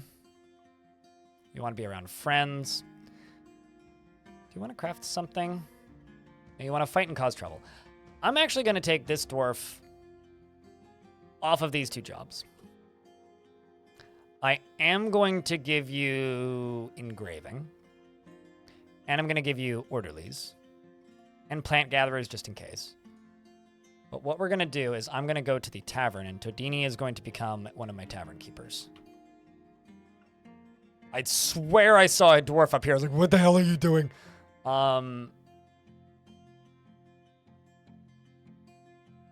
Legendary Intimidator. Huh. You know, I like the idea of this fort being an everybody is happy. You limit what they're allowed to get when you send them out on a mission using the mission screen. CS. You basically can say only get valuable stuff or don't get valuable stuff. I like the idea of this fortress being a everybody must be happy, and if you're not happy, go to prison or die kind of fort because of the current moods. I think that would be a fun thing to try and upkeep. But I'm going to let this dwarf be a tavern keeper for a little bit. We'll see how they do as a tavern keeper. If they do all right as a tavern keeper, spoiler, being a tavern keeper trains literally every single skill you need to be a captain of the guard and be good at it.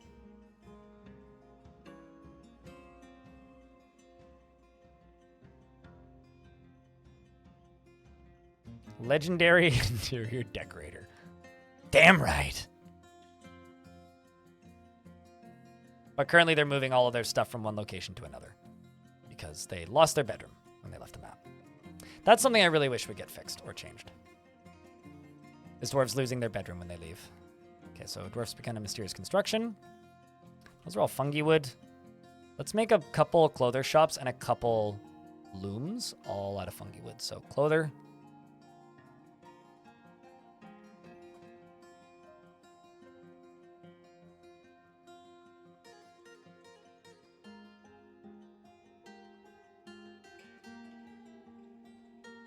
Although I think we'll do the looms out of tower cap.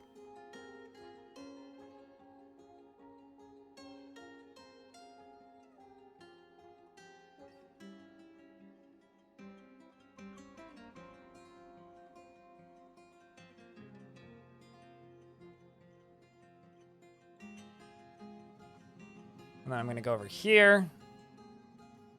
Yeah, they're just spinning thread just on repeat. Oh my god. Let's just do this. Spin thread.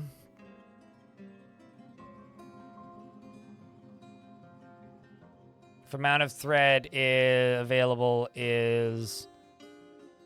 Yeah, let's do that. If amount is greater than 10, do it. And we'll check it daily. Let's do that for a bit. Try and just get this shit done.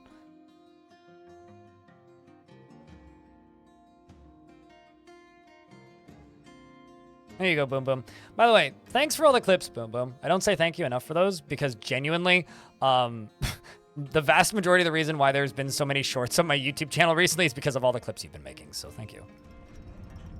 The Shearer has created Edod Mabun, a real light bracelet, and offers it to the new fur boots of pants. So, hold on a second. Make quivers you want.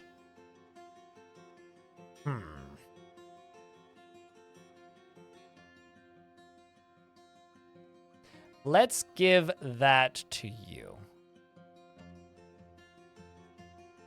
Banana, thank you very much for gifting a subscription to Boom Boom. Means a lot. Appreciate you. Sitting there with a sniper rifle.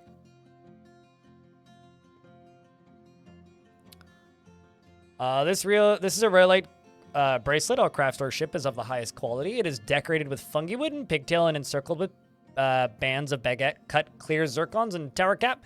This object menaces with spikes of cherry opal. On the item is an image of Zasset Bell Empires, the blue peacock in Rhyolite. Zasset Bell Empires is traveling. The artwork relates to the flight of the blue peacock, Zasset, into the water admirers in mid-autumn of 548. On the item is an image of a cuttlefish and alpaca wool. That's probably me retiring this location. Probably what that came from.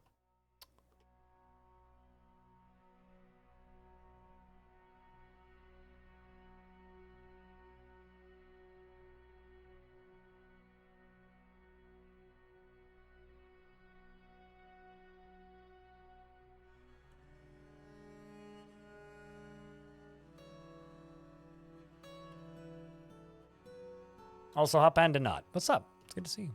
Hope you've been well. Here's granite. Granite. It's getting cut down. I'm seeing booze on the ground. Damn right. Proper Dwarven Tavern now. Speaking of, Todini, how are you doing? Satisfied after crying on somebody in charge. I'd like to know who your second lover was. Probably doesn't live here. This dwarf needs friends, basically. That or I could just make them into a performer. Grandmaster Beekeeper? How the fuck does that happen?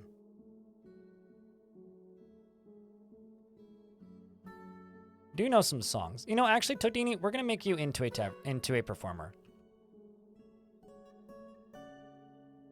Just first. Give you the opportunity to train some slightly different skills.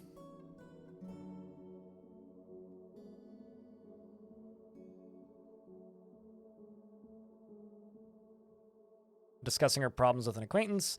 That's what I'd like to see. I'd like to see this dwarf improve their moods using the tavern.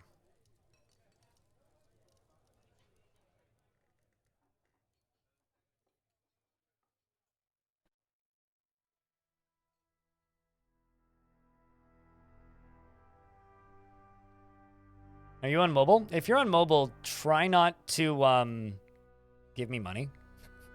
And I know that sounds kind of not like the sort of thing that would be good for me, but like the reason is it costs you way more. Bad jokes only. I mean, there's lots of those. Nauseous Dwarf? There you go. Want to pray, acquire object.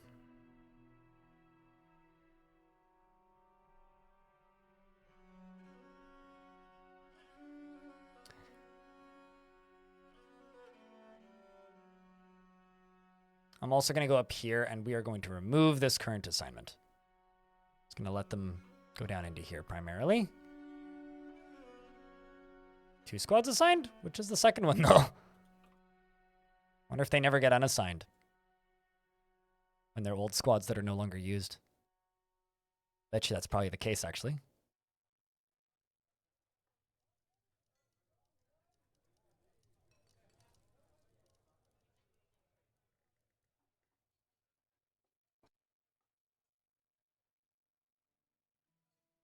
Except I quite like this layout, so I'm going to make it into a weird face with a mouth. That suddenly looks like an alien. That's even worse. Oh my god. Must get ready for dinner. Go get ready for din-din. All right, well, weird face it is. Looking at me. That is going to be our new addition to the tavern. I'm thinking we'll swap these walls out with windows at some point.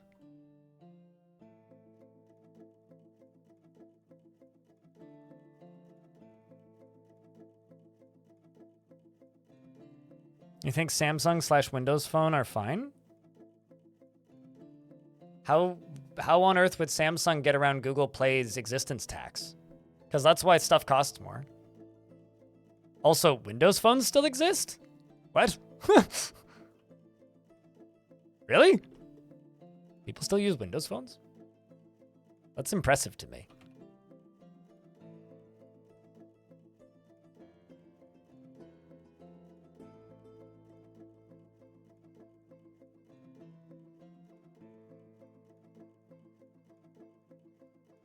25% for every purchase on iPhone and on Google Play. Yeah, well, I think it's 30% on Google Play. Actually, I haven't done the math, but it is way more expensive for me. And then also, if you subscribe on mobile, then that extra fee is applied on every purchase. So the only kind of logical time to give money on mobile, in my experience, or in my opinion, more than anything, would be if you're just gifting something and don't care too much. But outside of that, you were just, like, giving Google money for no reason.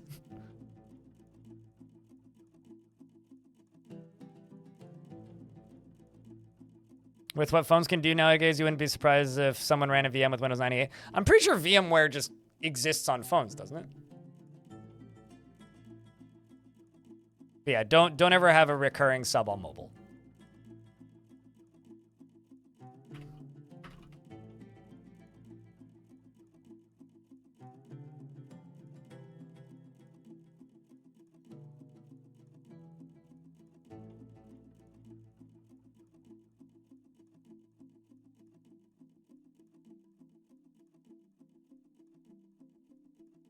Okay.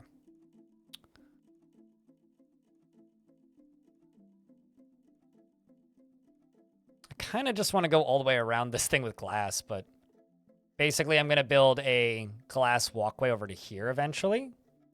So there will be a separate walkway. That's what I'm thinking. It's going to be a huge tavern. It's going to be the jewel of this fortress.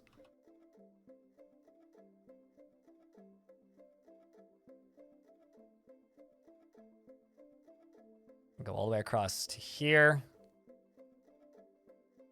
No, let's go all the way across to here too. And I'll put a wall along this side. Yeah, you could also use the browser on the phone, but just do not use the Twitch app, basically. It's not Twitch's choice. I mean, it sucks. It's literally just the reality of monopolies, right? I'll stick to granite blocks for the walls, but we're going to do different floors.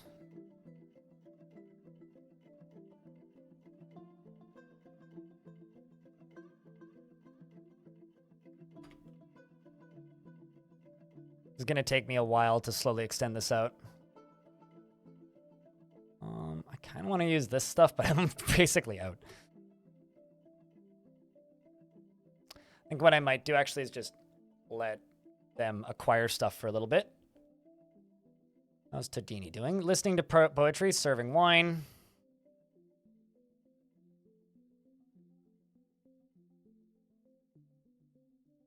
It's kind of wild to me that this dwarf is like...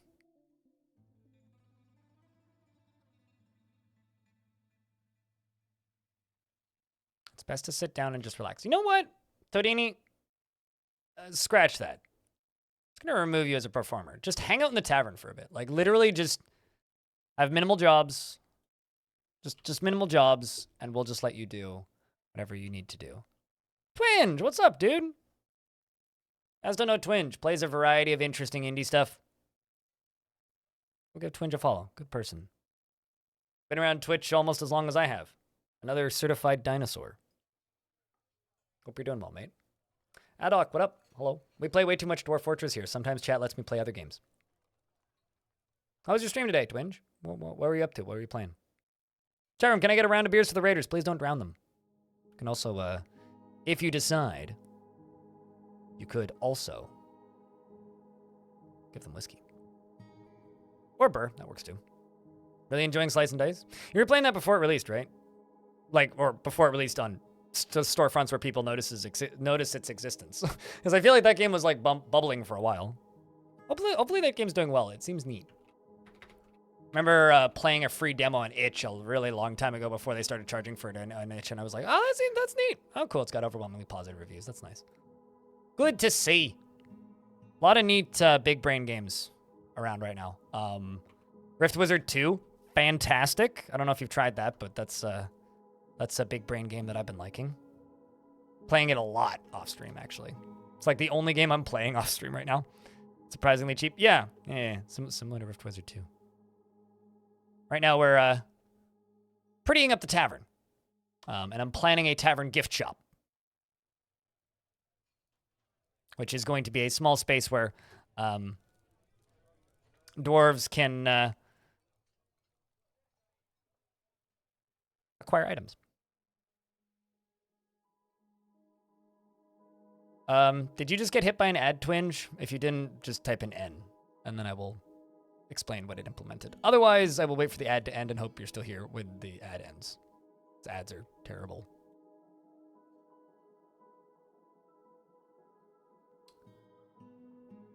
Nope, sweet, perfect. I don't know if I never know if Twitch is like doesn't send out ads to people right away after raids thing works all the time, and I don't trust it. So in Rift Wizard 1, like you're limited to your spellbook and your one-use potions, right? Rift Wizard 2 is focused mainly, or is still uses that system, expands upon that system, and instead of using the shrines to upgrade your spells, it has items that can be acquired from chests, which have similar effects. The most exciting, air quotes according to the developer, shrines were made into spell upgrades because the spell upgrades have been massively expanded. Also, there's a bunch of new spells. Also, there's a lot more skills now. So shrines either became skills or spell upgrades. And the like variety of spells is kind of crazy. So the easiest way that I've been thinking about it since playing it, just to like explain it into one sentence, is you know how Binding of Isaac 1 was like very static with what you could do with your abilities, whereas Rebirth made everything combo? That's kind of what he's trying to do with the spell upgrade system and the skills now, is the skills and the spells play off of each other a lot more, because the first game, kind of all of the best strategies were just pick one spell and then just upgrade that one spell and focus your entire build around making that one spell as good as possible. This Rift Wizard 2 forces you to buy new spells. I think the biggest change, which is possibly the most controversial, is you heal in between floors now, whereas in Rift Wizard 1, you were focused a lot more on healing spells and mana potions and healing potions and hoarding them, whereas the sequel is much more focused on spell point distribution and acquiring new spells and building out your spell roster. You're all in on chain lightning. Yeah, the furthest I ever got, which was floor 16 in the first one, was literally just with magic missile, because I got an upgrade that made it explode on the second floor and then upgraded it and then got another upgrade for it, and it was like I could just like make things explode and get free spells back, and also then eventually I made it like ricochet, so it would just like I'd kill half the map with one fucking magic missile, which is dumb. Yeah, so it's higher focus on that sort of thing. It's added an item economy. The variety, like in the first one, the number of units you could summon was very, very small. Like the number of conjuration spells were very, very small. I've had runs in Rift Wizard 2 where like I press one button and half the screen fills up with units that I control, which is really cool. So yeah, I don't know. The variety is just way bigger and more betterer. And if you are not immediately unsold by the you heal in between floors now, which some people seem to be, actually. Some people are pretty unsold by it. It's a really cool little video game. The sequel to Rift Wizard. Yeah, that's my Rift Wizard gushing minute. I need to stream some more of that. It's like that and Path of Acra have been the two games that have been taking up all of my brain space outside of Dwarf Fort. So we're going to try and make a gift shop. Gift shop being a place for dwarves to acquire items. I'm going to make basically a infinite stockpile here with this minecart track. But instead of just making a direct infinite stockpile, they're going to load a minecart and then push it over here, and it's just going to dump into an empty space, and then they're going to bring it back over to here. So this is going to be my hopeful gift shop. We'll see if it works. They're going to put basically all crafts that are equipable and claimable into it.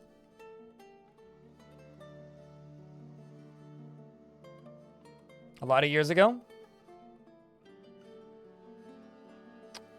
Yeah, Slice and Dice is something that whenever those dice games and like that type of like build game comes out, I'm always like kind of interested, but at the same time very scared away because I've come to terms with the fact that I don't like games about deck building. Which is like really weird because I do like some games that have essentially deck building, but not deck building in them. So I'm kind of like very intimidated by Slice and Dice, I guess is a neat way of putting it. Chat room, what's a game that didn't cost too much money that's taken up way too much of your time recently? If you have one. It's always a question I'm curious to know. All right, so we are going to throw a track stop in here. This is just going to be a normal break track stop. We'll just make it out of obsidian. And this one's going to dump south. Actually, let's just make it dump straight line. Doesn't matter. So it'll dump to there. That'll dump to there. The route's going to be super simple, and it's going to be called Gift Shop.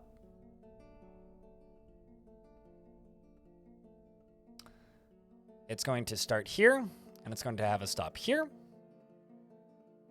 Oh, sweet. I do actually have spore trees. Spore tree things that I can put in here. I don't have a stockpile yet for it, obviously, but what it's going to do is it's going to push this way, this way, this way. Except we're just going to do every 14 and 34 days, and we're just going to push it regardless of how full it is. At least 25 of any items. It's weird that you can like accidentally end up with items in it that you don't want. Now, actually, should I do a manual unload? I literally never do a manual unload. I should do a manual unload. That's what I'm going to do. Because that would force dwarves to run over there and unload it manually. Sail wind because you're a nerd for sailing. Actually, you know what I could do? I could push it to here, do a manual unload, and then push it here and then back. Maybe that's what we should do. Let's actually delete this stop. Push it to here, because you can put track stops anywhere on the track, by the way. You don't actually need a track stop to make a track stop, which is a very confusing thing.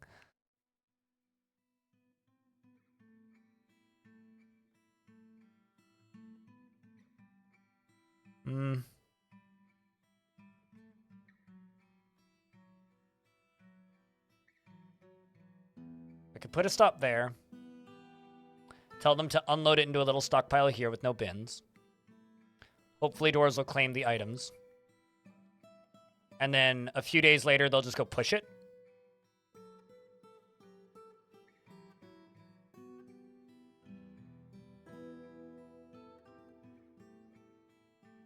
And we'll just have no stockpile there, and the stockpile will be right there.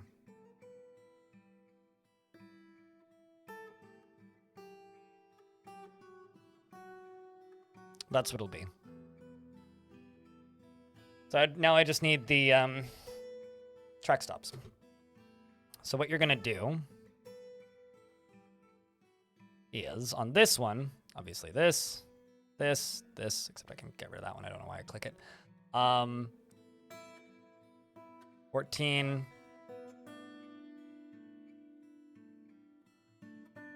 At least 0 and at least 0. But if it's above 0, then it'll just dump it out. And then this one, pump it back. Glide West immediately when empty of desired items. Deep Rock Galactic Survivor. Balatro. Yeah, I think Balatro is that game for a lot of people right now.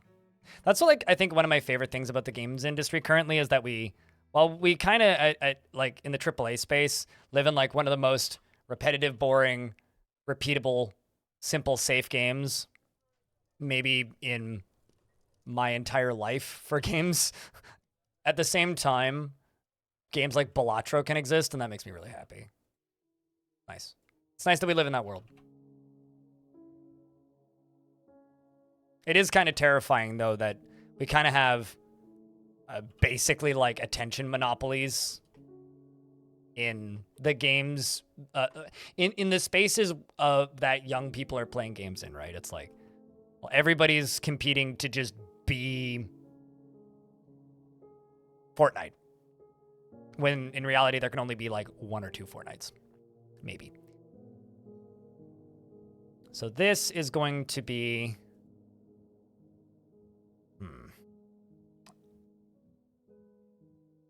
Chat, remind me if I'm forgetting anything. Crowns.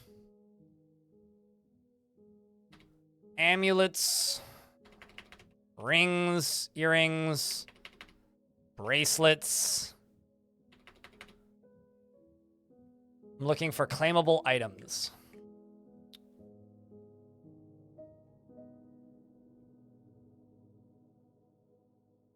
Scepters. Yeah, those are claimable. Are figurines claimable? I've never actually seen a dwarf claim a figurine. I'll believe you, but... that's amulets. There is no necklace, yeah. So amulets. Okay, I think we've got everything. So basically everything all the way up to artifact quality, but not artifacts.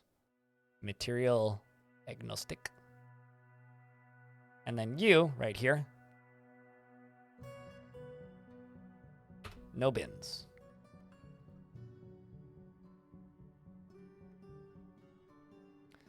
You are going to load from here. And I will just say all finished goods because it makes my life easier. And then this is going to be the unload stockpile.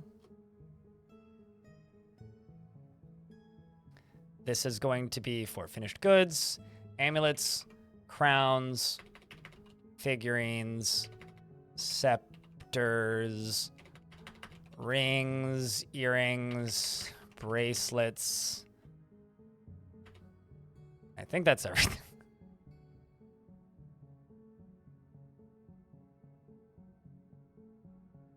If I forgot one, remind me. And then you, stop 2. We're going to unload to that stockpile. And this stockpile also has no bins. That should work as a gift shop. Much like how they wear jewelry. Interesting. I don't think I've ever seen that, but, or at least I've never noticed it. I'm sure I've seen it, but I have a starving guinea pig running around, so hold on.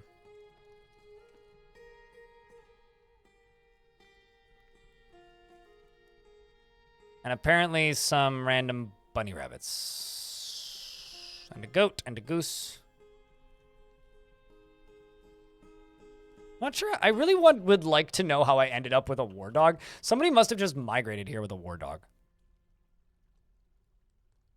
That must have happened. Has to have happened.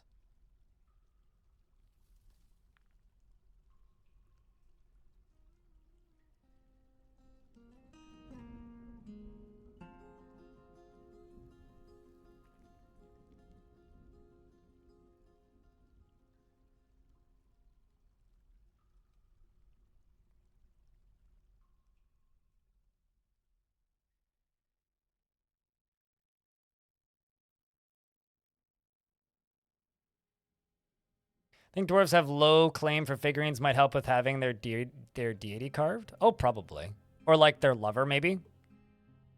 I'm also just making that up, but I wonder. Or like a family member.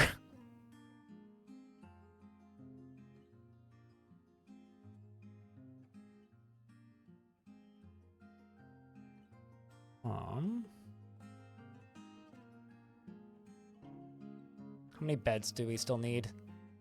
Quite a few. Oh boy. How's Todini doing? Oh, I see the problem.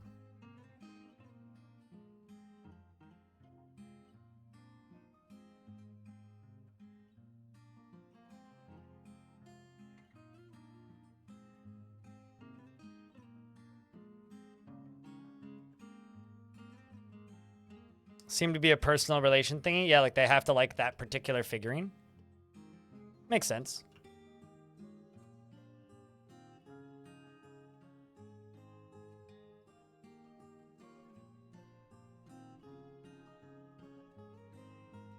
I just would like to see... Oh. Makes sense. This is just going to be...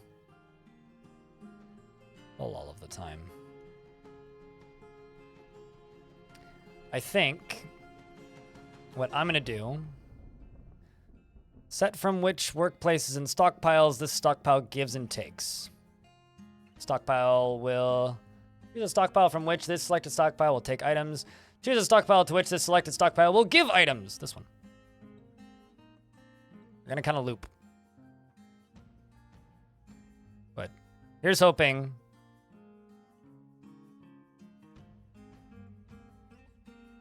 I think this dwarf just... I think it worked. This dwarf just claimed this earring. They just went and picked up this earring. So it works. Yay, the gift shop works. Huzzah! Success. Easy peasy. But yeah, literally just saw it work. So. We did it. Let's just make...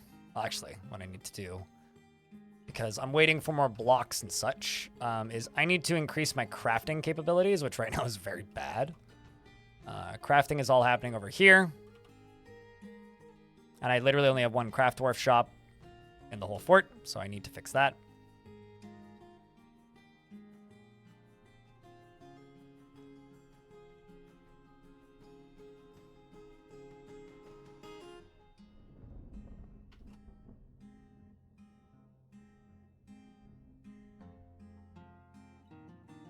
Also, hello, Snake Hados. How are you doing? Maybe figurines are the family photo of this universe? You know, I've talked about this before, and I've also talked about it with Zach and Tarn. I desperately want dwarves to be able to write and draw. Desperately. I want there to be a reason to make paper that isn't maybe you'll get a book copied, you know? Like, I want dwarves to draw and keep their drawings, and I want dwarves to write letters and send them to family. That's like my two biggest dreams for this game. That's all I want. I want dwarves to be able to draw and write letters. And then the messenger would have a reason to exist, aside from, like, maybe sometimes you can request dwarves come live here. Hello, Unbound Rare. What's up? Thanks for the follow as well. Messenger becomes mail carrier. I mean, they could stay messenger. It would actually be kind of neat if, like, when a trade caravan shows up, you get mail. And then after the trade caravan... Or rather, and then once you get a baron, maybe then your messenger would have the capability of delivering mail.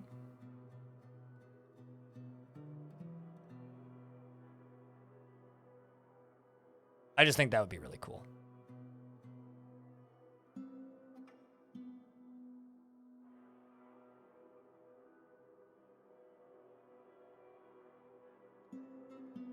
You know, dreams.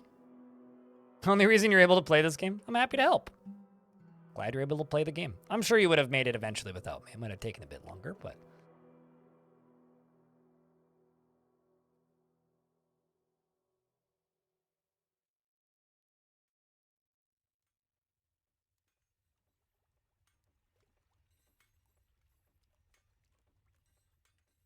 Let's just make generic rock crown. Do not care about type of material. We'll just make 150. And then as an addition to the gift shop, I'm going to make a jeweler's shop.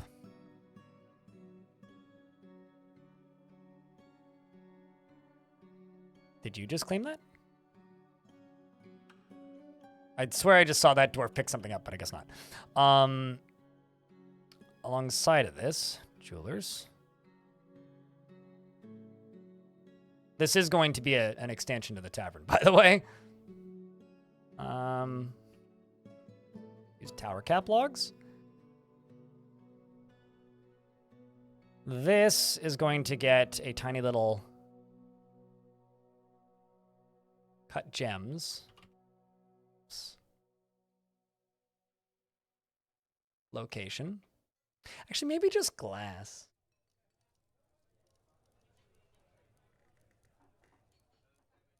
Then I would need to be actively making glass, though. Yeah, let's do glass.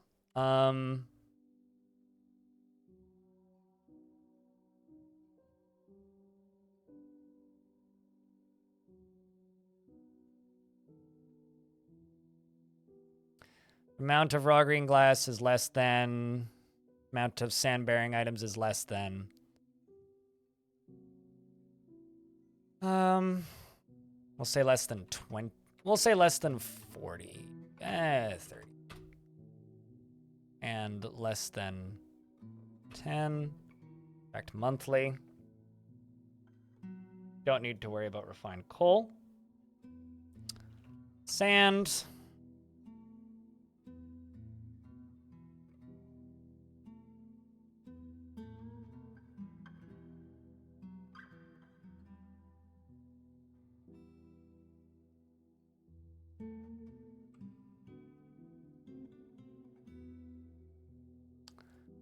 Amount of sand-bearing items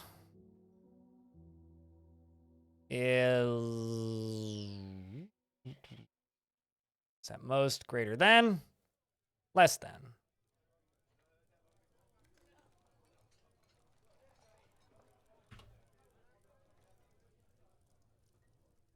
I'm so bad at this kind of stuff. Stuff makes me feel so stupid. Let's say less than 9? Like 11. Nope, not really. Unbound rare. Changes almost every fort. The only thing that is consistent about my gameplay in Dwarf Fortress is that I play a lot of Dwarf Fortress. But the actual consistency of we'll do rough and cut. Yeah, the only thing that's consistent about my Dwarf Fortress gameplay is that I play a lot of it. Headed home from work. See you in like 30 minutes. Cheers. See you in like 30.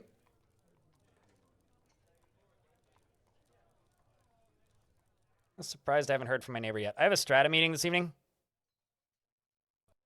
Probably means he's not awake yet. I texted my neighbor like during one of my brief breaks a couple hours ago and was like, hey, fire me a text when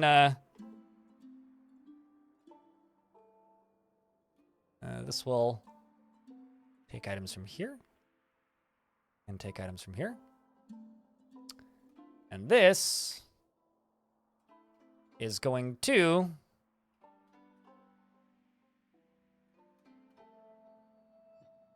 well, cut raw glass into gems. And I will just check that monthly.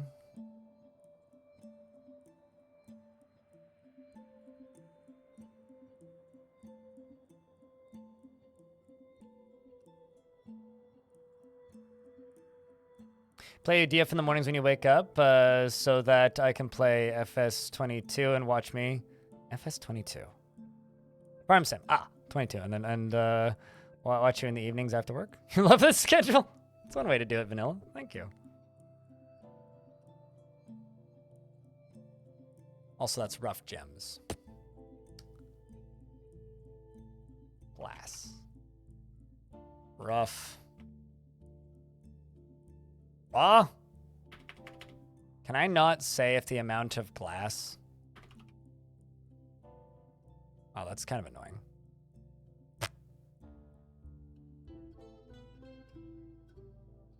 Oh, wait.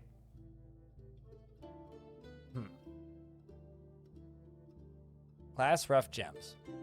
Amount of glass, rough gems. Why is it worded like that? All right. Okay. Fine then, if you insist. And the other thing that you are going to do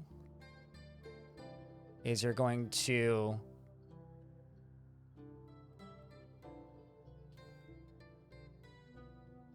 encrust finished goods with cut glass. because these are finished goods. So you're going to just repeat this. Let's say monthly.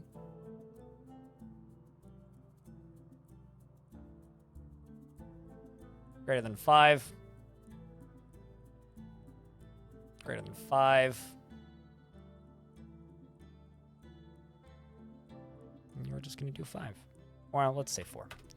Smaller number, because that's a very small workshop.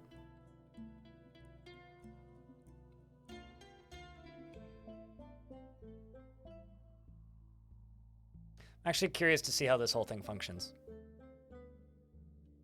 Might need to be uncut glass. This is also part of the reason I don't mess around with this shit too much. I wonder if I...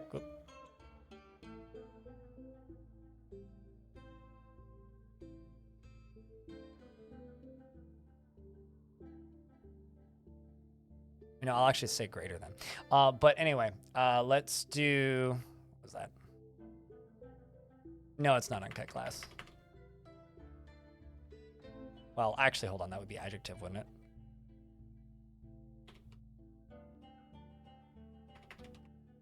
Yeah.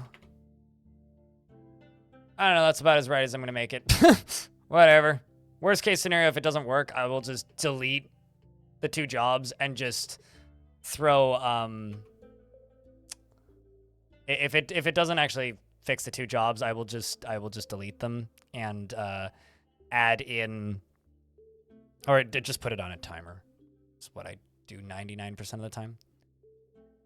I don't have any friends. This poor dwarf. Poor clout lenses. Discussing your problems with an acquaintance. Like, you're just constantly going through this trauma. You're living being attacked by the dead. Terrifying, man.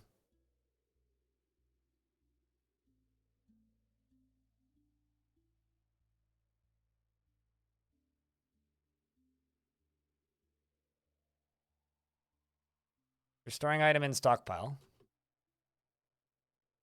Well, I'm starting to see people with bracelets on.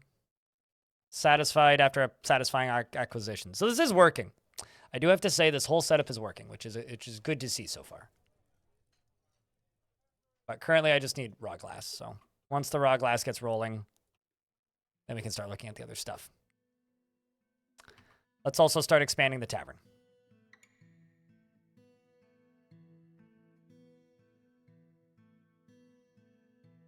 It's kind of almost like has a Fair Games vibe to it.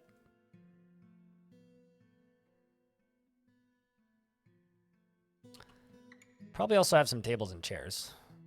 Okay, well, I can make some. Rock table.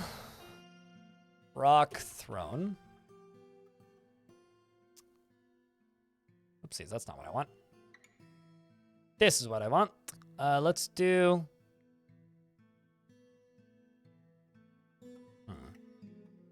What's a fun color? I don't really have a ton of fun colors, which is something that's actually been kind of bumming me out about this fort a little bit. Like, there is olivine, but I need to go get more of it. I ran out of quartzite real fast. Let's just do phthalite.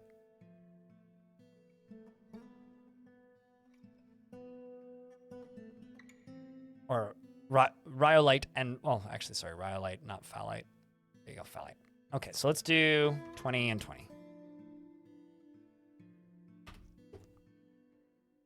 Some conditions are just missing. Yeah, it's one of the reasons that I don't participate in that system as much as I could. If I trusted the system more, I might participate in it more, but I just don't trust it that much. Already a tavern, or already a glass on the ground up here. I guess this area is going well. Put that over there. So actually just expand this all the way up to this wall. Don't care so much if they're dancing on the stockpiles. That is acceptable.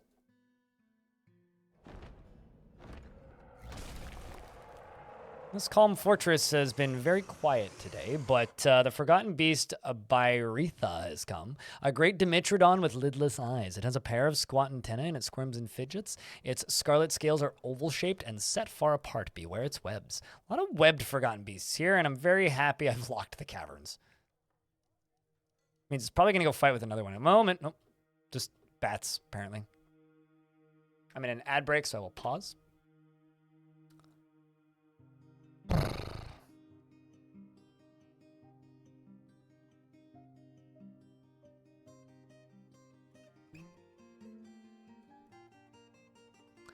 I just got an email that I need to skim. This is actually important stuff.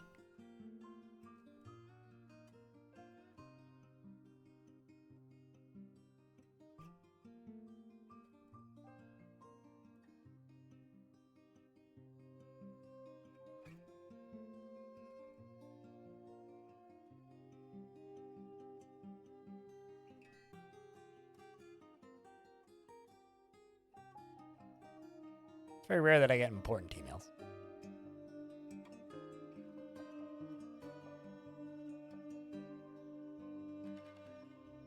While we're in ad break, how you doing, Jetpack? It's good to see you.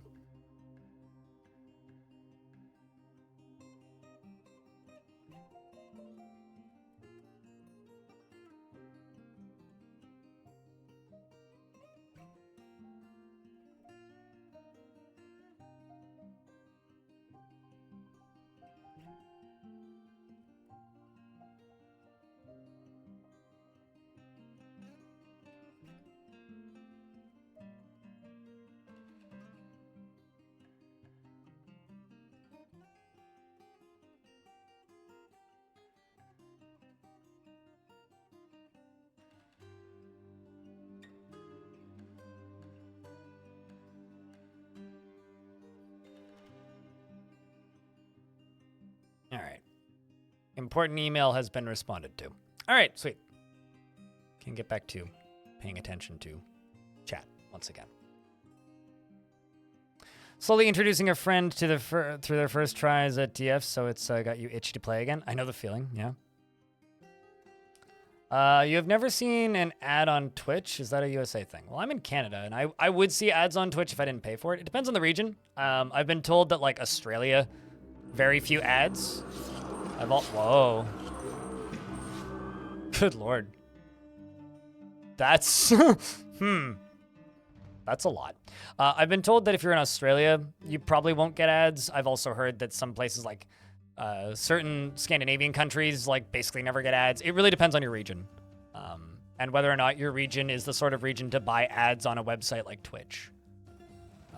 And whether or not there are companies in your region that consider it to be a big enough thing that it's worth them spending their money on, basically. So the annoying part of ads is that I don't know who's seeing them, but there is a large portion of my audience that is obviously from countries that do see ads. So the safe assumption is to just assume that somebody is currently seeing an ad, so I should pause the game. So yeah, because I guarantee you that is why. Like, who the heck's advertising to Iceland on Twitch? You know, true story. There was a very brief window of time in my life where I considered applying to be a digital nomad in Iceland. It's a place that fascinates me. Some people want to travel to Europe. I'm much more interested in going to Iceland. One of these years. I also desperately need basalt boulders. Basalt I can dig up anywhere around here.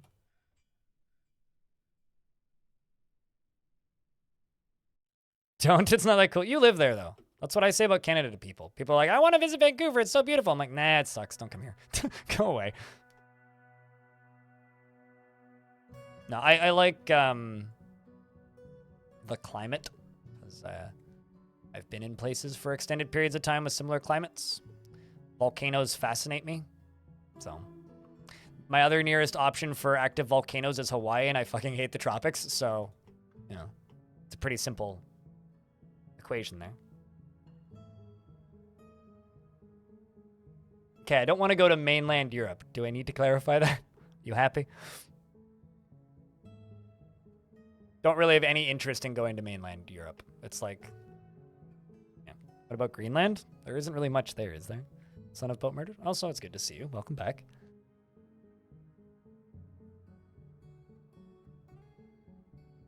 I don't know. Greenland just kind of seems like a wasteland to me. It's kind of like saying I want to go to Antarctica. It's like, well. Also, I feel like Greenland would just make me really depressed because it's just melting. It's so expensive. Mate, I live in Vancouver. You know, it's actually really funny. I look at the cost of living in Vancouver and I look at the cost of living in like Iceland and it's like, roughly the same. Different currencies, but roughly the same. Some things are more expensive in Iceland than others, like fresh vegetables are more expensive in Iceland, but generally cost of living is roughly the equivalent. I mean, I wouldn't want to move. I would just want to go stay somewhere for a year. But honestly, the thing that's kept me from doing it is, one, I'm disabled and learning how pharmacies work in other countries is complicated as fuck.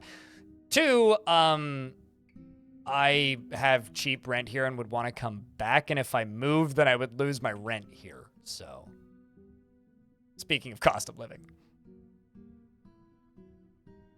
I mean, the last few opportunities I've had to go to mainland Europe are almost entirely...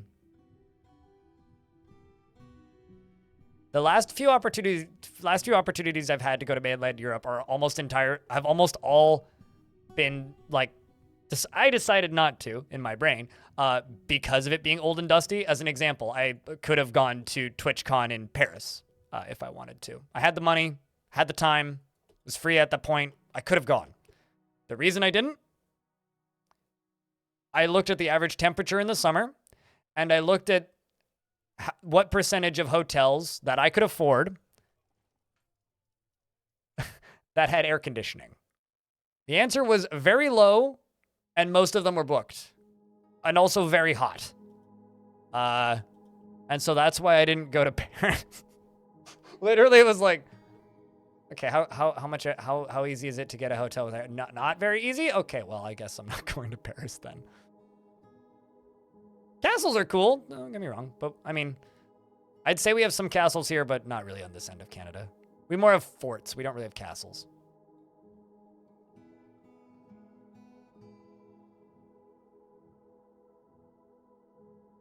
Outside of like crazy old rich people who build castles, but that's not a real castle. It's a fake castle, poser castle.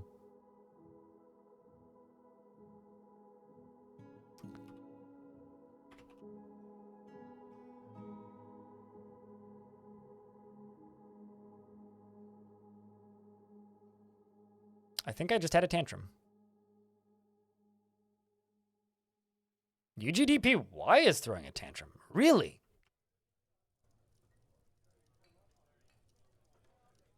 Huh.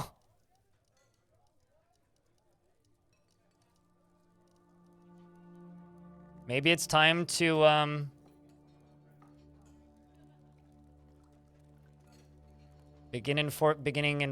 it's time to begin enforcing crimes.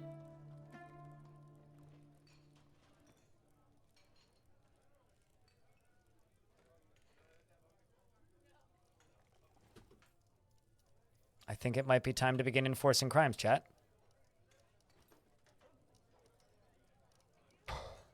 Hey, chat. Here's a fun thought experiment. Which is also completely optional and you don't need to answer it if you don't feel comfortable. But the question is simple. What country do you live in? And what is one reason to not go there? Because I live in Canada. Why shouldn't you come here? Because we don't have enough housing. We have nowhere to put you. I'm gonna say guns. Just one. Like the first one that comes to mind. If someone was asking you, should I move there? Give them one reason to not do it. Sex trafficking, really? It's like shooting fish in a barrel. Literally, yes. In fact, you probably do that every day. Also, you gonna say housing?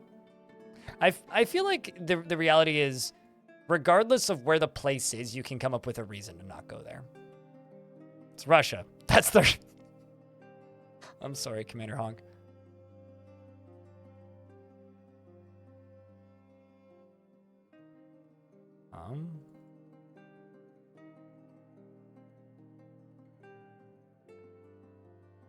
My fancy dining hall. You're unable to select a single reason. Ah. US, happy without you. Everybody else go away! God damn it, leave me alone. I mean, leave me alone, I think, is a valid reason.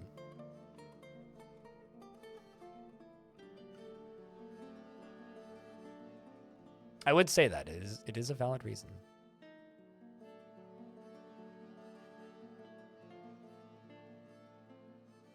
That's all there now.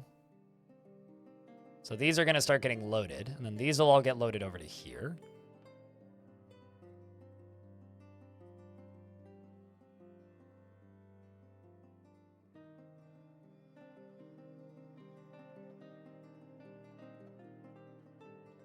You stick to the West Coast and NE and mitigate a lot of the reasons to avoid visiting the US? Yeah, fair. Got massive issue with housing as well, and you got old people owning 2 to 3 homes and townsfolk being unable to afford a home on their own in their own town. Sounds a lot like here, actually. Something other than housing, terrible infrastructure. Building companies are plopping down entire villages of just houses with no amenities and shops and theaters. Sounds like here, yeah. And what you have and no improvement to roads. You know what's funny is like that what you're describing at Pos sounds like the rest of Canada, whereas my like weird tiny portion of Canada is actually doing a lot to improve their public transit infrastructure and amenities, but that's like a weirdly unique to here thing. But large portions of Canada are doing kind of the same thing.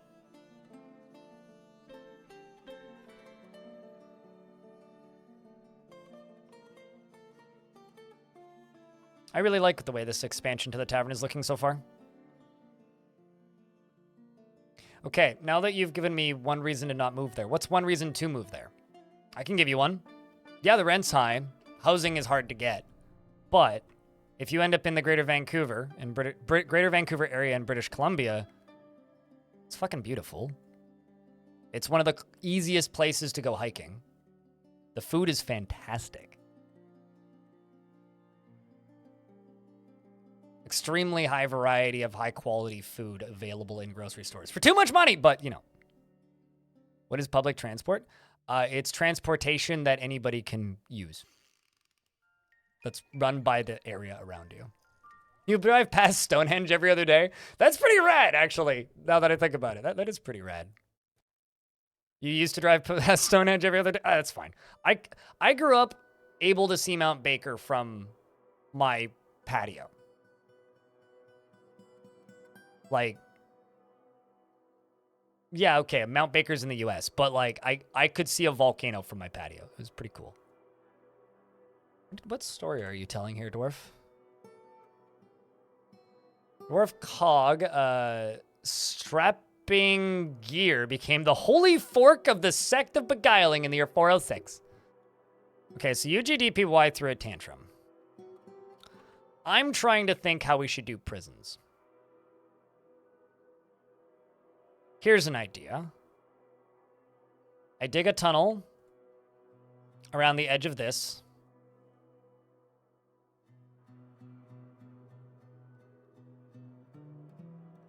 Make it part of the tavern so that they get served drinks. But hopefully they're separated enough from most of the people in the tavern that if they tantrum a second time, I was going to say get beaten to death. Hopefully if they tantrum a second time, instead of getting beaten to death or hurting somebody, the dwarves just vacate the premises, and we have lots of witnesses.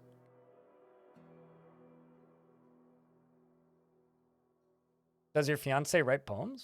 Is she a poet? Or they a poet, rather? A gem cutter. I think I have a few. Hold on. I have one, which is Udil, the gem cutter.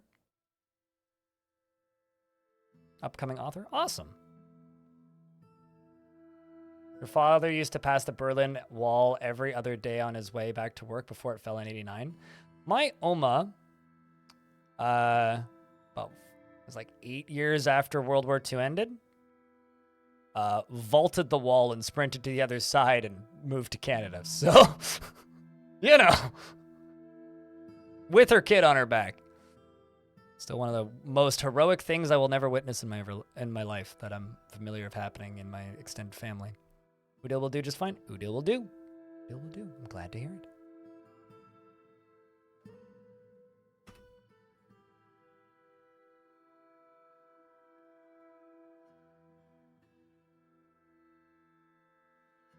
Prison should be individual pods on the lake floor, but prisons in the tavern is cooler. I like prisons in the tavern because it does actually really help their mood while they're in prison. Truly treasures the company of others. Would you look at that? Does not generally respond to emotional appeals, doesn't often feel envious of others, and doesn't often feel discouraged. Can easily fall in love or develop positive feelings. Has little interest in joking around and generally can acts with a narrow focus on the current activity. Chews his lips when he's thinking, and when he's nervous, he cracks his knuckles. He needs alcohol to get through the working day and doesn't really care about anything anymore. Also got to say this ain't working. Hold on, let me double check. Okay, you know what? I'm just going to make these very, very, very basic.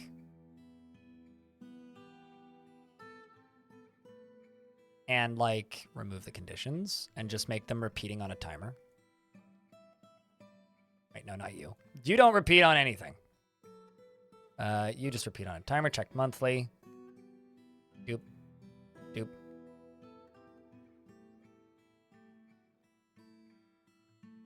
Checked monthly. Checked monthly. There we go.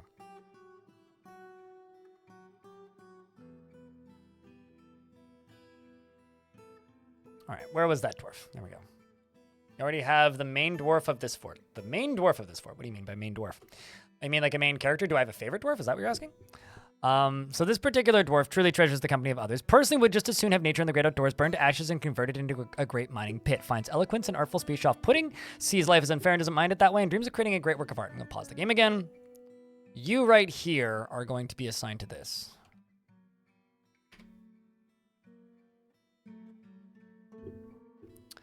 You want to do a lot of things, including acquiring objects. Like stacite, tin, and black diamond. Olive wood, coral and hemp fabric, and the sound of the fierce robustness, and the sight of the carmine sister, when possible, prefers to consume carambola wine and hates oysters. A member of the faith of Spit, which still to this day, for some reason, is one of the most popular dwarves or religions in this fortress, and you have a lot of friends. Tons of friends. Feel fondness after making a friend. And I'm going to get you to cut... Do I have black diamonds? Ooh.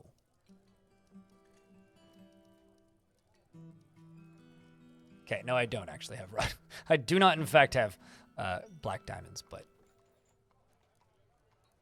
I think I did at one point. Okay, yeah, I literally have no raw gems currently. That's awkward. I definitely did at one point, but let's just do this. This, and actually let's widen this ever so slightly.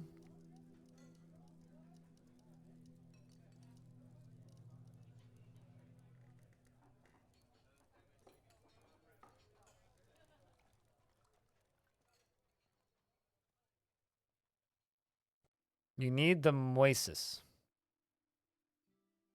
Chat, does anybody know what Aeronama's up talking about? Being caught in the rain is always your favorite character development. The thing you need to remember about being caught in the rain is that time in Dwarf Fortress doesn't work the same way it does in real life. So about 30 seconds is a day. If you were told to go construct a building outside, by the way, it's going to take you 6 weeks, and the entirety of that time is going to be spent in the rain. No, you can't sleep, eat, or drink during that time. You'd be pretty distressed. That's how I think about it. And because that's how I think about it, it's like, oh yeah, no, that makes perfect sense. Like if you had to spend months of your life literally in the rain, I would be kind of fucked too.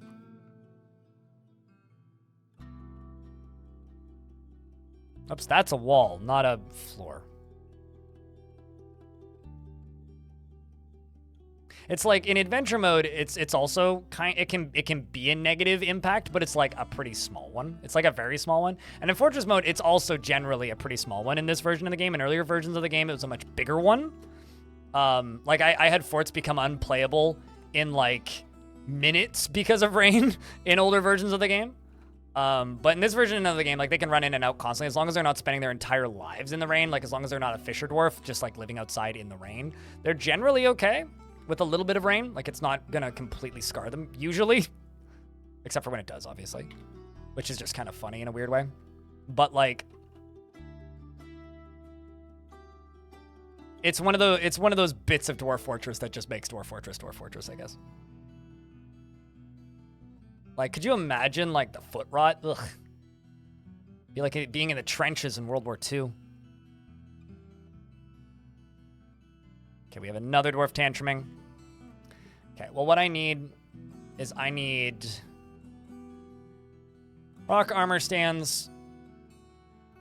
Actually, hold on a second. I need to check something. Nope, not here. I need to go over here. Oh, wow. Well, I found out what UGDPY did. Tantrum didn't toppled this. Well, that's awkward.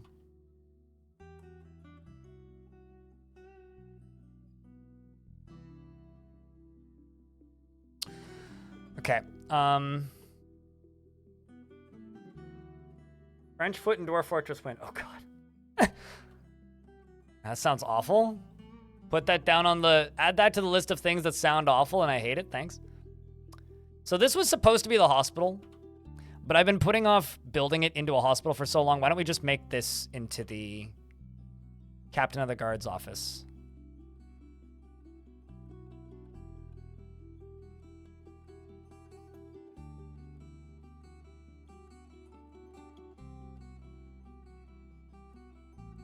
Let's do that. And what do you need? Quivers?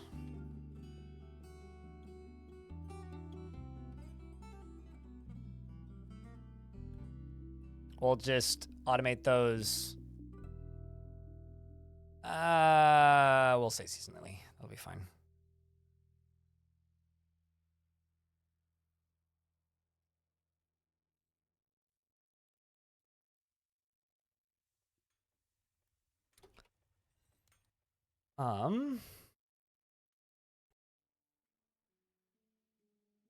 Rock armor stand and rock weapon rack.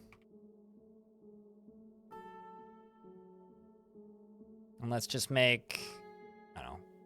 It can actually be just made out of whatever. It's good to have some little bit more random colored things. I don't know how many books is in the library now. 13? All right, well, that's good.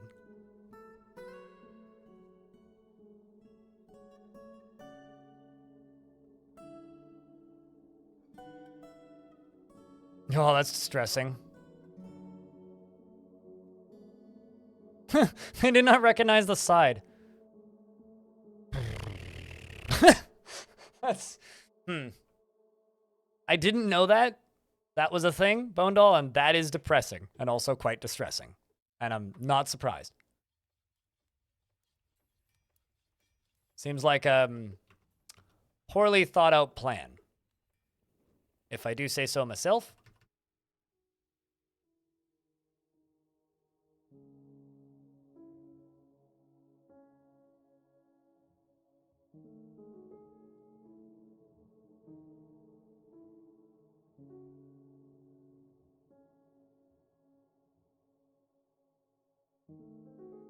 Also going to expand this. You know, I'm not going to lie. For a fortress that I built right next to a necromancer tower, this fortress has been kind of quiet, actually.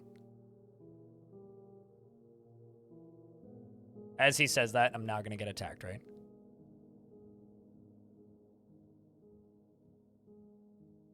I need more of that cinnabar. Cinnabar looks so good.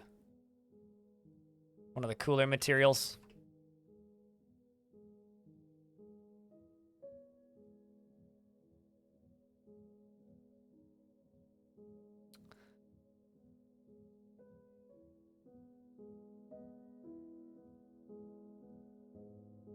Here's hoping we can just dig to here and not worry so much for a little bit. Mysteries of the Mountain Home, eh? Sounds like a good book there, Dwarf. Okay, so this is gonna get 3. And 3 tables. One of them is going to be a dining room. One of them's going to be an office. This will be the office. This will be the dining room. You can have a statue right there. I'm sure these haven't been made yet. No, they have not. I don't have an instrument to put in there. I do have doors. Should definitely install some sort of windows in here at some point. But for right now, we'll just do fortifications. They're free.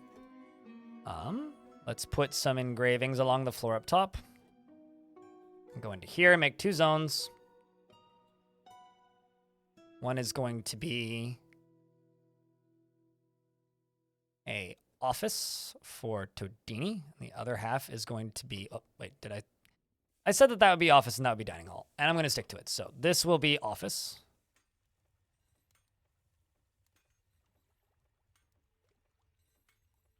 Let's go up here.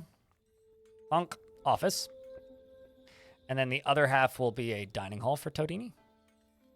Jeez. Genosi, hello. That's a high lava sea. That's why we decided to settle here, because it was cool. So, Todini is going to be removed from this position. Although, actually, I'm going to remove a bunch of my captains of the guard. Baby Blueford is going to become my new militia captain.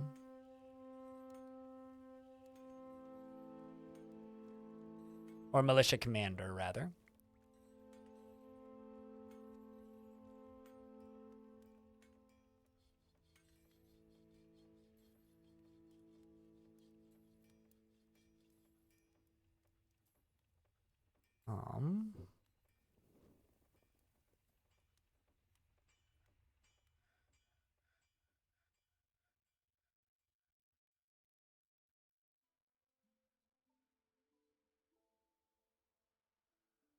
I need to find this dwarf first. Actually, it might be because they're in charge of this squad right now.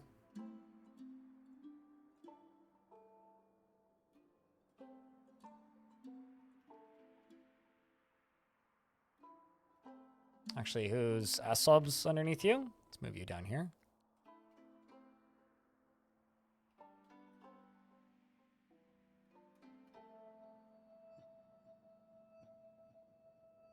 Why can't I...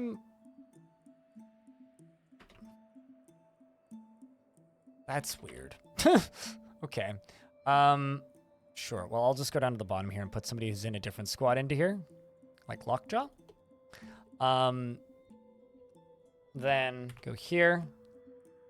Militia Commander.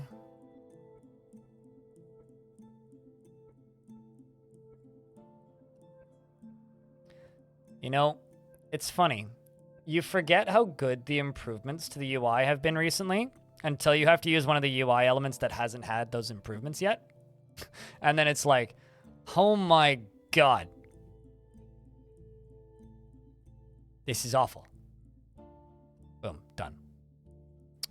So you need weapon rack and armor stand. Bedroom is satisfactory, or is not satisfactory.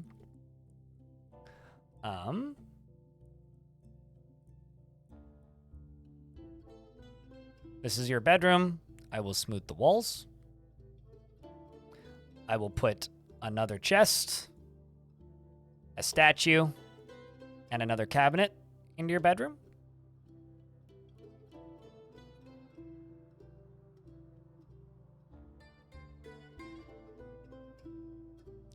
The amount of practice that goes into mastering a skill is so impressive, they have to say.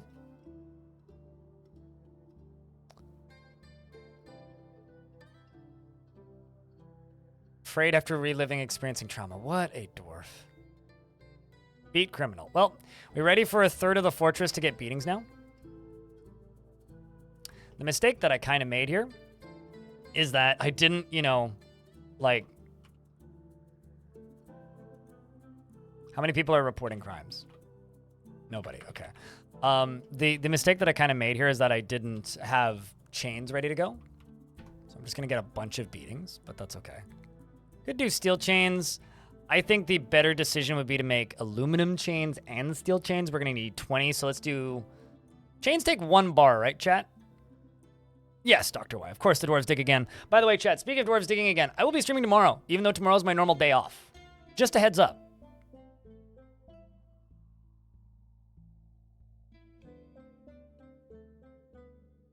And a reminder. Black bronze, rose gold, bismuth. Also, I'm really glad that people liked the video I uploaded this morning. It was like a weirdly large amount of work, and I stayed up weirdly late to get her done, so.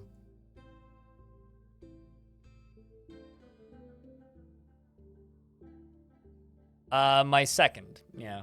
Well, the first one was the AGM where we got elected to Strata. Today is the second one. And then we have one on the 11th, and after that, they'll be quarterly, as far as I know.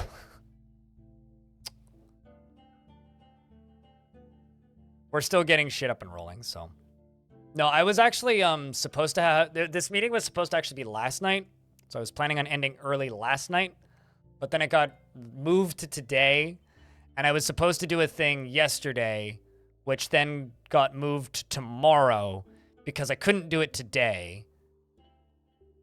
Or because I couldn't do it yesterday, and I then couldn't... I couldn't do it yesterday, and they didn't have time for me to do it today. I have to play Path of Acra for an hour as part of a Steam sale that's happening. So we're going to do... Aluminum. Chain. I'll just try and make 8, and then we'll do 8 steel chains. Or we'll do, no, 12 steel chains. Actually, let's do 13.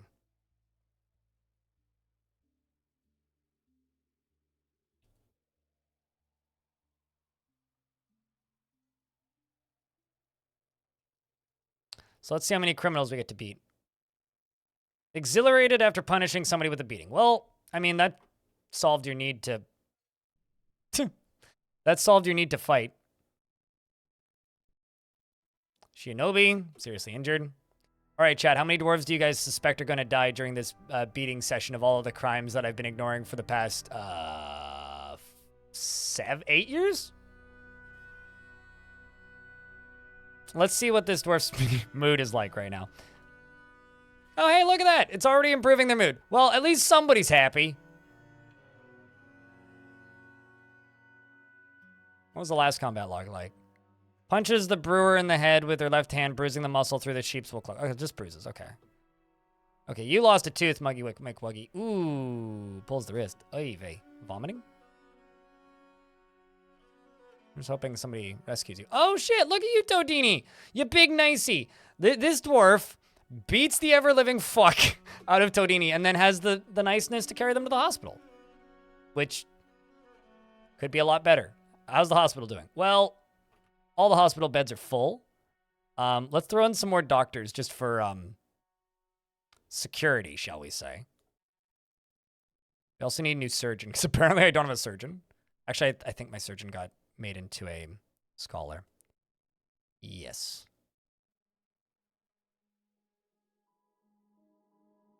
And then we'll do one more bone doctor. I think that's everybody. Nope. You're going to go clean patients. Well, hey, you know. This dwarf really wanted to help somebody. Can I say that I think it's really funny that this dwarf really wanted to help somebody. So the result is they beat the shit out of somebody so that they could then go help somebody. There's something about that that's really, really, really, really, really funny. Did you hear your name? No, I don't think so.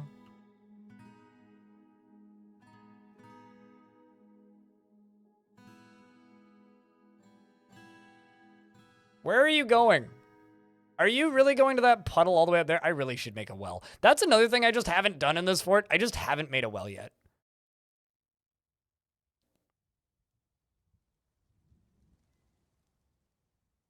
Should probably make a well at some point.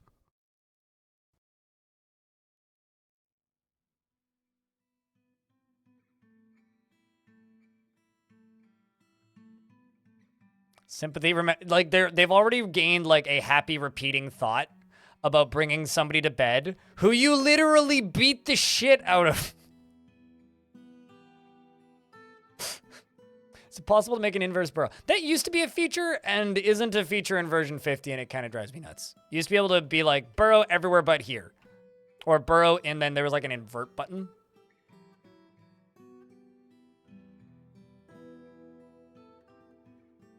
Villain beats people up. Yeah, villain is actually just like a nurse at a private hospital and beats people up to stay employed.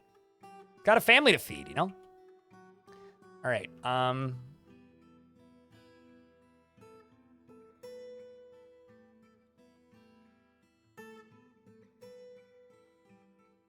Oh, right. Didn't delete those yet. That's why that's not happening.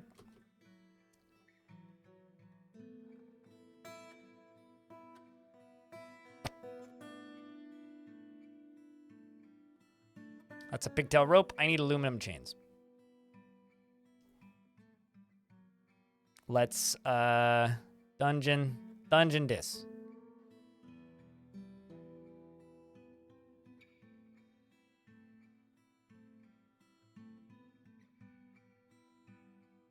And then I can connect this to the tavern.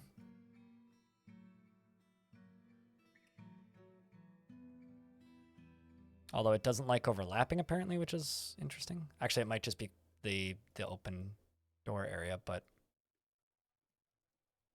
we'll just remove this whole wall. That's fine. There you go. It's no longer overlapping, and it'll be added to the Frilly Pants, which is my tavern.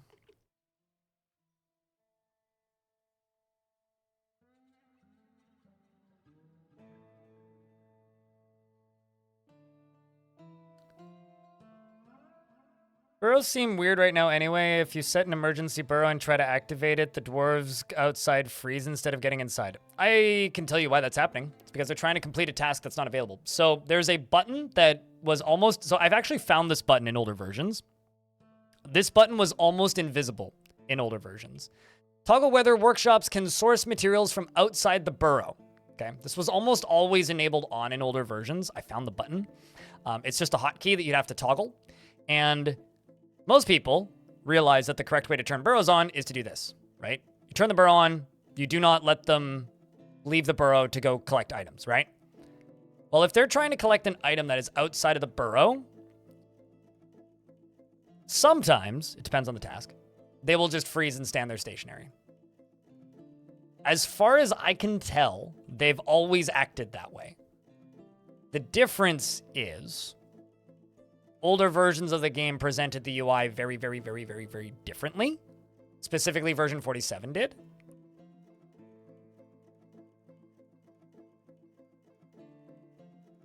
So the result was people were less confused, I guess, when that would happen.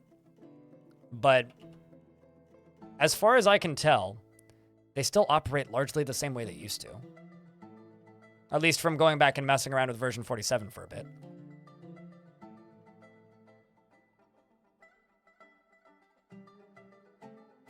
UGDPY is throwing a tantrum. Convict. Convict. Convict. I know it's UGDPY who did these.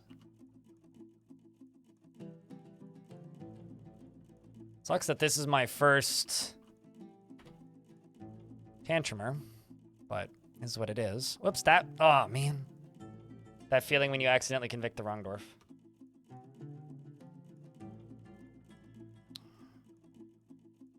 That's one I would like a confirmation on.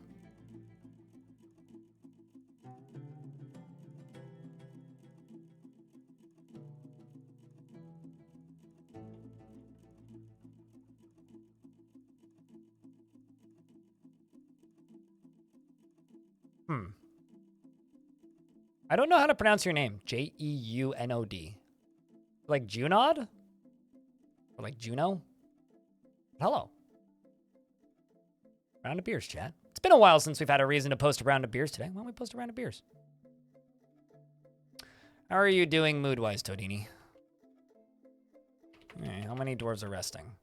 3? Well, at least they're all happy, so... you always need more reasons to post beers. Yesterday we posted a lot of beers because of, well, we got a golden Kappa train at one point. So that just kind of rolled. There was a lot of beers posted yesterday. Today, not so many reasons to post beers. You know, it's the calm after the stone. Calm after the stone? Calm after the storm, if you will. Off to go beat the criminals. We're off to beat the crimers, the wonderful crimers of dwarves. Or not enough chains. Yes. Okay, well, that was Amethyst.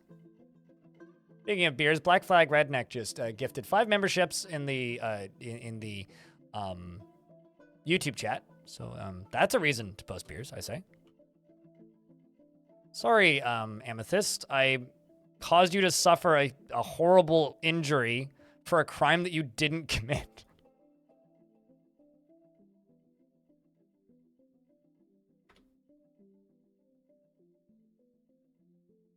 There we go. And then this dwarf is apparently going to prison. What? I don't even know what you did.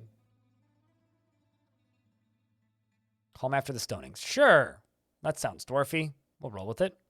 You're afraid after experiencing trauma. Still? Even after all of your excited exhilarations? Man.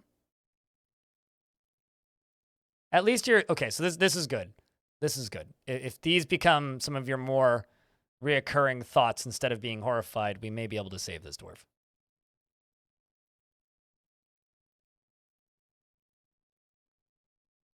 Does that mean you get a full heal? I don't know. That would be up to chat. You could petition chat if you like. I mean, you're getting tended. You just got a bruised rib and a bruised leg. Like, you're not gonna die. You need some stitches on your elbow and your left knee. Your lower leg is bruised. Your knee is torn open. A torn tendon and ligament, light bruising. Elbow's torn open. Yeah, I don't know. You'll be okay. Walk it off. I like it.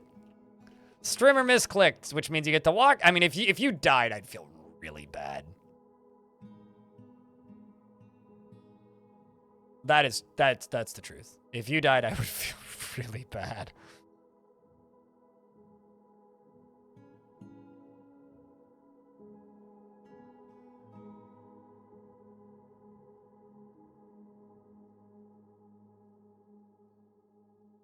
Okay, so there we go. We are now, apparently I have a green glass scepter. I have no idea where that came from. Apparently we are, in fact, cutting raw green glass and encrusting them. So there we go. Eventually those will start working their way into rotation.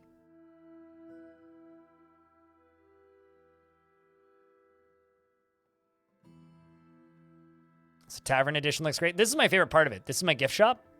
This is a minecart that gets loaded, and then every 15 days it goes over to right in front of this, and then they unload it into here. This stockpile feeds that stockpile, and then if they don't finish unloading it, then it goes here and it dumps. So it's kind of an infinite stockpile for crafts, but at the same time, there's a lot of interconnected stockpiles there, which forces them to eventually, you know, pick up items and use them. This dwarf is in prison, but listening to stories, so, you know, at the very least, you get to listen to a story. It's like, I was in prison, but at least I got to listen to story. Let's do obsidian blocks for these fortifications.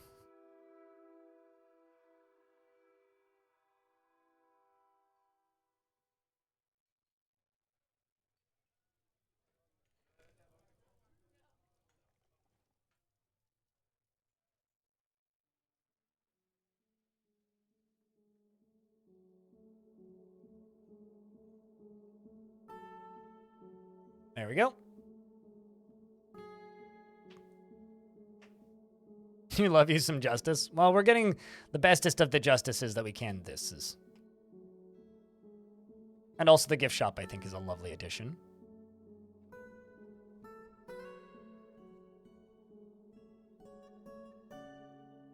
Currently no open cases either, which is good.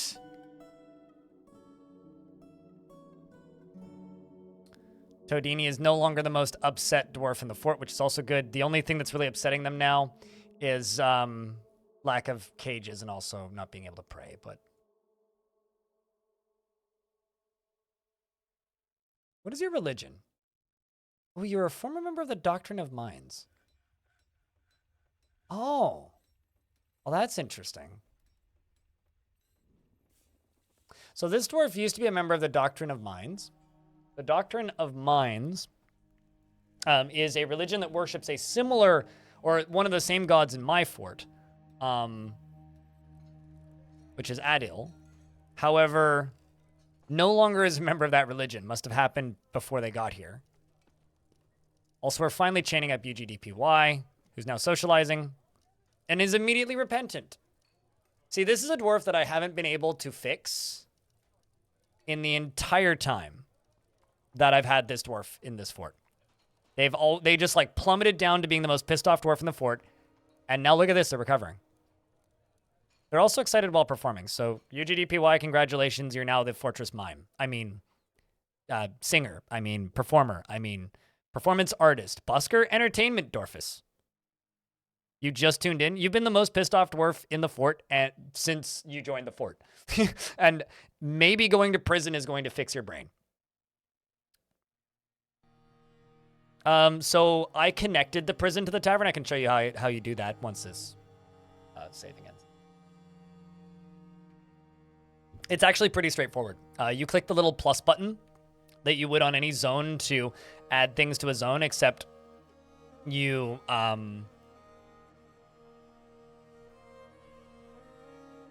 what's the word? Except instead of adding a new zone to it, you add, or a new room to it,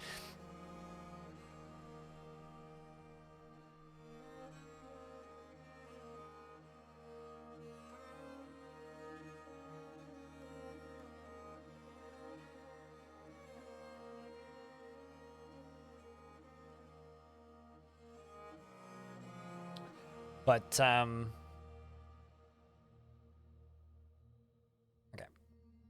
Let's just wait for it to end, then I can show you. Okay, so now this is done. What was I doing in here? Right, I was going to make that UGDPY into a performer. But here, I'll undo it and then redo it just to show you. So this is a dungeon zone. This is a tavern zone, right? This is the Frilly Pants, my tavern. This is a dungeon. If you click on this, any zone, right, has this plus button, right? Where you can make it into a library or whatever. I could make this prison into a library. And I'm sure that could have its own uses. Make all the prisoners into pondering scholars. Anyway, a scholarship prison, if you will. But no, instead of clicking the new button, you can scroll down this list and add old zones to it. This has actually been in the game for a really long time. This is another thing that I retroactively learned existed in this game after this version came out. But if you find the one that you want to add it to, Frilly Pants, now this is part of the Frilly Pants, meaning all of the activities that take place in the Frilly Pants, my tavern, as you see it's my tavern, can now take place in here. So they can be served drinks.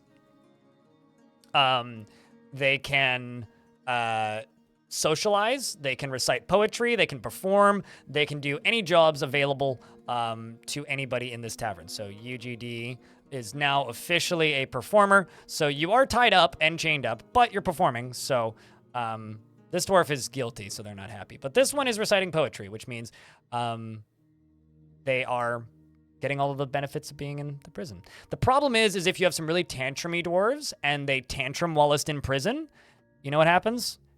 There's a lot of people probably standing around them that they then try and beat up, which ends with dwarves getting injuries. But fortunately, there's usually a lot of witnesses, and then they get like the shit kicked out of them again.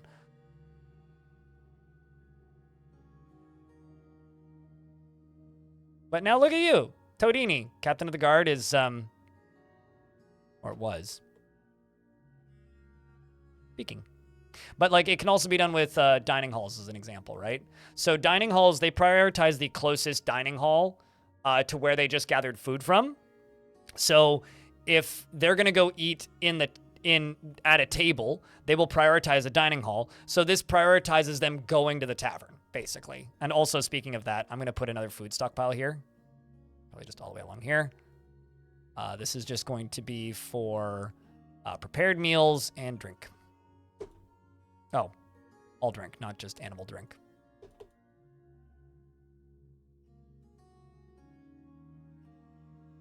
It's great for dining halls linked to libraries. Oh yeah, also link your dining halls to libraries as well, yeah.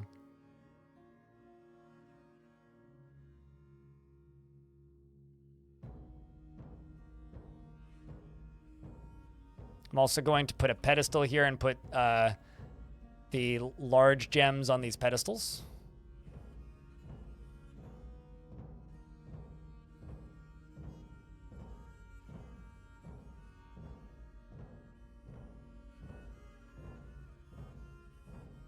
I mean, this is a dining hall in my tavern, so yeah. Eh, this seems like spam.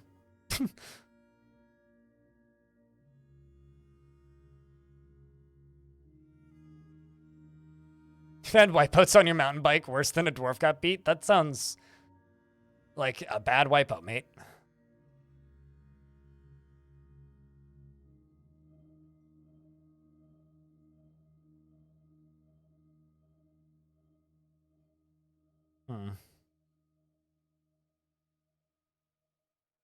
Thought those streams were cozy? I always have plans for more games on stream, but I get distracted by Dwarf Fortress a lot. It's the reality.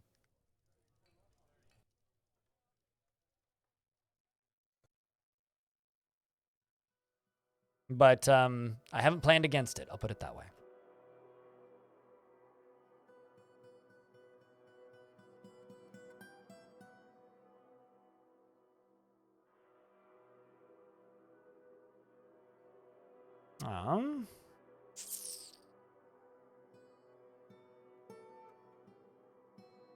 Still waiting.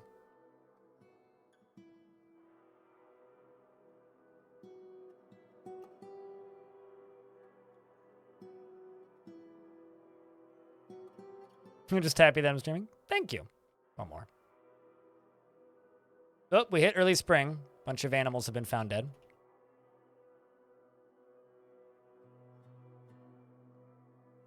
I go down here briefly and dump all that crap. Also should check if dwarves need new clothes. Probably new gloves and new socks pretty soon. How about you? Okay, how about you? New dresses.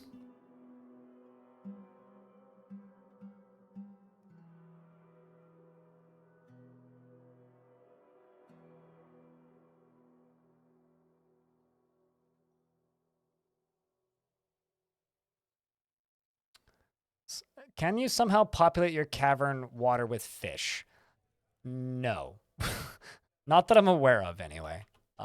Fish are a much more complicated thing than I feel like they should be. It's you can't really stock your caverns with fish. I think they need to. I think the water needs to touch the edge of the map. You can make water drain off the edge of the map, but you can't make water fill off of the edge of the map. That's about it. I'm not sure.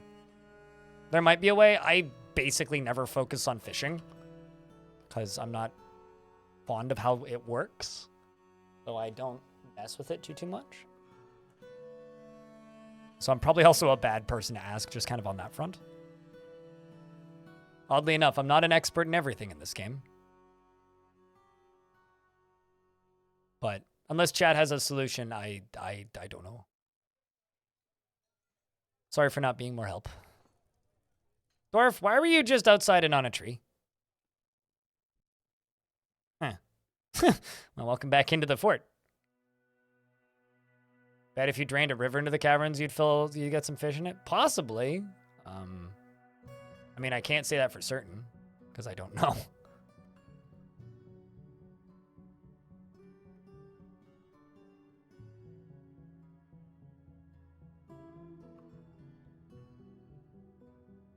Fishing in DF, every time I hook a fish, you have to do the Stardew Valley fishing minigame to catch it. Okay, so Dwarf Fortress is now officially just a clone of the Stardew Valley fishing minigame. Maybe in adventure mode. Also, true story, I've seen people playing the Stardew Valley fishing minigame, but I've never played it. And because I've never played it, I don't actually know how it works. which is the truth. Why is there a Crundle in this water? All right. I wonder how long that Crundle's been there.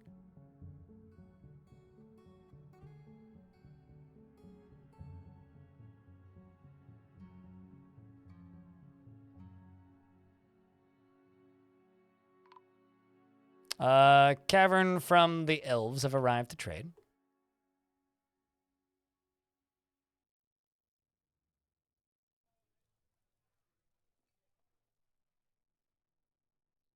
Cavern caravan. Words.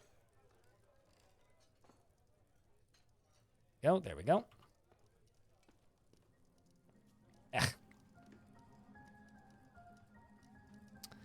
Hit the deconstruct button instead of the construct button.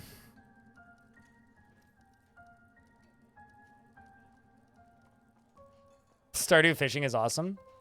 Stardew Valley was a game I watched my ex play a whole lot and then never really played myself kind of because of that. Like, I'm sure many of you have the experience of watching somebody play a game enough that you feel like you don't need to play it. Well, that was me with Stardew.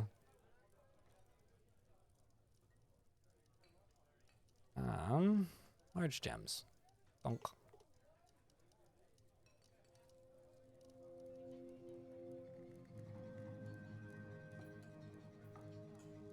Bonk. And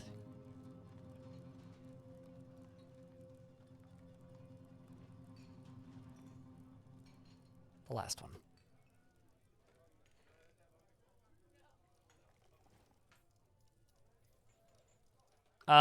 Well, I just kind of, as a rule, don't play games that will somehow inevitably, even if I don't directly spend money on it, give EA Games money, because I don't really like EA Games very much. If they decided to remaster SSX Tricky, I would consider supporting them again. But until then, they are dead to me, and their games might as well not exist. So, yeah.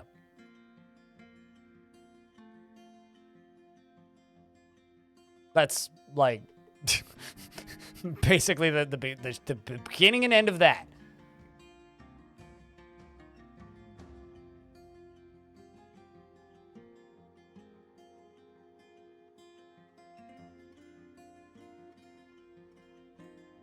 Ooh, Cinnabar crowns, red crowns.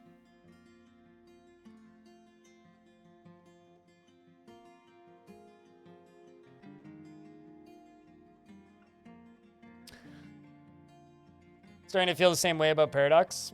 Oh, yeah. From your computer to your bed? That sounds like a good way to wind the day down.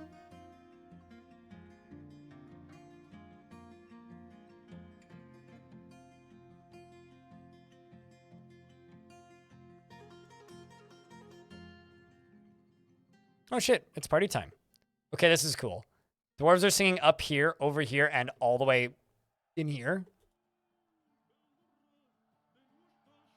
Man, I missed what song they played. Damn it. I wanted to know what song it was.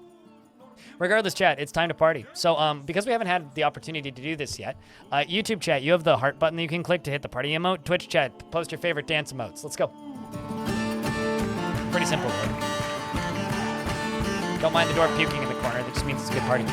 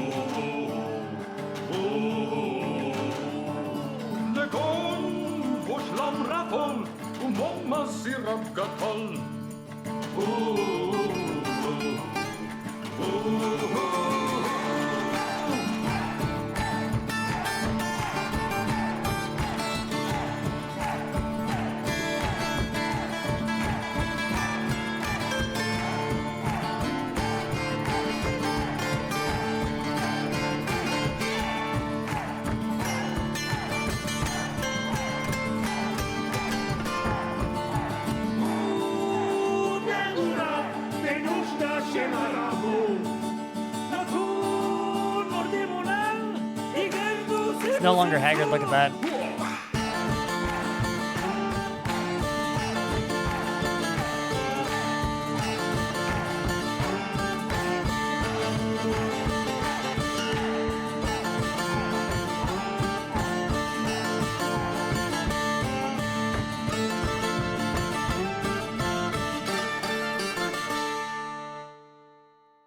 And an ad starts. Imagine being this dwarf, Tosid, who's praying. Just praying, you know, praying. Praying his ever-living little heart out. And while he's up here praying, that shit's going on downstairs. Imagine being that dwarf. It's kind of funny.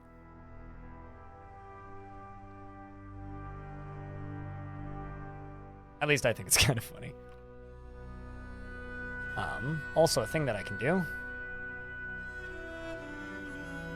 2 pink weapon racks. 2 pink armor stands. Cue that up. Where's the mayor's bedroom? I can't actually remember where I put the mayor's office. Study. Ah, there they are. You can have the Cinnabar. Quartzite. And Cinnabar. And quartzite. There you go. We're also going to throw another chest and another cabinet into here, because that's your bedrooms. And why not a statue? One statue. One statue. Ads are done. Sweet. But Ed tour the stonecutter withdraws from society. There we go.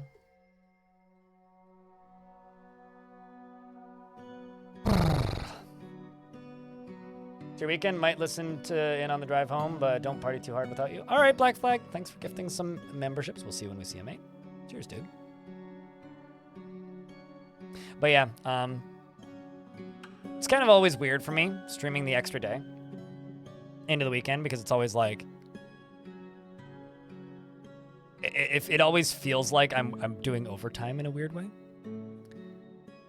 And it also has this annoying habit of getting me behind on the YouTube stuff, so I can't do it super often, but it is nice when when people appreciate the extra streams. You get that? Makes sense? Yeah.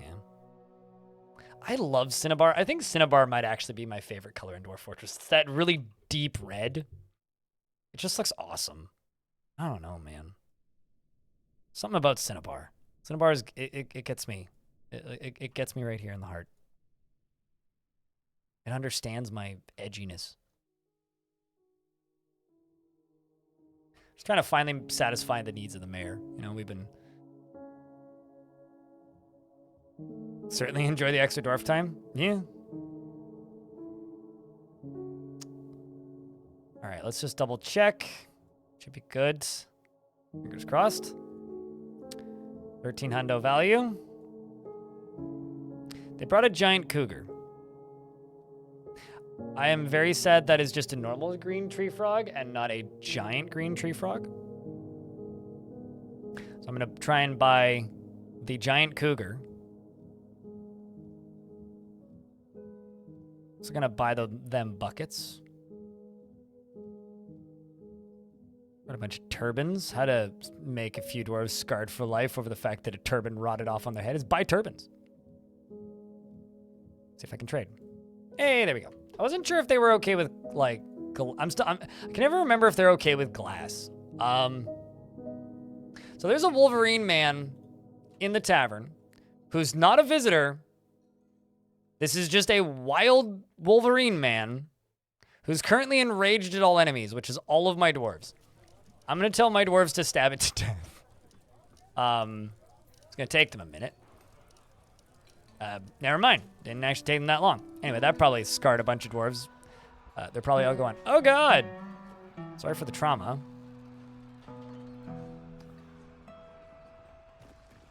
One thing I know for certain is I'm not sorry for party rocking. That's a lot of teeth. Teeth literally went everywhere.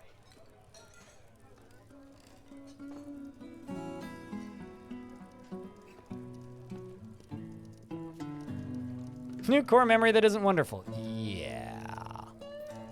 Well, I'm sure we'll be okay. I'm sure we'll pull through.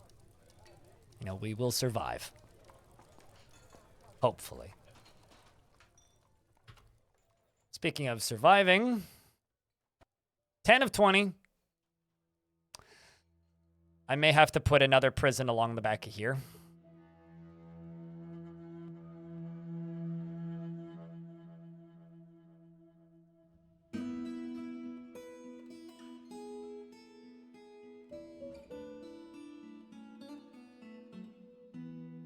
There we go. Starting to get those stuff put in there.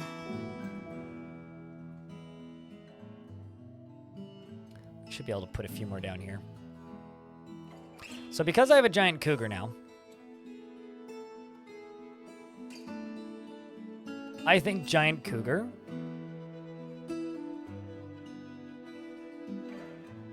gets a pen pasture along here. I will remove this line right here from the prison zone.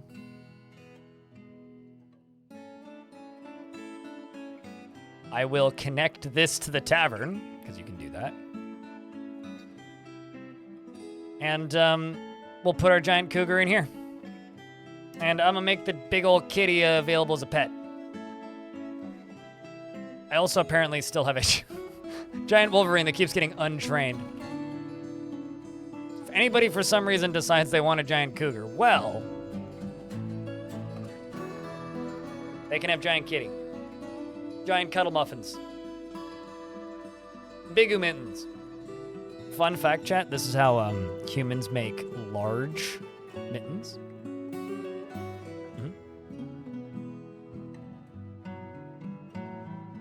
I feel like its ears should be bigger. Chad, do you have any plans for the weekend? It's supposed to be rainy for most of it, but I'm going to go try and set up an opportunity to go look at a new bicycle, which I'm potentially being given.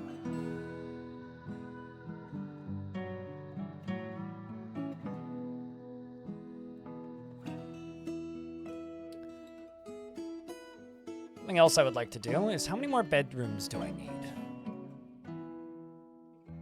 Not a trivial number.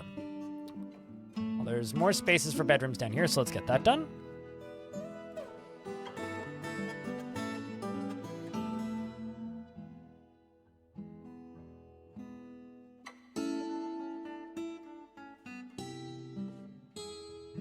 I'm gonna do absolutely nothing. That sounds awesome.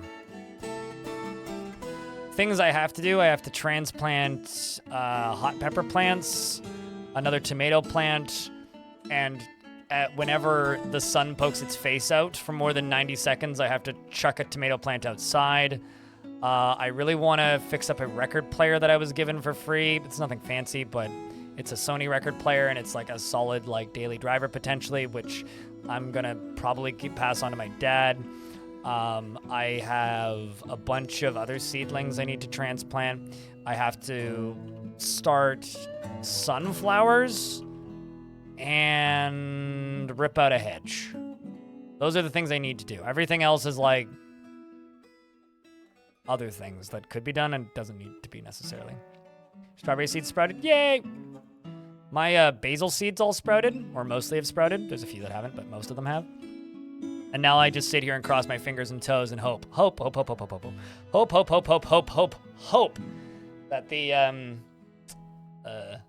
that my luck is better with parsley than it has been in the past. You have 4 centimeters of snow currently snowing in eastern Ontario. Oh God. Question: I've never lived in Ontario. Is that normal for this type of time of year? Because that seems like kind of late. But I mean, we've had snow in April before here. I think like 2 years ago we had snow in April. It was weird. It was like not the right season to get snow. It was very strange. It's a little odd. Yeah, a bit out of the ords.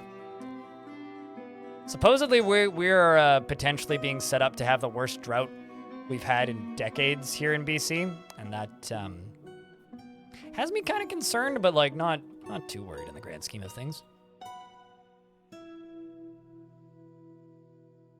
been happening more in the past years, I feel. Yeah. I mean, that's for obvious reasons, right? We all know why that's happening.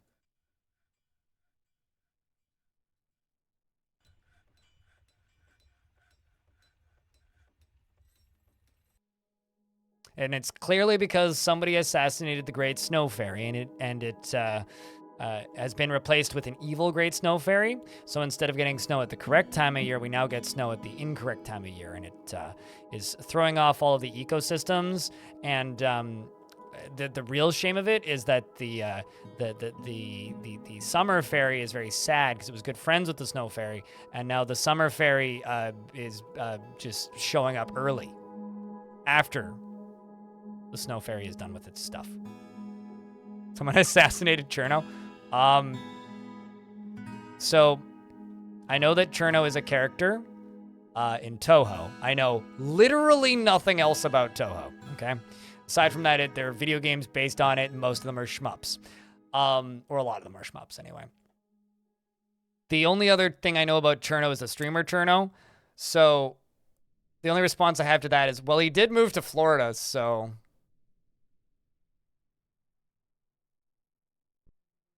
I guess so. I suppose so.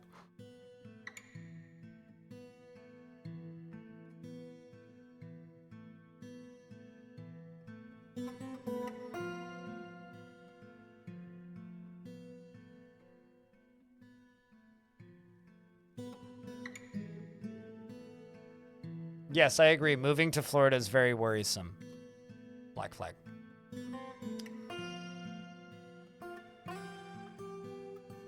Also, the weather in Alberta as well.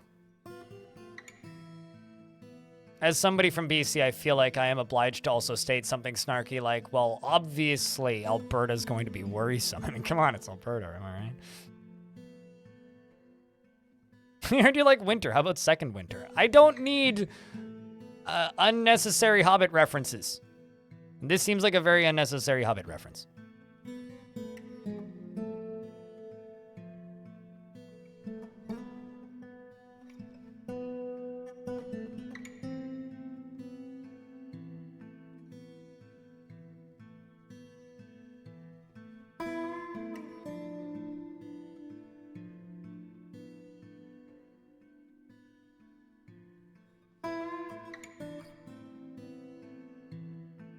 All right, green glass. We got 140 of it.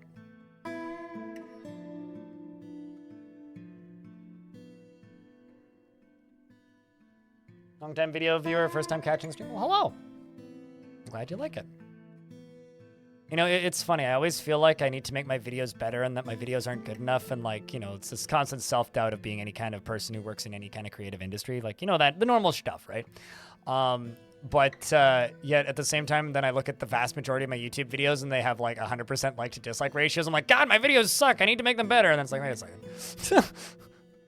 Except for the odd video that like gets one dislike. Maybe two. And then if I piss off half the internet, then like, you know, a couple dozen. But that happens maybe once a year. It's fine. Life's boring if you don't spice things up every now and again.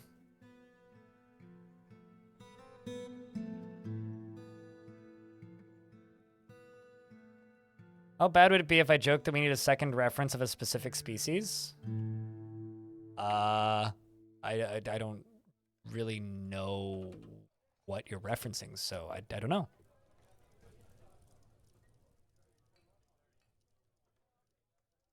Nobody so far has been mad about... Was that really a jab? I didn't really think of it as a jab. I was just kind of commenting that it took a long time for them to port like current versions to Linux. It wasn't really a jab.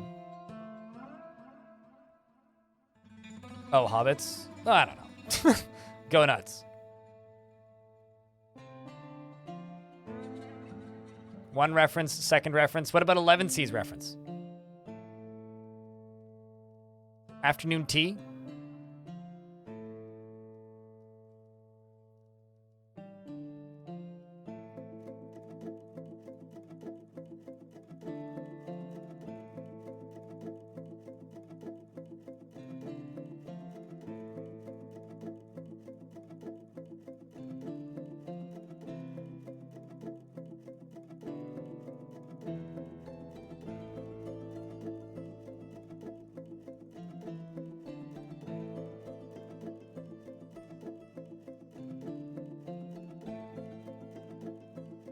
Hmm? No, I don't believe I said Linux is archaic, but maybe I should re-listen to it. I did record it pretty late at night, so.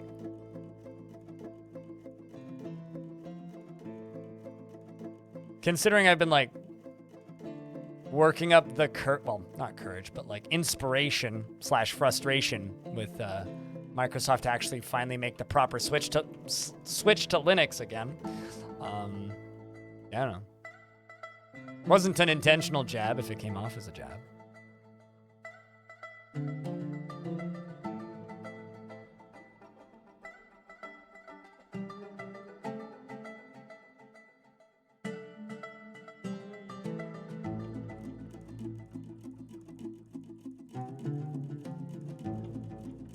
Totally skipped 10.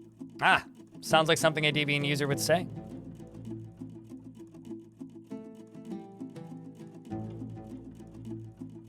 I think that Linux is fun to make fun of for the same reason anything with a dedicated audience is fun to make fun of. Because, you know, I'd be lying if I said there wasn't a slight evil streak in me where I like making fun of people. I got made fun of a lot growing up, and sometimes, if you know that they can take it, it's fun to poke fun, right? So, I like to make fun of Linux for the same reason I like to make fun of people from Texas. Like, it's easy and it's fun. But I generally only do it at people that I know that can tolerate it. Or try to, anyway. Still lonely after being away from family. It is fascinating that this dwarf is now focused all of a sudden. How's Todini doing? Probably still annoyed at the lack of... Still annoyed after drinking the same old booze. Man. We do actually... What do we have for drinks right now? Let's check the kitchen menu. Huh. Dwarven ale and dwarven... I think the problem is I'm just cooking them all. That's actually the issue. Oh yeah, no, absolutely. But anybody from Alberta who knows that I'm from BC should expect that. Just like when I find out that somebody's from Alberta, I'll be like, oh yeah, no, like, of course, naturally. It's like the law. It's like how everybody in Canada unanimously agrees it's okay to make fun of Toronto. Like, it's just, it's called being from a country at that point. That is a giant cougar, yes. It is the prison's petting zoo.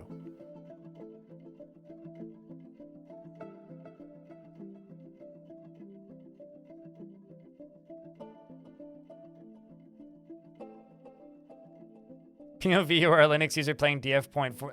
You know, I'm not gonna lie. Unless you're playing adventure mode, I don't fully get why people would continue willingly playing version 47. Or unless you're like an avid Legends viewer, reader.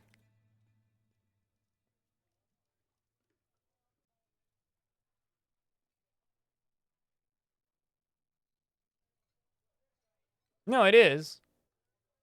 But there is so, like, just for me, the reason I don't understand why somebody wouldn't switch to this version now, unless it's like a financial thing and you can't afford it, for the graphics, or maybe you just only want to play in ASCII. The reason I don't understand why somebody would still play version 47 at this point is just the frame rate. Like, going back to version 47 and playing Fortress mode for me now is painful. Like, genuinely, it's painful. Because of how badly it runs. Even on this computer. Like, a Fortress of this size on version 47 on this computer, because I have old saves that I've tested, run at, like, like less than 20 FPS. It is bonkers to me how much better this game runs.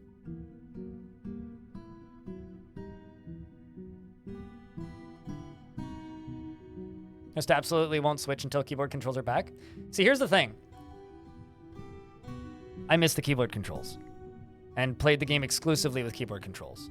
People used to ask me why I didn't use, like, an old question I used to get all the time was why I didn't use the DF hack extension that, like, made mouse controls work, because a lot of people who watched me also watched Salford Sal play, and she would use the DF hack extension to make mouse controls function. So that was a question I used to get all the time and used to always have to explain to people. It's like, well, I prefer the keyboard controls, and I still do. I miss them almost every day. However, it's still not gonna, like, they could state that the keyboard controls are never coming back, and I would keep playing this version purely because of how much better it runs. Like, performance is just such a big deal for me.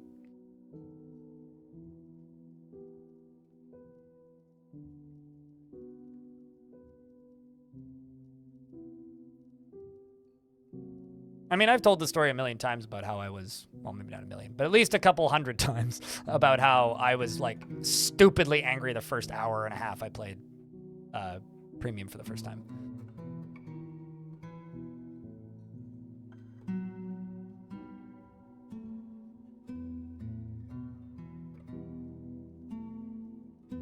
Like, the first time I played Premium was genuinely awful. But, you know, I figured it out. Made good. But, like, the first month, yeah, I would agree. Like, version 47 was a superior product for, like, the first month. At this point, the only thing that's left that I miss are Legends Viewer and I guess the World Painter, not so much. Legends Viewer and Adventure Mode.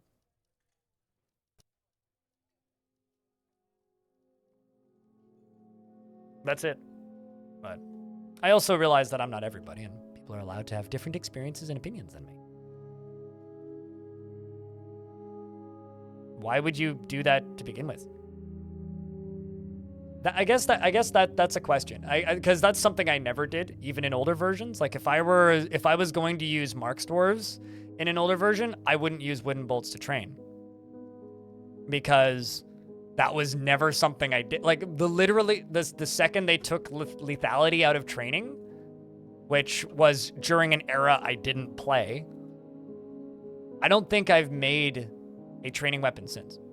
So that's just a massive difference in playstyle. It's like, can you do that? No, but there's absolutely no reason to begin with. Right? So it's like, that's also, I guess, a disconnect there between the way we play the game. Is like, you ask that question, and I go, why is there a need to ask that question from the get-go?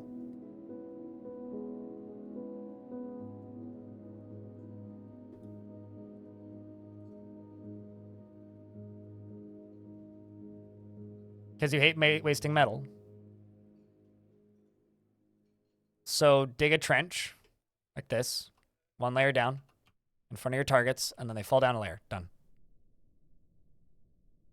That's what I've always done. I've never not done it that way, because I don't like tedium and fiddling. And I always found swapping on ammo types to be tedious and fiddly. Now, speaking of things that are tedious and fiddly, apparently I had a dwarf that was trying to make an artifact. Whoops! And, they died almost immediately. Well, that sucks. It's like that second or third artifact I've screwed up today. Oh, shit.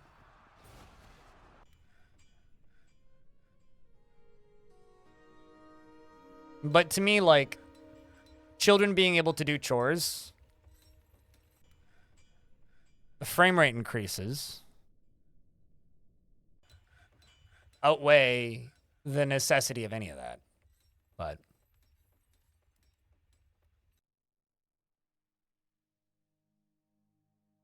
no, they do not need to be able to reach the targets on foot to shoot. What?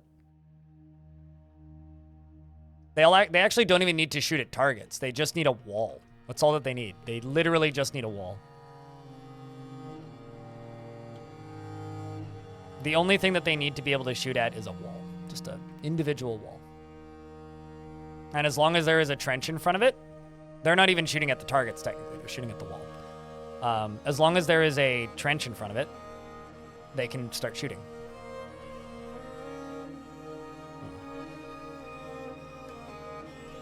Anyway, Pink Floyd intensifies. It's like, yeah, no, there's definitely shitty parts about this UI, and I get it. And it could always be better. I guess at this point, unless you only play adventure mode, I am just constantly kind of surprised.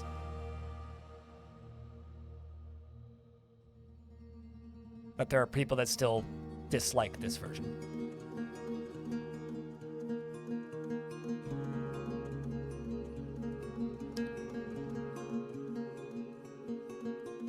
But yeah, I don't know. I mean, it's been like, that's how I've trained Mark's Dwarves since I came back to playing the game super actively and properly learned it in 2017, 18-ish. That's how I've always trained Mark's Dwarves. I can't say that I've used any other solution for training, period. Need more rock mechanisms. Rock mechanisms.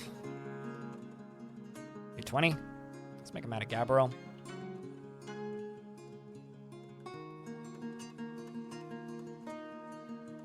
No, yeah, no, absolutely. I completely agree. I think that sub-menu sucks. I think that this menu sucks. There should be a hotkey to swap between the two of these, at the very least. Like, trust me, I've got plenty of issues with the UI of this game. One of the criticisms that I get from people sometimes, which I think is very funny, is every now and again, not all that often, but often enough that it's noticeable to me, people describe me as a yes man. Like, basically somebody who, like, is incapable of criticizing this game, right? And a fanboy. Which, okay, fair. I could see how I could come across that way. But the reality is, I see the issues with this game. Maybe more than a lot of people because I played a lot more.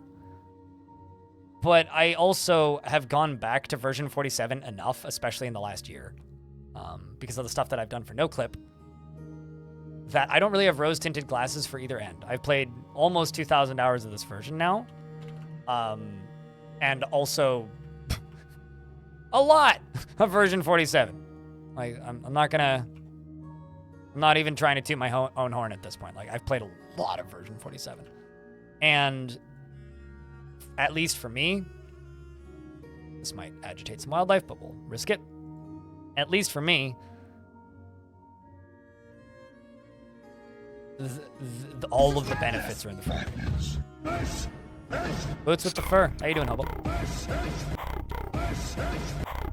Yeet.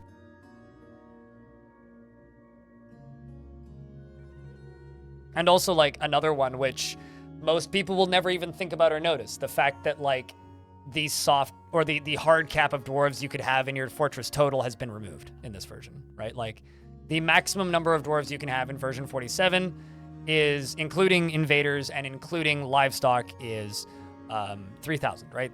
You stop getting migrants unless you use DF hack to clear it. But that's been removed in this version. Like, and another thing that I noticed that I think is really interesting is going back to version 47 and messing with it is there's just as many UI quirks like the one that you just mentioned that irritates you, Tapioc, in that version. The difference is you're typing on a keyboard, so you type so fast that you don't notice them.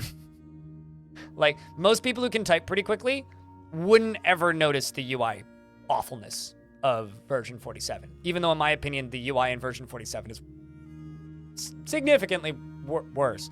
Like, things where it's just like, oh, people complaining about things being 4, 5, 6 clicks deep, when in reality it's like, oh, well, yeah, sure, it's 5 clicks deep, but it's less clicks deep than it was in the old UI.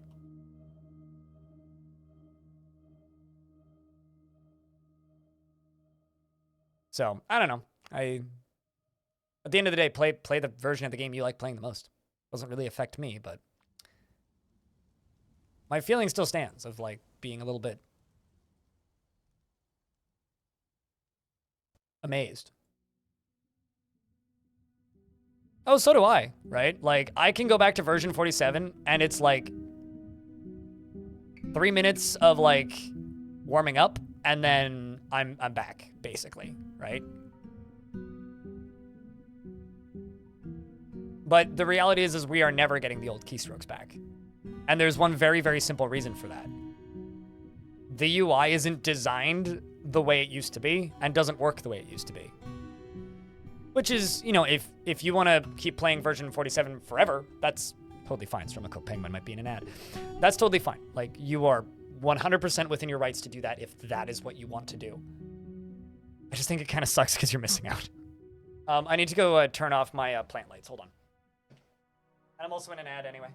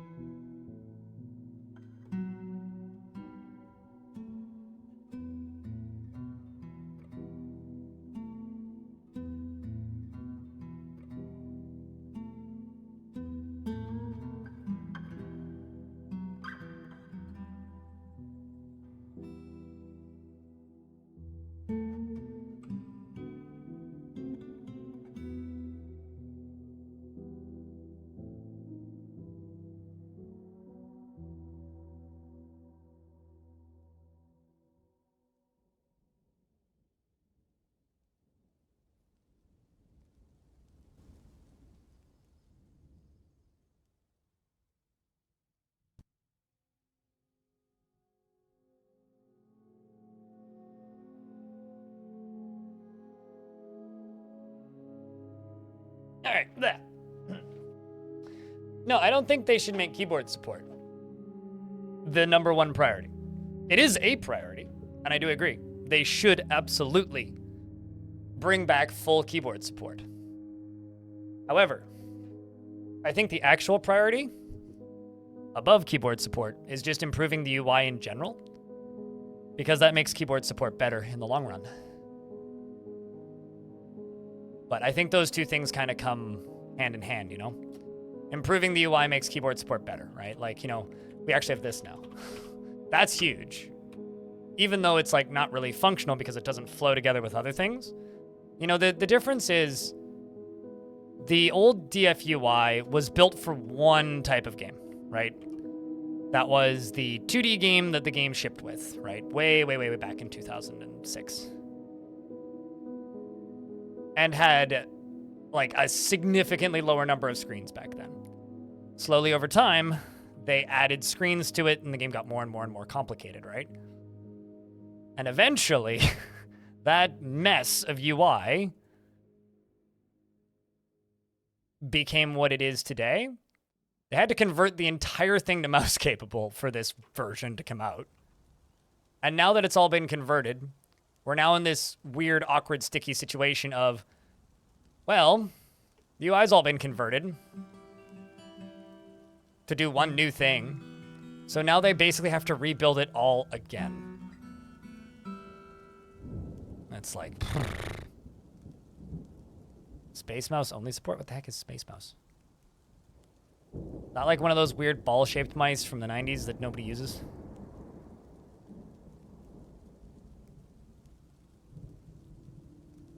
Oh, another reason why I have a really hard time going back to version 47 is not being able to build walls on floors. Just straight up being able to go to a floor and designate a wall over it, or designating multiple layers at a time. I'm sorry about how much you miss your keystrokes, man. Like, Jesus fucking Christ. Like, I will take all of the eccentricities of this version of the UI over that shit. Humans have arrived to trade.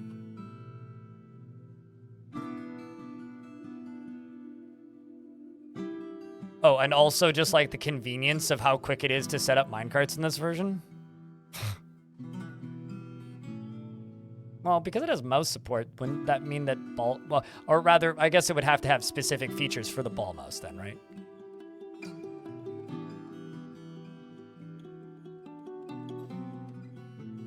We're silly? Certainly.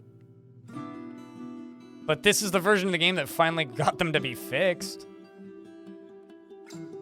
Virtual Boy support. You know, I don't know. Is there a way to, like, use Virtual Boy as, like, a computer monitor? I know almost... I know what the Virtual Boy is, but that's about where my knowledge ends. You just want a Neuralink support so you can play DF in your mind? Do you really, though? Do you really, though? I don't know if you really do, though. I'm gonna call sus on that one. It's just a slight possibility. Slightly sus. Gods, no, there you go.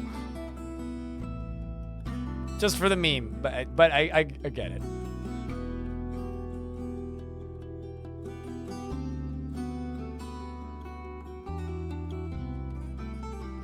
DDR mat compatibility? I mean, you can bind that. Could you bind a DDR mat to a mouse? Tap it and it moves like X number of pixels up? Like, can you like hold down a DDR mat button to make a mouse move? One of my favorite things is like when people are just like, when's it coming to phones? That's always my favorite Dwarf Fortress related question, is when people ask when Dwarf Fortress is coming to phones, because I just like kind of puke in my mouth a little bit whenever I hear it. It's like, really? Humans think that's possible?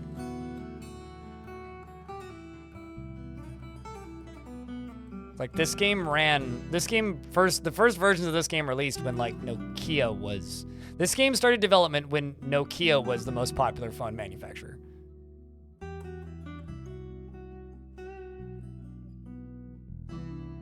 Not just it. I'm sure somebody in chat could help you get DF working on a Steam Deck. There's probably like 5 people that could. Well, hi Groot. I don't think I said hi to you. Or Nokia. Mate, I'm importing a Nokia. Not the smartphone.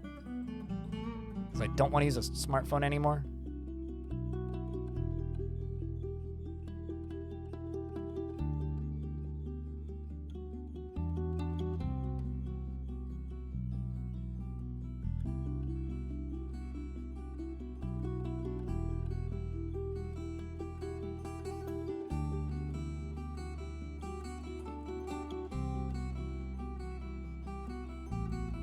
A phone can have the ASCII version. I mean, okay, so jokes aside for a second here, phone kind of actually can, because some of the older ASCII versions can, or not some of the ASCII versions of the game can run in a terminal, and you can run it remotely on a server. So theoretically, you could, like, run it remotely on a server and then port in with your phone and then play it on your phone.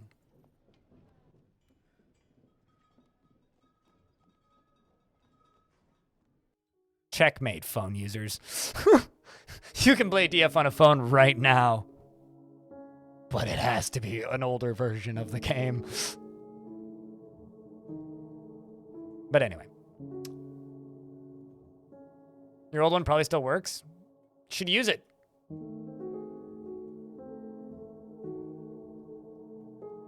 A whole nother level of stupid dwarf trick. Get stupided, dwarfs. We'll eat this trick for breakfast. I don't even know what I'm saying now. I'm like at that weird, like, I did not get enough sleep last night. That's something I should state. But like, I'm at that weird level of tired where things seem funnier than they clearly actually are, and I say them anyway. Which is either very entertaining for you guys, or like, you guys, half the people watching the stream is going, what the fuck's he on about today? It's, I stayed up till 1 in the morning editing the video I uploaded this morning, and I'm tired. Brain.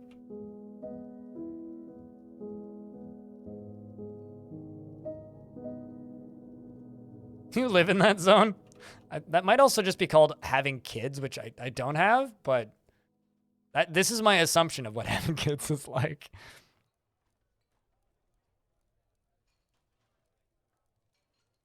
To see if/how it deviates. I'd watch that. Sounds like a fun afternoon, actually. question is, can I get Dwarf Fortress running on an iPod Classic? That's the question. It's not actually a question, but I did say it. I love just the wall of dwarves. That's never gonna get old. I should go make a bunch of condos over in this end of the caverns, like over here. And then we should just, like, this should be the fort. This fort, I should see if I can push the population cap. Because I haven't really done that in a fort. I started to do that in oh God, what was the name of that? The water something fort, the Machine Waters. I started to do that in Machine Waters, but then I mostly got bored of playing it and Chad had gotten bored of watching it, but I don't think you guys are bored of this fort yet. What should we aim for population? Let me know. Holy shit, the moods. Diplomacy. Sam Texagon meets with the Chief Treasurer. Still the same Chief Treasurer. Ported everywhere. I mean, I'd be okay with that, because then I'd have more opportunity to play Dwarf Fort, but... 666? 500? Wow. I mean, the most dwarves I've ever had is 310. So... 1,000? Oh boy. Because basically, I'm staring down the barrel of this reality right now. Is this the last fort I build before adventure mode? Because realistically, I could start a fort next week, but I will be streaming Friday, then it's Tuesday, Wednesday, Thursday, and then I'll lift up the curtain a little bit. I'm pretty sure I'm going to have access to adventure mode by the 16th. And I have an appointment on the 15th, which means I'm probably not going to stream on the 16th. And then after that, it's just going to be flat, right? Well, we could do 400 and then the child cap to 420, maybe?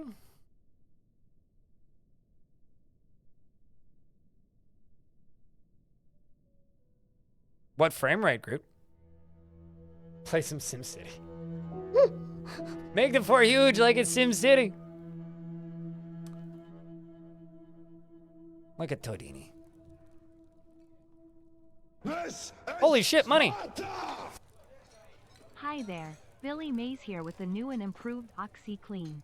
Scarred by something you just saw on the internet? Apply OxyClean to your eyes to never see it again. But wait, there's more. Call in the next 15 minutes and we'll double our offer.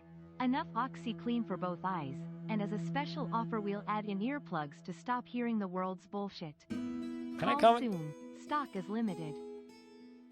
The one thing I have to add to that is that's not a lot of OxyClean. Like, genuine statement. That is not a lot of OxyClean. Enough OxyClean to get it in both of your eyes so that you can't see anymore. That is not a lot of OxyClean. How much are you charging for the OxyClean? Like, how many easy payments is it? Better be pretty cheap, that's all I'm saying. If it's above the dollar store price, I'm gonna be asking questions. Enough to pay for this ad, $3? It's already above the dollar store. Thank you for the first notification of money in 2 hours and 24 minutes. Based on my idiot math. Thank you. I'm probably paying installments, but still too much money for OxyClean. What do you need? It needs cleaning.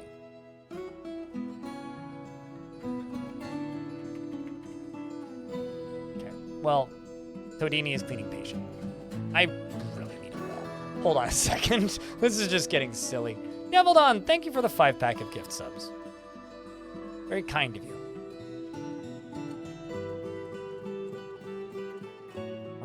I really wish this map had a aquifer in it. True story.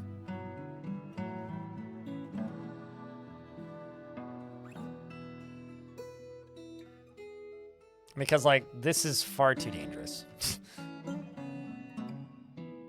Actually, here's what I could do.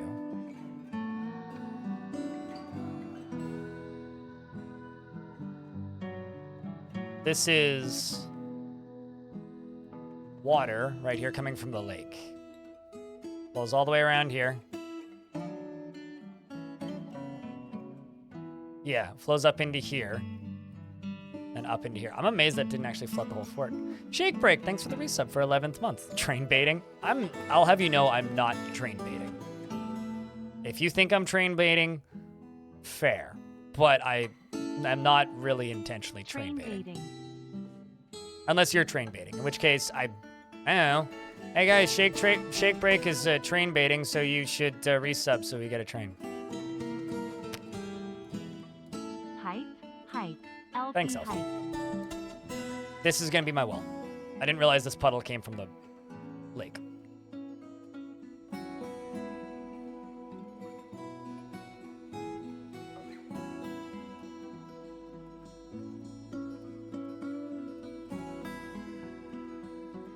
What?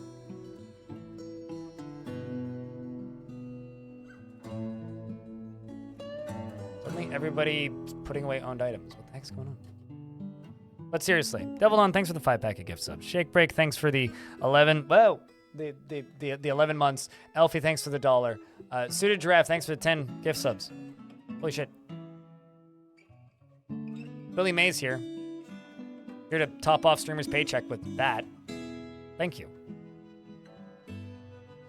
Ask for the bars from them, which is what the only things I requested, which I can afford. I'm also going to buy their 2 pieces of glass. Because why not? We're cutting them anyway. I'll buy the prickleberry wine, rice beer wine, honey beer wine, 2 pieces of the 2 milk things. Devil On, thanks for the additional 5-pack. Wouldn't it have been cheaper for you to just give 10? But thank you. Appreciate you, man. Bunch of flour. Yep. Sand, yep, we can use that.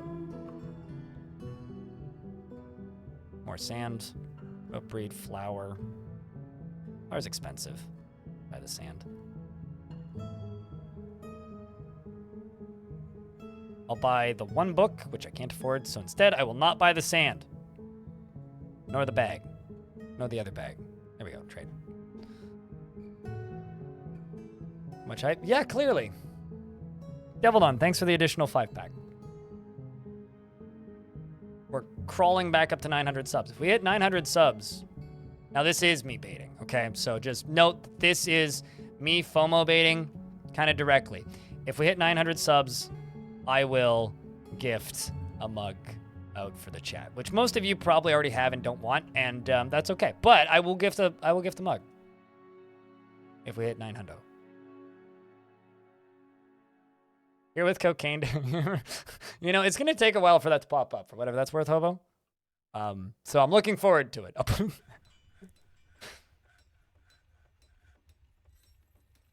right, what was I working on? This.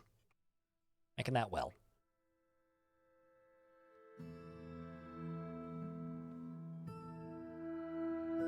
Ooh. Cinnabar well. Black cap buckets. Pigtail rope. Gabbro mechanism. New well just dropped.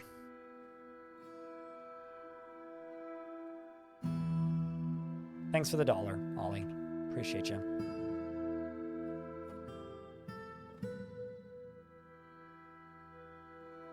And this is the final edition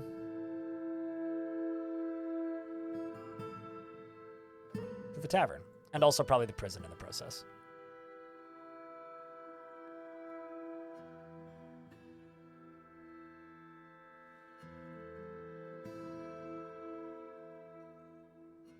You realized? Yeah, there you go.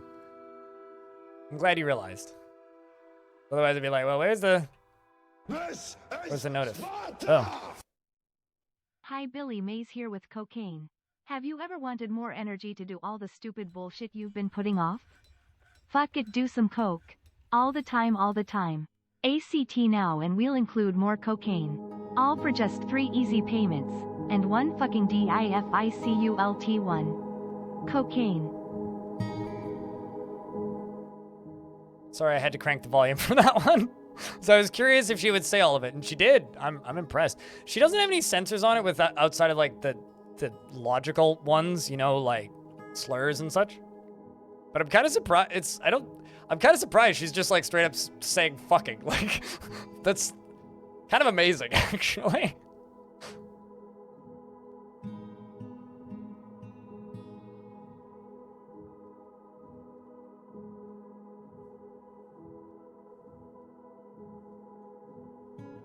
But thank you very much for the hype train. Means a lot, chat.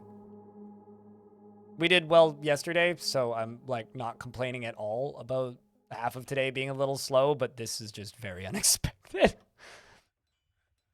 Now you're just trying to get my VOD demonetized. now you guys are just trying hard. Fuckle-doodle-doo. Fuckle-doodle-doo, indeed.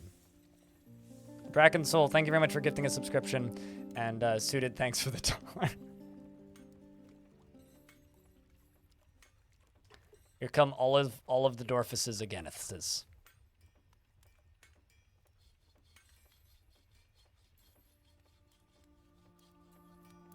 So, chat, I have a question. Should I keep these walls here? Or should I remove the walls and just have a glass floor?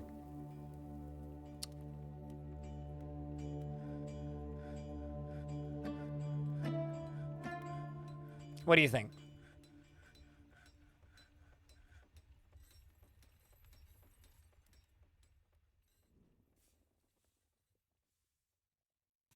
Glass? Okay.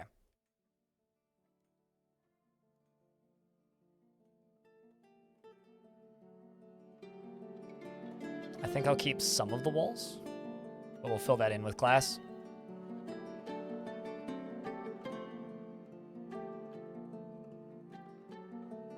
We'll also have to remove these walls. The context is Billy Mays really liked cocaine. I'm not too surprised. I'll be honest with you, I've seen clips of Billy Mays, but that's like the extent of my knowledge of Billy Mays. Is that I've seen clips of him on the internet selling stuff, and he seems like he was good at it. That's all I know about Billy Mays. Gotta keep up the energy somehow. Can you tell that I don't like cocaine? I like weed. Hence the low energy. Except when the meds hit just right. He did shout all the time, yeah. Hobo, I have a question. Who do you think likes cocaine, or liked in the past tense, I guess. Who do you think liked cocaine more? The vocalist of Papa Roach when we saw them, or Billy Mays? Because I think it's a pretty tough contest.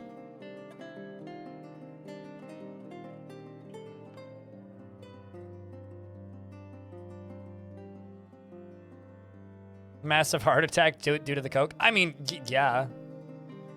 The natural end of things. Binger versus habitual? I have no idea.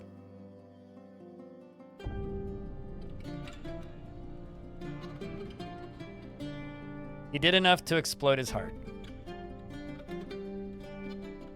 Yeah, I mean, like, if you're gonna do the hard drugs, you might as well go all out, right?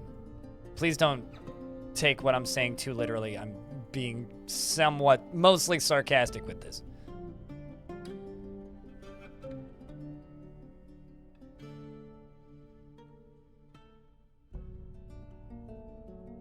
I never personally saw Billy do coke. Yeah, but that's, yeah, I mean, I know almost nothing about Billy Mays. I know this much about Billy Mays. I do know that he liked his coke. Cola, definitely, yes. Mm-hmm. Woo, surprise. Yeah, also, kids, stay sober. It's good for you. At least from the hard stuff. Only do fun drugs. Fun drugs that don't kill you immediately and just kill you very slowly.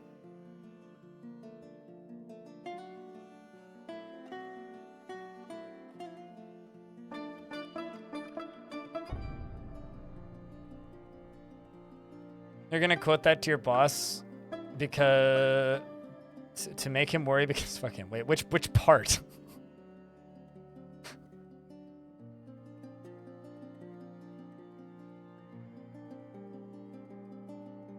You know, I will.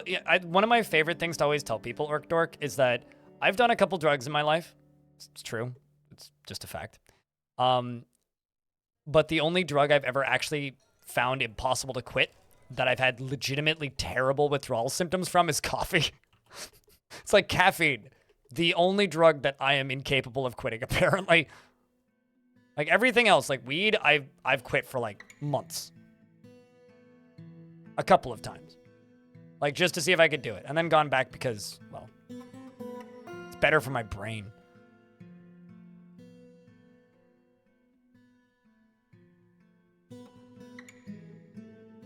All right, so we're gonna place more chains along here. Chat room, thank you very much for the hype train. Seriously. Curses, you just missed the hype train. Thanks for the 18th month. Welcome back. How's Dwarfs? I'm kind of deciding that this is probably going to be the last fort I'm going to build before the next update, which is adventure mode, which is kind of crazy, actually.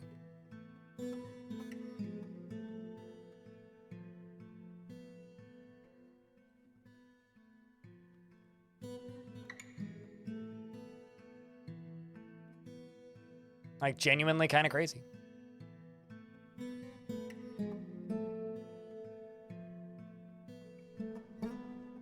They sold 800k units? Did they put out an announcement saying they sold 800k units?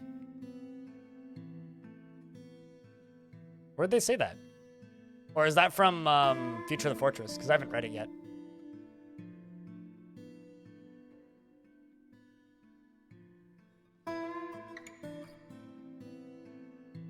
PC Gamer 12 hours ago? Oh, I definitely have not read PC Gamer this morning.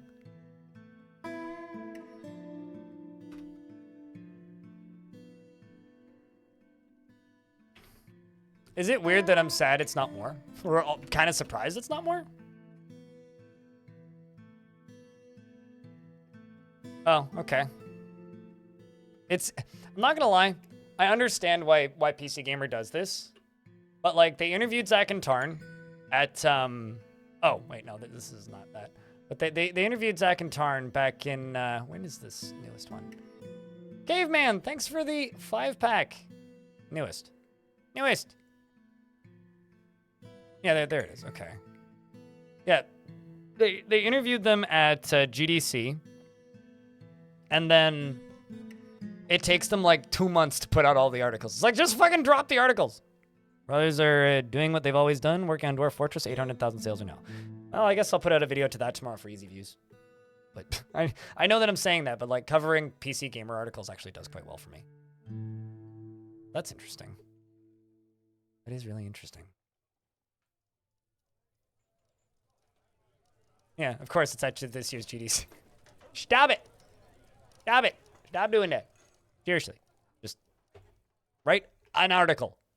I understand why they do this, but...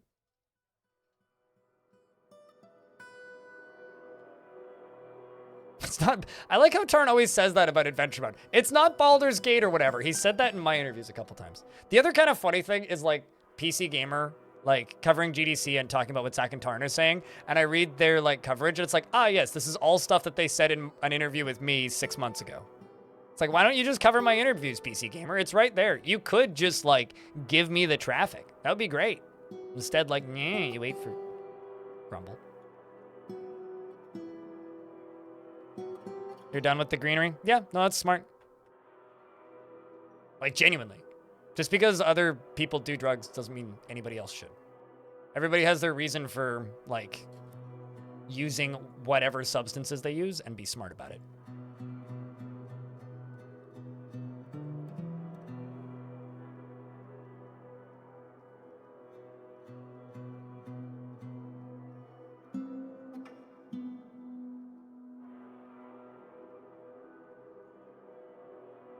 That's the exact opposite of what they say, group, but okay.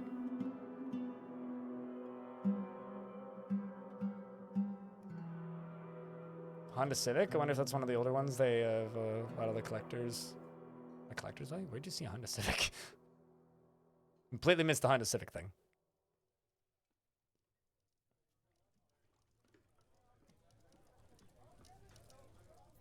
All right, well. More prison chains are coming in. How are we doing on those? 20 of 20. There we go. Captain of the Guard should be happy. Look at Toadini. Increasing in happiness constantly.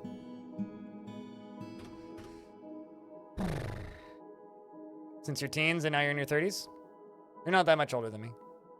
But I don't know. I like to, the thing that I always say is that weed is cheaper than any other drugs. The side effects, at least for me, are not as bad as antidepressants. And I'm still alive because of it. Was the article title that got you thinking because a Honda Civic could be a $100 bomb, or it could be a mad collector's item from the golden age of gentleman's agreement? Huh. My dad had a really nice Honda Civic at one point. Then the floor rusted out. Stopped being nice. Yeah, that's the other thing. You know, it was this. I got into a kind of heated discussion with my psychiatrist, and she was telling me to quit weed, and I'm just like, I smoke weed so that I don't drink, and I know that I'm gonna do one of them. I know how my brain works. Do I ever use bins? I use bins for certain things and specific things, and I try and keep individual items in bins. But if it's a bin that I want to be, if it's a stockpile that I want to be aware of the exact quantity of what's in it at all times, I don't use bins.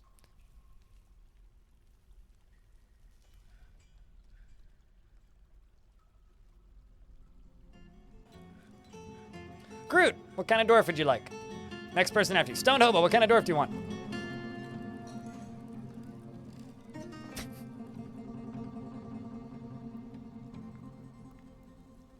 Here's the thing. There's nothing derailing about it. Feel free to talk. All good. This is a big-ass tavern now. You know what this tavern looks like? It looks like a jellyfish. It's its head, and that's like its... one with a beard, obviously. Oh, actually, hold on. Do I have any cooks? That one doesn't have a beard, though. Brewer?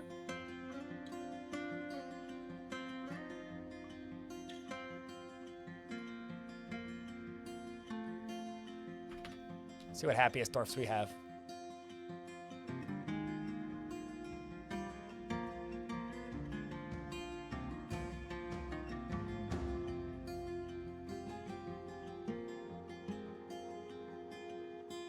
Could put you as a member of the Metalsmiths Guild.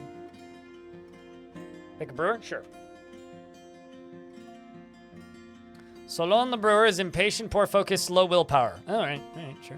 You have a pet goat? Pretty metal. You do have some friends, so you're not a complete loner, which is kind of my worry. He is frustratingly sloppy and careless with every task he sets to carry out. He has a very calm demeanor and is curious and eager to learn. Is somewhat uncomfortable around those that appear unusual or live differently from himself. Occasionally overindulges, often acts with compassion, and he lives a fast-paced life, and he is pleased by his own appearance and talents. He takes offered, feels envious of others, and he is not particularly interested in what others think of him. He has little interest in joking around. He has a tendency to go it alone without considering the advice of others. He finds helping others to be emotionally rewarding. He is grateful when others help him out, and he tries to return favors, and he is stubborn. He begins to talk rapidly when he gets angry, and he needs alcohol to get through the working day and does not mind being outdoors at least for a time. Dreams of creating a great work of art, and personally has a deep respect for animals, plants, and the natural world, and values good craftsmanship. Probably why he's a pet goat. He's a member of the Dreamy Communion, and a member of the Coastal Guild, which is the Farmers Guild. And of course, a member of the Castle Fellowship, which is our faction. He likes Cobaltite, Tin, Brown Jasper.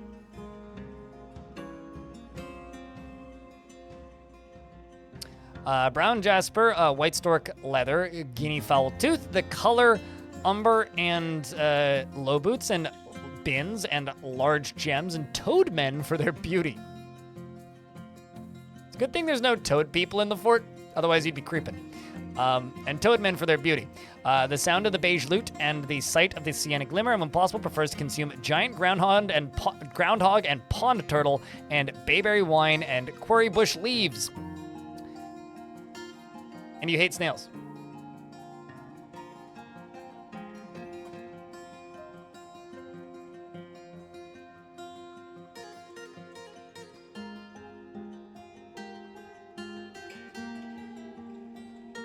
Toady when bragging. For their beauty, right? I like how they're just like, this dwarf's in prison, but discussing his problems with an acquaintance. I'll bet you going to jail in this fort is a really fast way to make a bunch of friends. Which, maybe some similarities to real jail there. But like, I have a feeling that if you go to jail in this fort, you'll just get surrounded by people hanging out around you and you just chat the whole time. Like, this dwarf is like guilty, but just constantly discussing problems with an acquaintance. Like guilty, discussing problems, guilty, discussing problems. You know, sad, but guilty. Yeah, it's improving. Could be worse, right? Was also recently euphoric due to inebriation, so I assume he was served alcohol.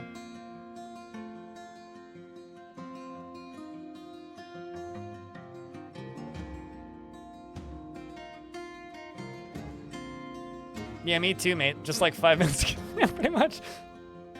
Just hang out and chat. You know? It is what it is.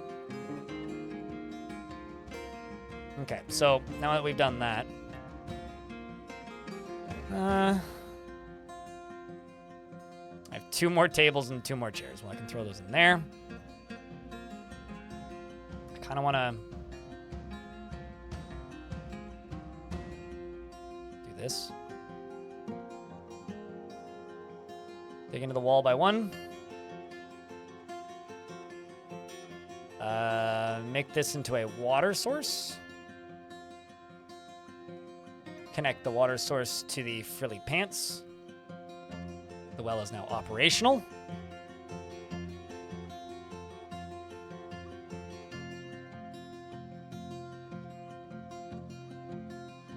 Yeah, but generally what ends up happening to dwarves who go to prison in Dwarf Fortress is it's practically solitary confinement.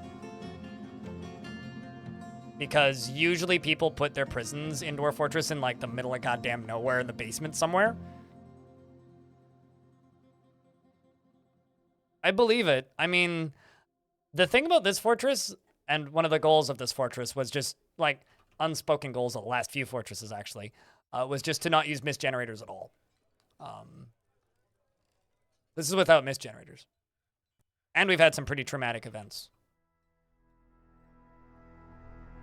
But overall, this fort's actually been pretty peaceful. Which I'm kind of okay with, because the last few forts I've had have been pretty violent.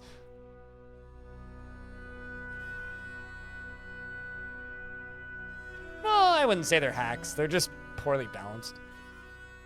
It's like, mist in and of itself is well balanced. Mist generators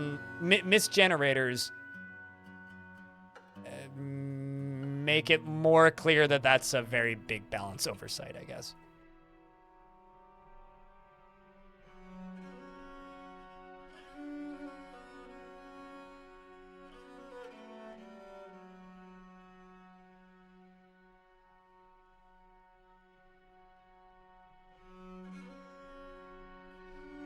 Aren't we want some more fun in this fort? I mean, we'll probably get some fun.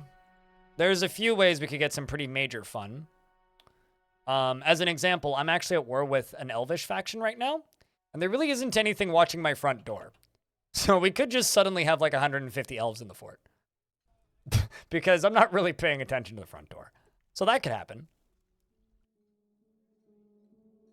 Just for possible fun sources.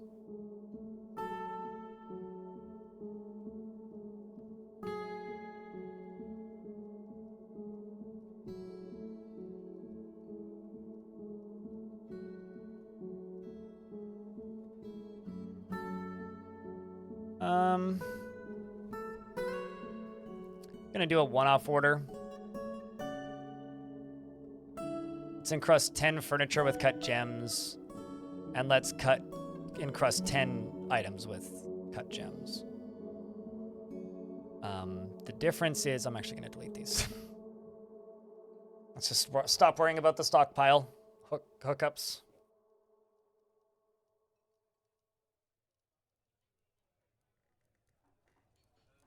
In meal stacks? Yeah, there you go. It's bribery. How to stop... So wait, hold on. Are you telling me that bribery stops wars? It's like that works in real life, too.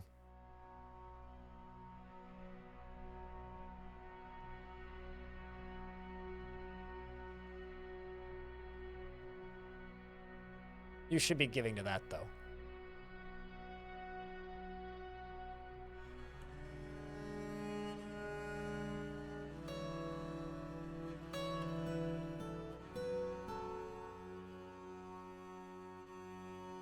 So this gives to that. This gives to that. Should be good. Here's a pile of our old laundry. It's worth more than all the wild animals you brought. And here's stacks of meals worth 10 times that just for fun, then. I guess that you're not cooking any food with meat in it, then.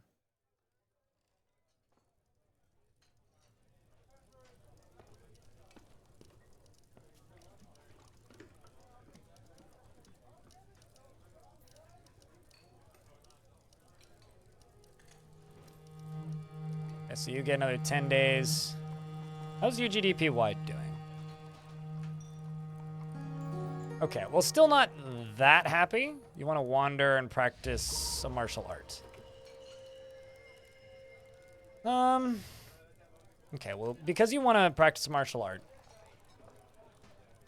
put you into this squad.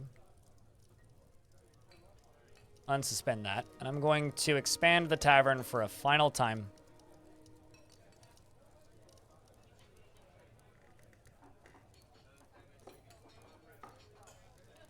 All the way into here.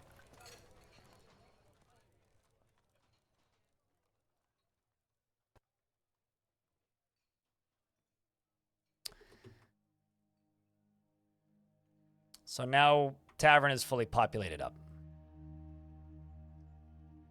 Fish cleaner. Let's not screw up this strange mood. Let's actually let this one go through.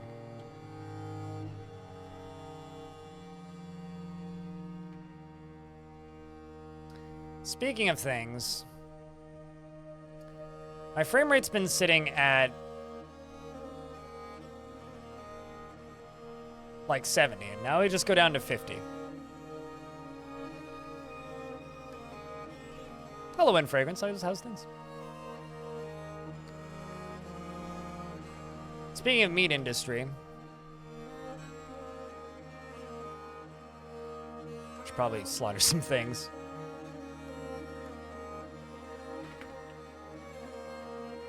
This is what happens when I don't have animals becoming adults turned on as a notifier. I forget. I don't do this enough. And I know someone's gonna be like, Auto Butcher! Nah. I like forgetting and then suddenly realizing I have 150 yaks. I find that very amusing. Where's that? Stockpile. You right here. Make cheese, damn it. You right here. Shear animal. Spin thread. Do I not have cheese? No, I thought we had milk. Guess not. They must have cooked it. Surprise, 150 X, exactly.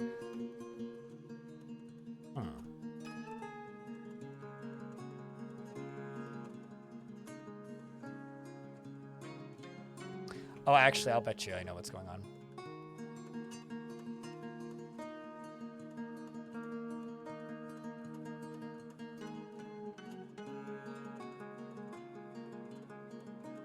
Yep, that's it. It's them trying to train. I do need to remove this. I removed the one that's over here. Okay, I need new barracks.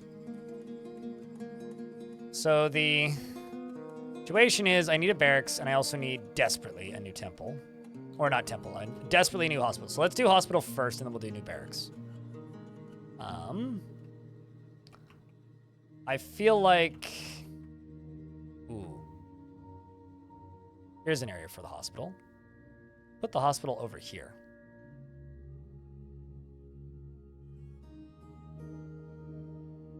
Because they come in here. This is the entryway. And the hospital can be a connector door from this side.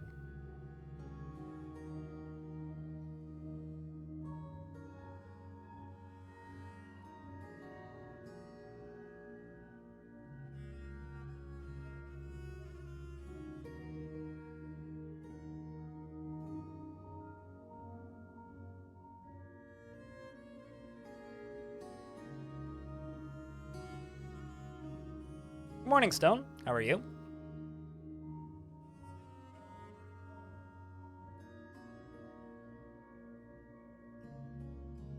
This is going to be our hospital.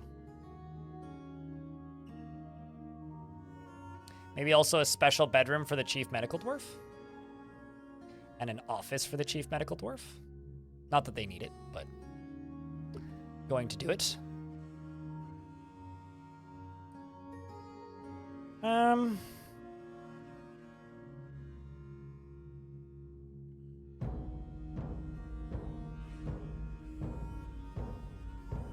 And then on this side, except this is actually going to have 2 layers to it.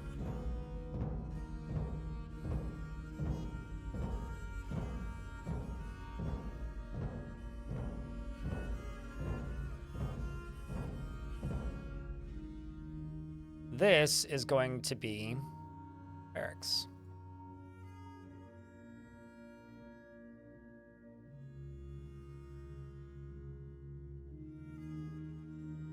And right here, it's going to be the dormitory for the training soldiers.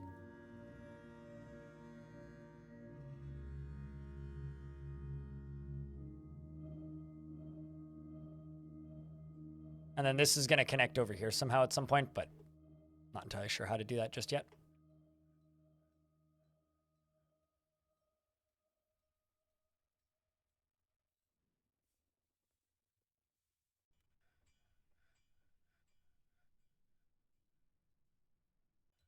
Or do well by them or be haunted by them. The choice is yours. Yeah. Dark realities of that. We're also going to have glass floors so that they can look down into the taverns.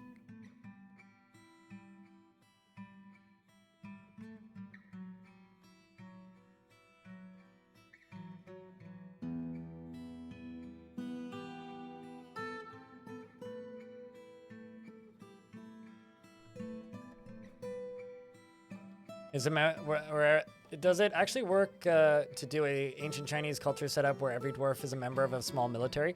It would work in this faction. It highly depends on the faction, Flax Maximus. The reason it highly depends on the faction is different factions inherit different, like, personality goals, basically.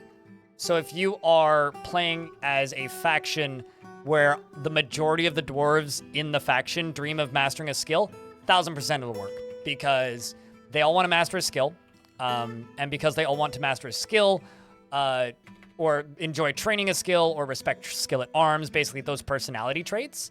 If it's a very common personality trait, then they'll all be happy while training. However, not all dwarves who like training in the military will actually be good in the military, because some of them need a lot more, not entertainment, but like job and activity variety. Some need more of that than others.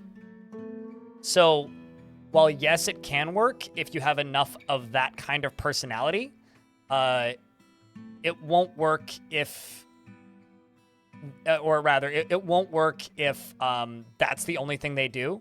So in a faction like this, where a lot of dwarves, basically every dwarf I see either respects skill at arms or dreams of mastering a skill in this fort, where you could just put them all into wrestling squads and then just let them wrestle. Or alternatively, give them all maces or something and let them all train the basics of a combat skill. So it can work, but it highly depends on the faction. Meeting hasn't happened yet. I need to leave soonish and go to that. We are getting towards the end of the time I have allotted before I have to go to the meeting.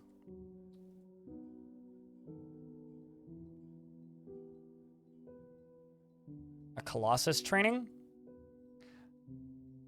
Define a Colossus training? Are you telling me to just like tell random dwarves to punch a bronze Colossus?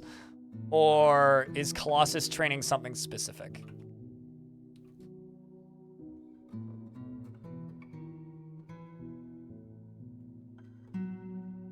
That is not, saying yes is not defining the question, so I will ignore it. Moving on. Talking of setup ideas, could you make a fort based on foraging plants? Oh, absolutely.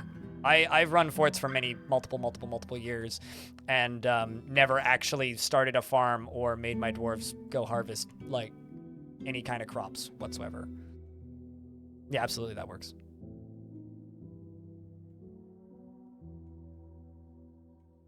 I would say that like you can feed and drink and clothe an entire fortress without farming or hunting. Easily. Am I using any quality of life mods? No. They're not necessary. At least not in my opinion.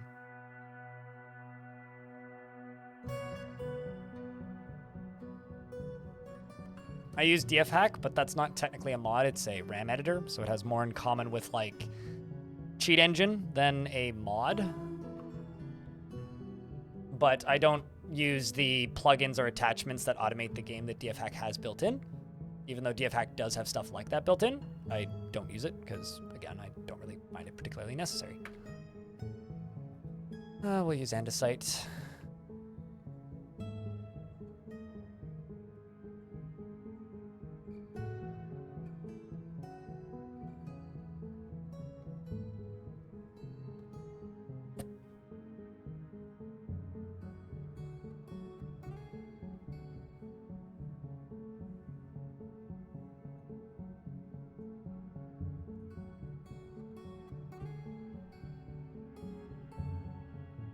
Artificially raised natural cavern foraging beds. Oh, true, yeah. Yeah. The problem with foraging is if dwarves are constantly stepping on the location. So like if it's a heavily trafficked area, they will actually trample and kill plants. So that kind of is an issue with foraging. So like if it's a very heavily trafficked zone, you may want to like keep that in mind.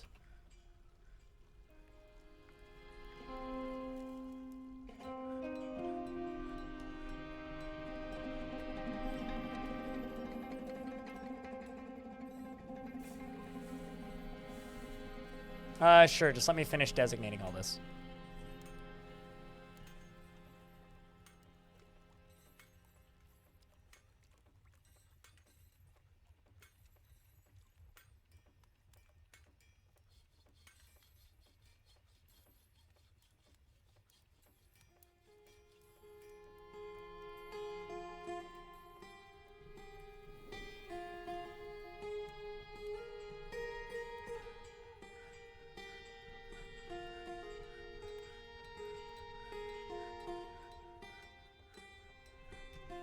Bearing. Kind of out of basalt again. I know. I'll figure out what to do with the last of this in a second. Boom. There. It's ASCII. This is the upper layer. The more main layer. Bottom layer, the fields, where all the majority of the dwarves live. Clothing area. That's where all the yaks live. Where all the elephants live and the pigs. It's kind of a transport layer. It's the crafting area.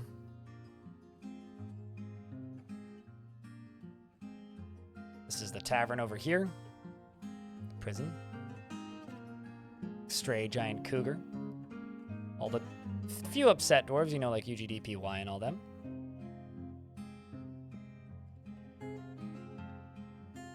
Up on the surface, this is the entrance, which is, you know, still being worked on, but this is the entrance.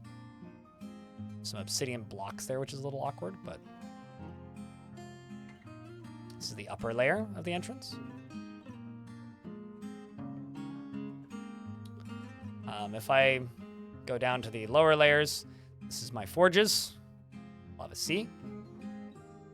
The areas that I need to redesignate again as areas that we're digging. The ramps leading up and out. Back to the main living layers. There's the main living layer. And this is what we're currently constructing. Yeah, the waves in ASCII are like the one thing that I still very actively miss about playing with the tile set turned on.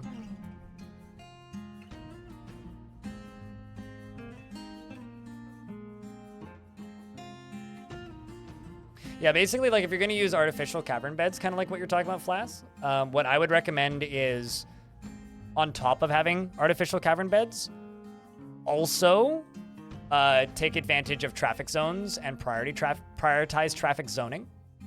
That would be something I would very highly recommend.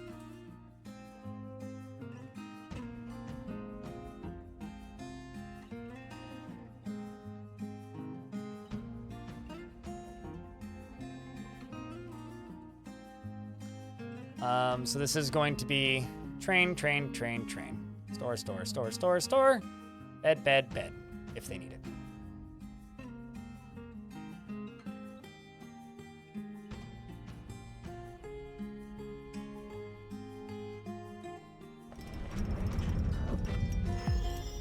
Fish Cleaner has created Zas Uthmik, a granite cabinet, and offers it to the fur boots of Pants. I will plop that in here, which I didn't even get to look at which one it was. Gotta place the right one.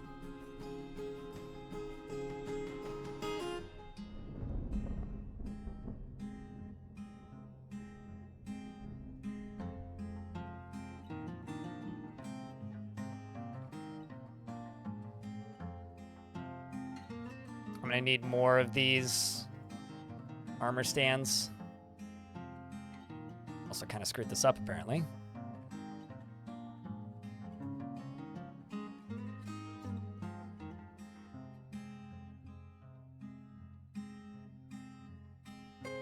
If you do need them, if you're allowing them to carry food, or not food, sorry. If you're allowing them to carry flasks and backpacks and stuff, the food just gets taken out, but flasks and backpacks go into the chests. Same with like quivers and non-weapon related things.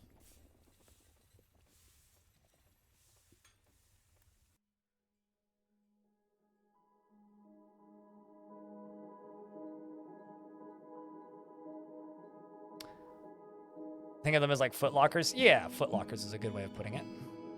Satisfied at work. Work due to inebriation. Zoria is heading. Go pick up all their equipment again. UGDPY is going to go learn to train. He's also going to go attend a meeting. Loathing dwelling upon being beaten. Oh, great. So we replaced your bad thought with a worse thought because of your beating. Oh, boy. Can't win. I can't win, man. Can't win. Also making the tavern so much bigger may also be part of the thing that's impacting the frame rate a little bit.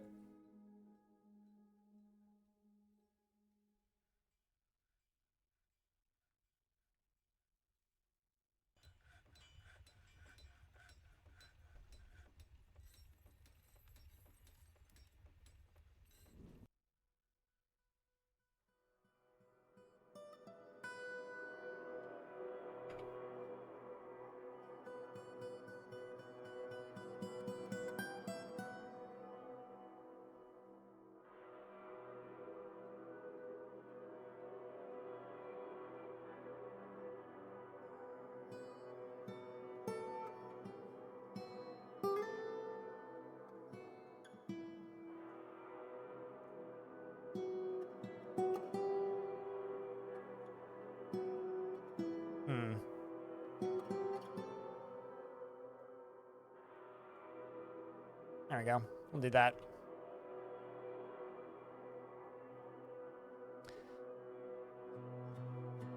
All right. This is a decent little layout. But chat room, I have a meeting to get to. We did 8.5 hours today. Tomorrow's stream, we're going to switch games around halfway through, or not halfway through, towards the end of the stream. I actually need to like confirm times. I'll tell you guys tomorrow, but tomorrow we're going to be doing a little bit of Path of Akra in the evening, which I'm sure many of you won't complain about as part of Turn-Based Fest. But today I've got a meeting I need to get to.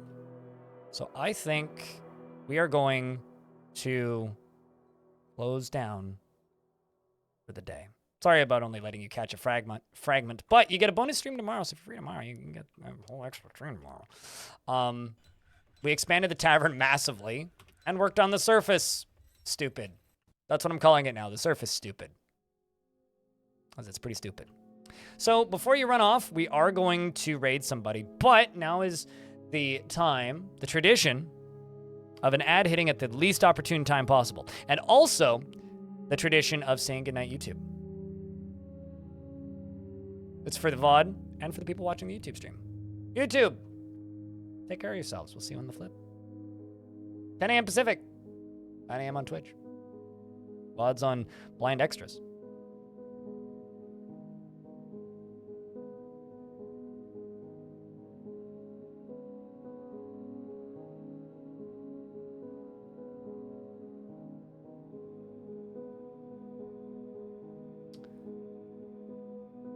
All right.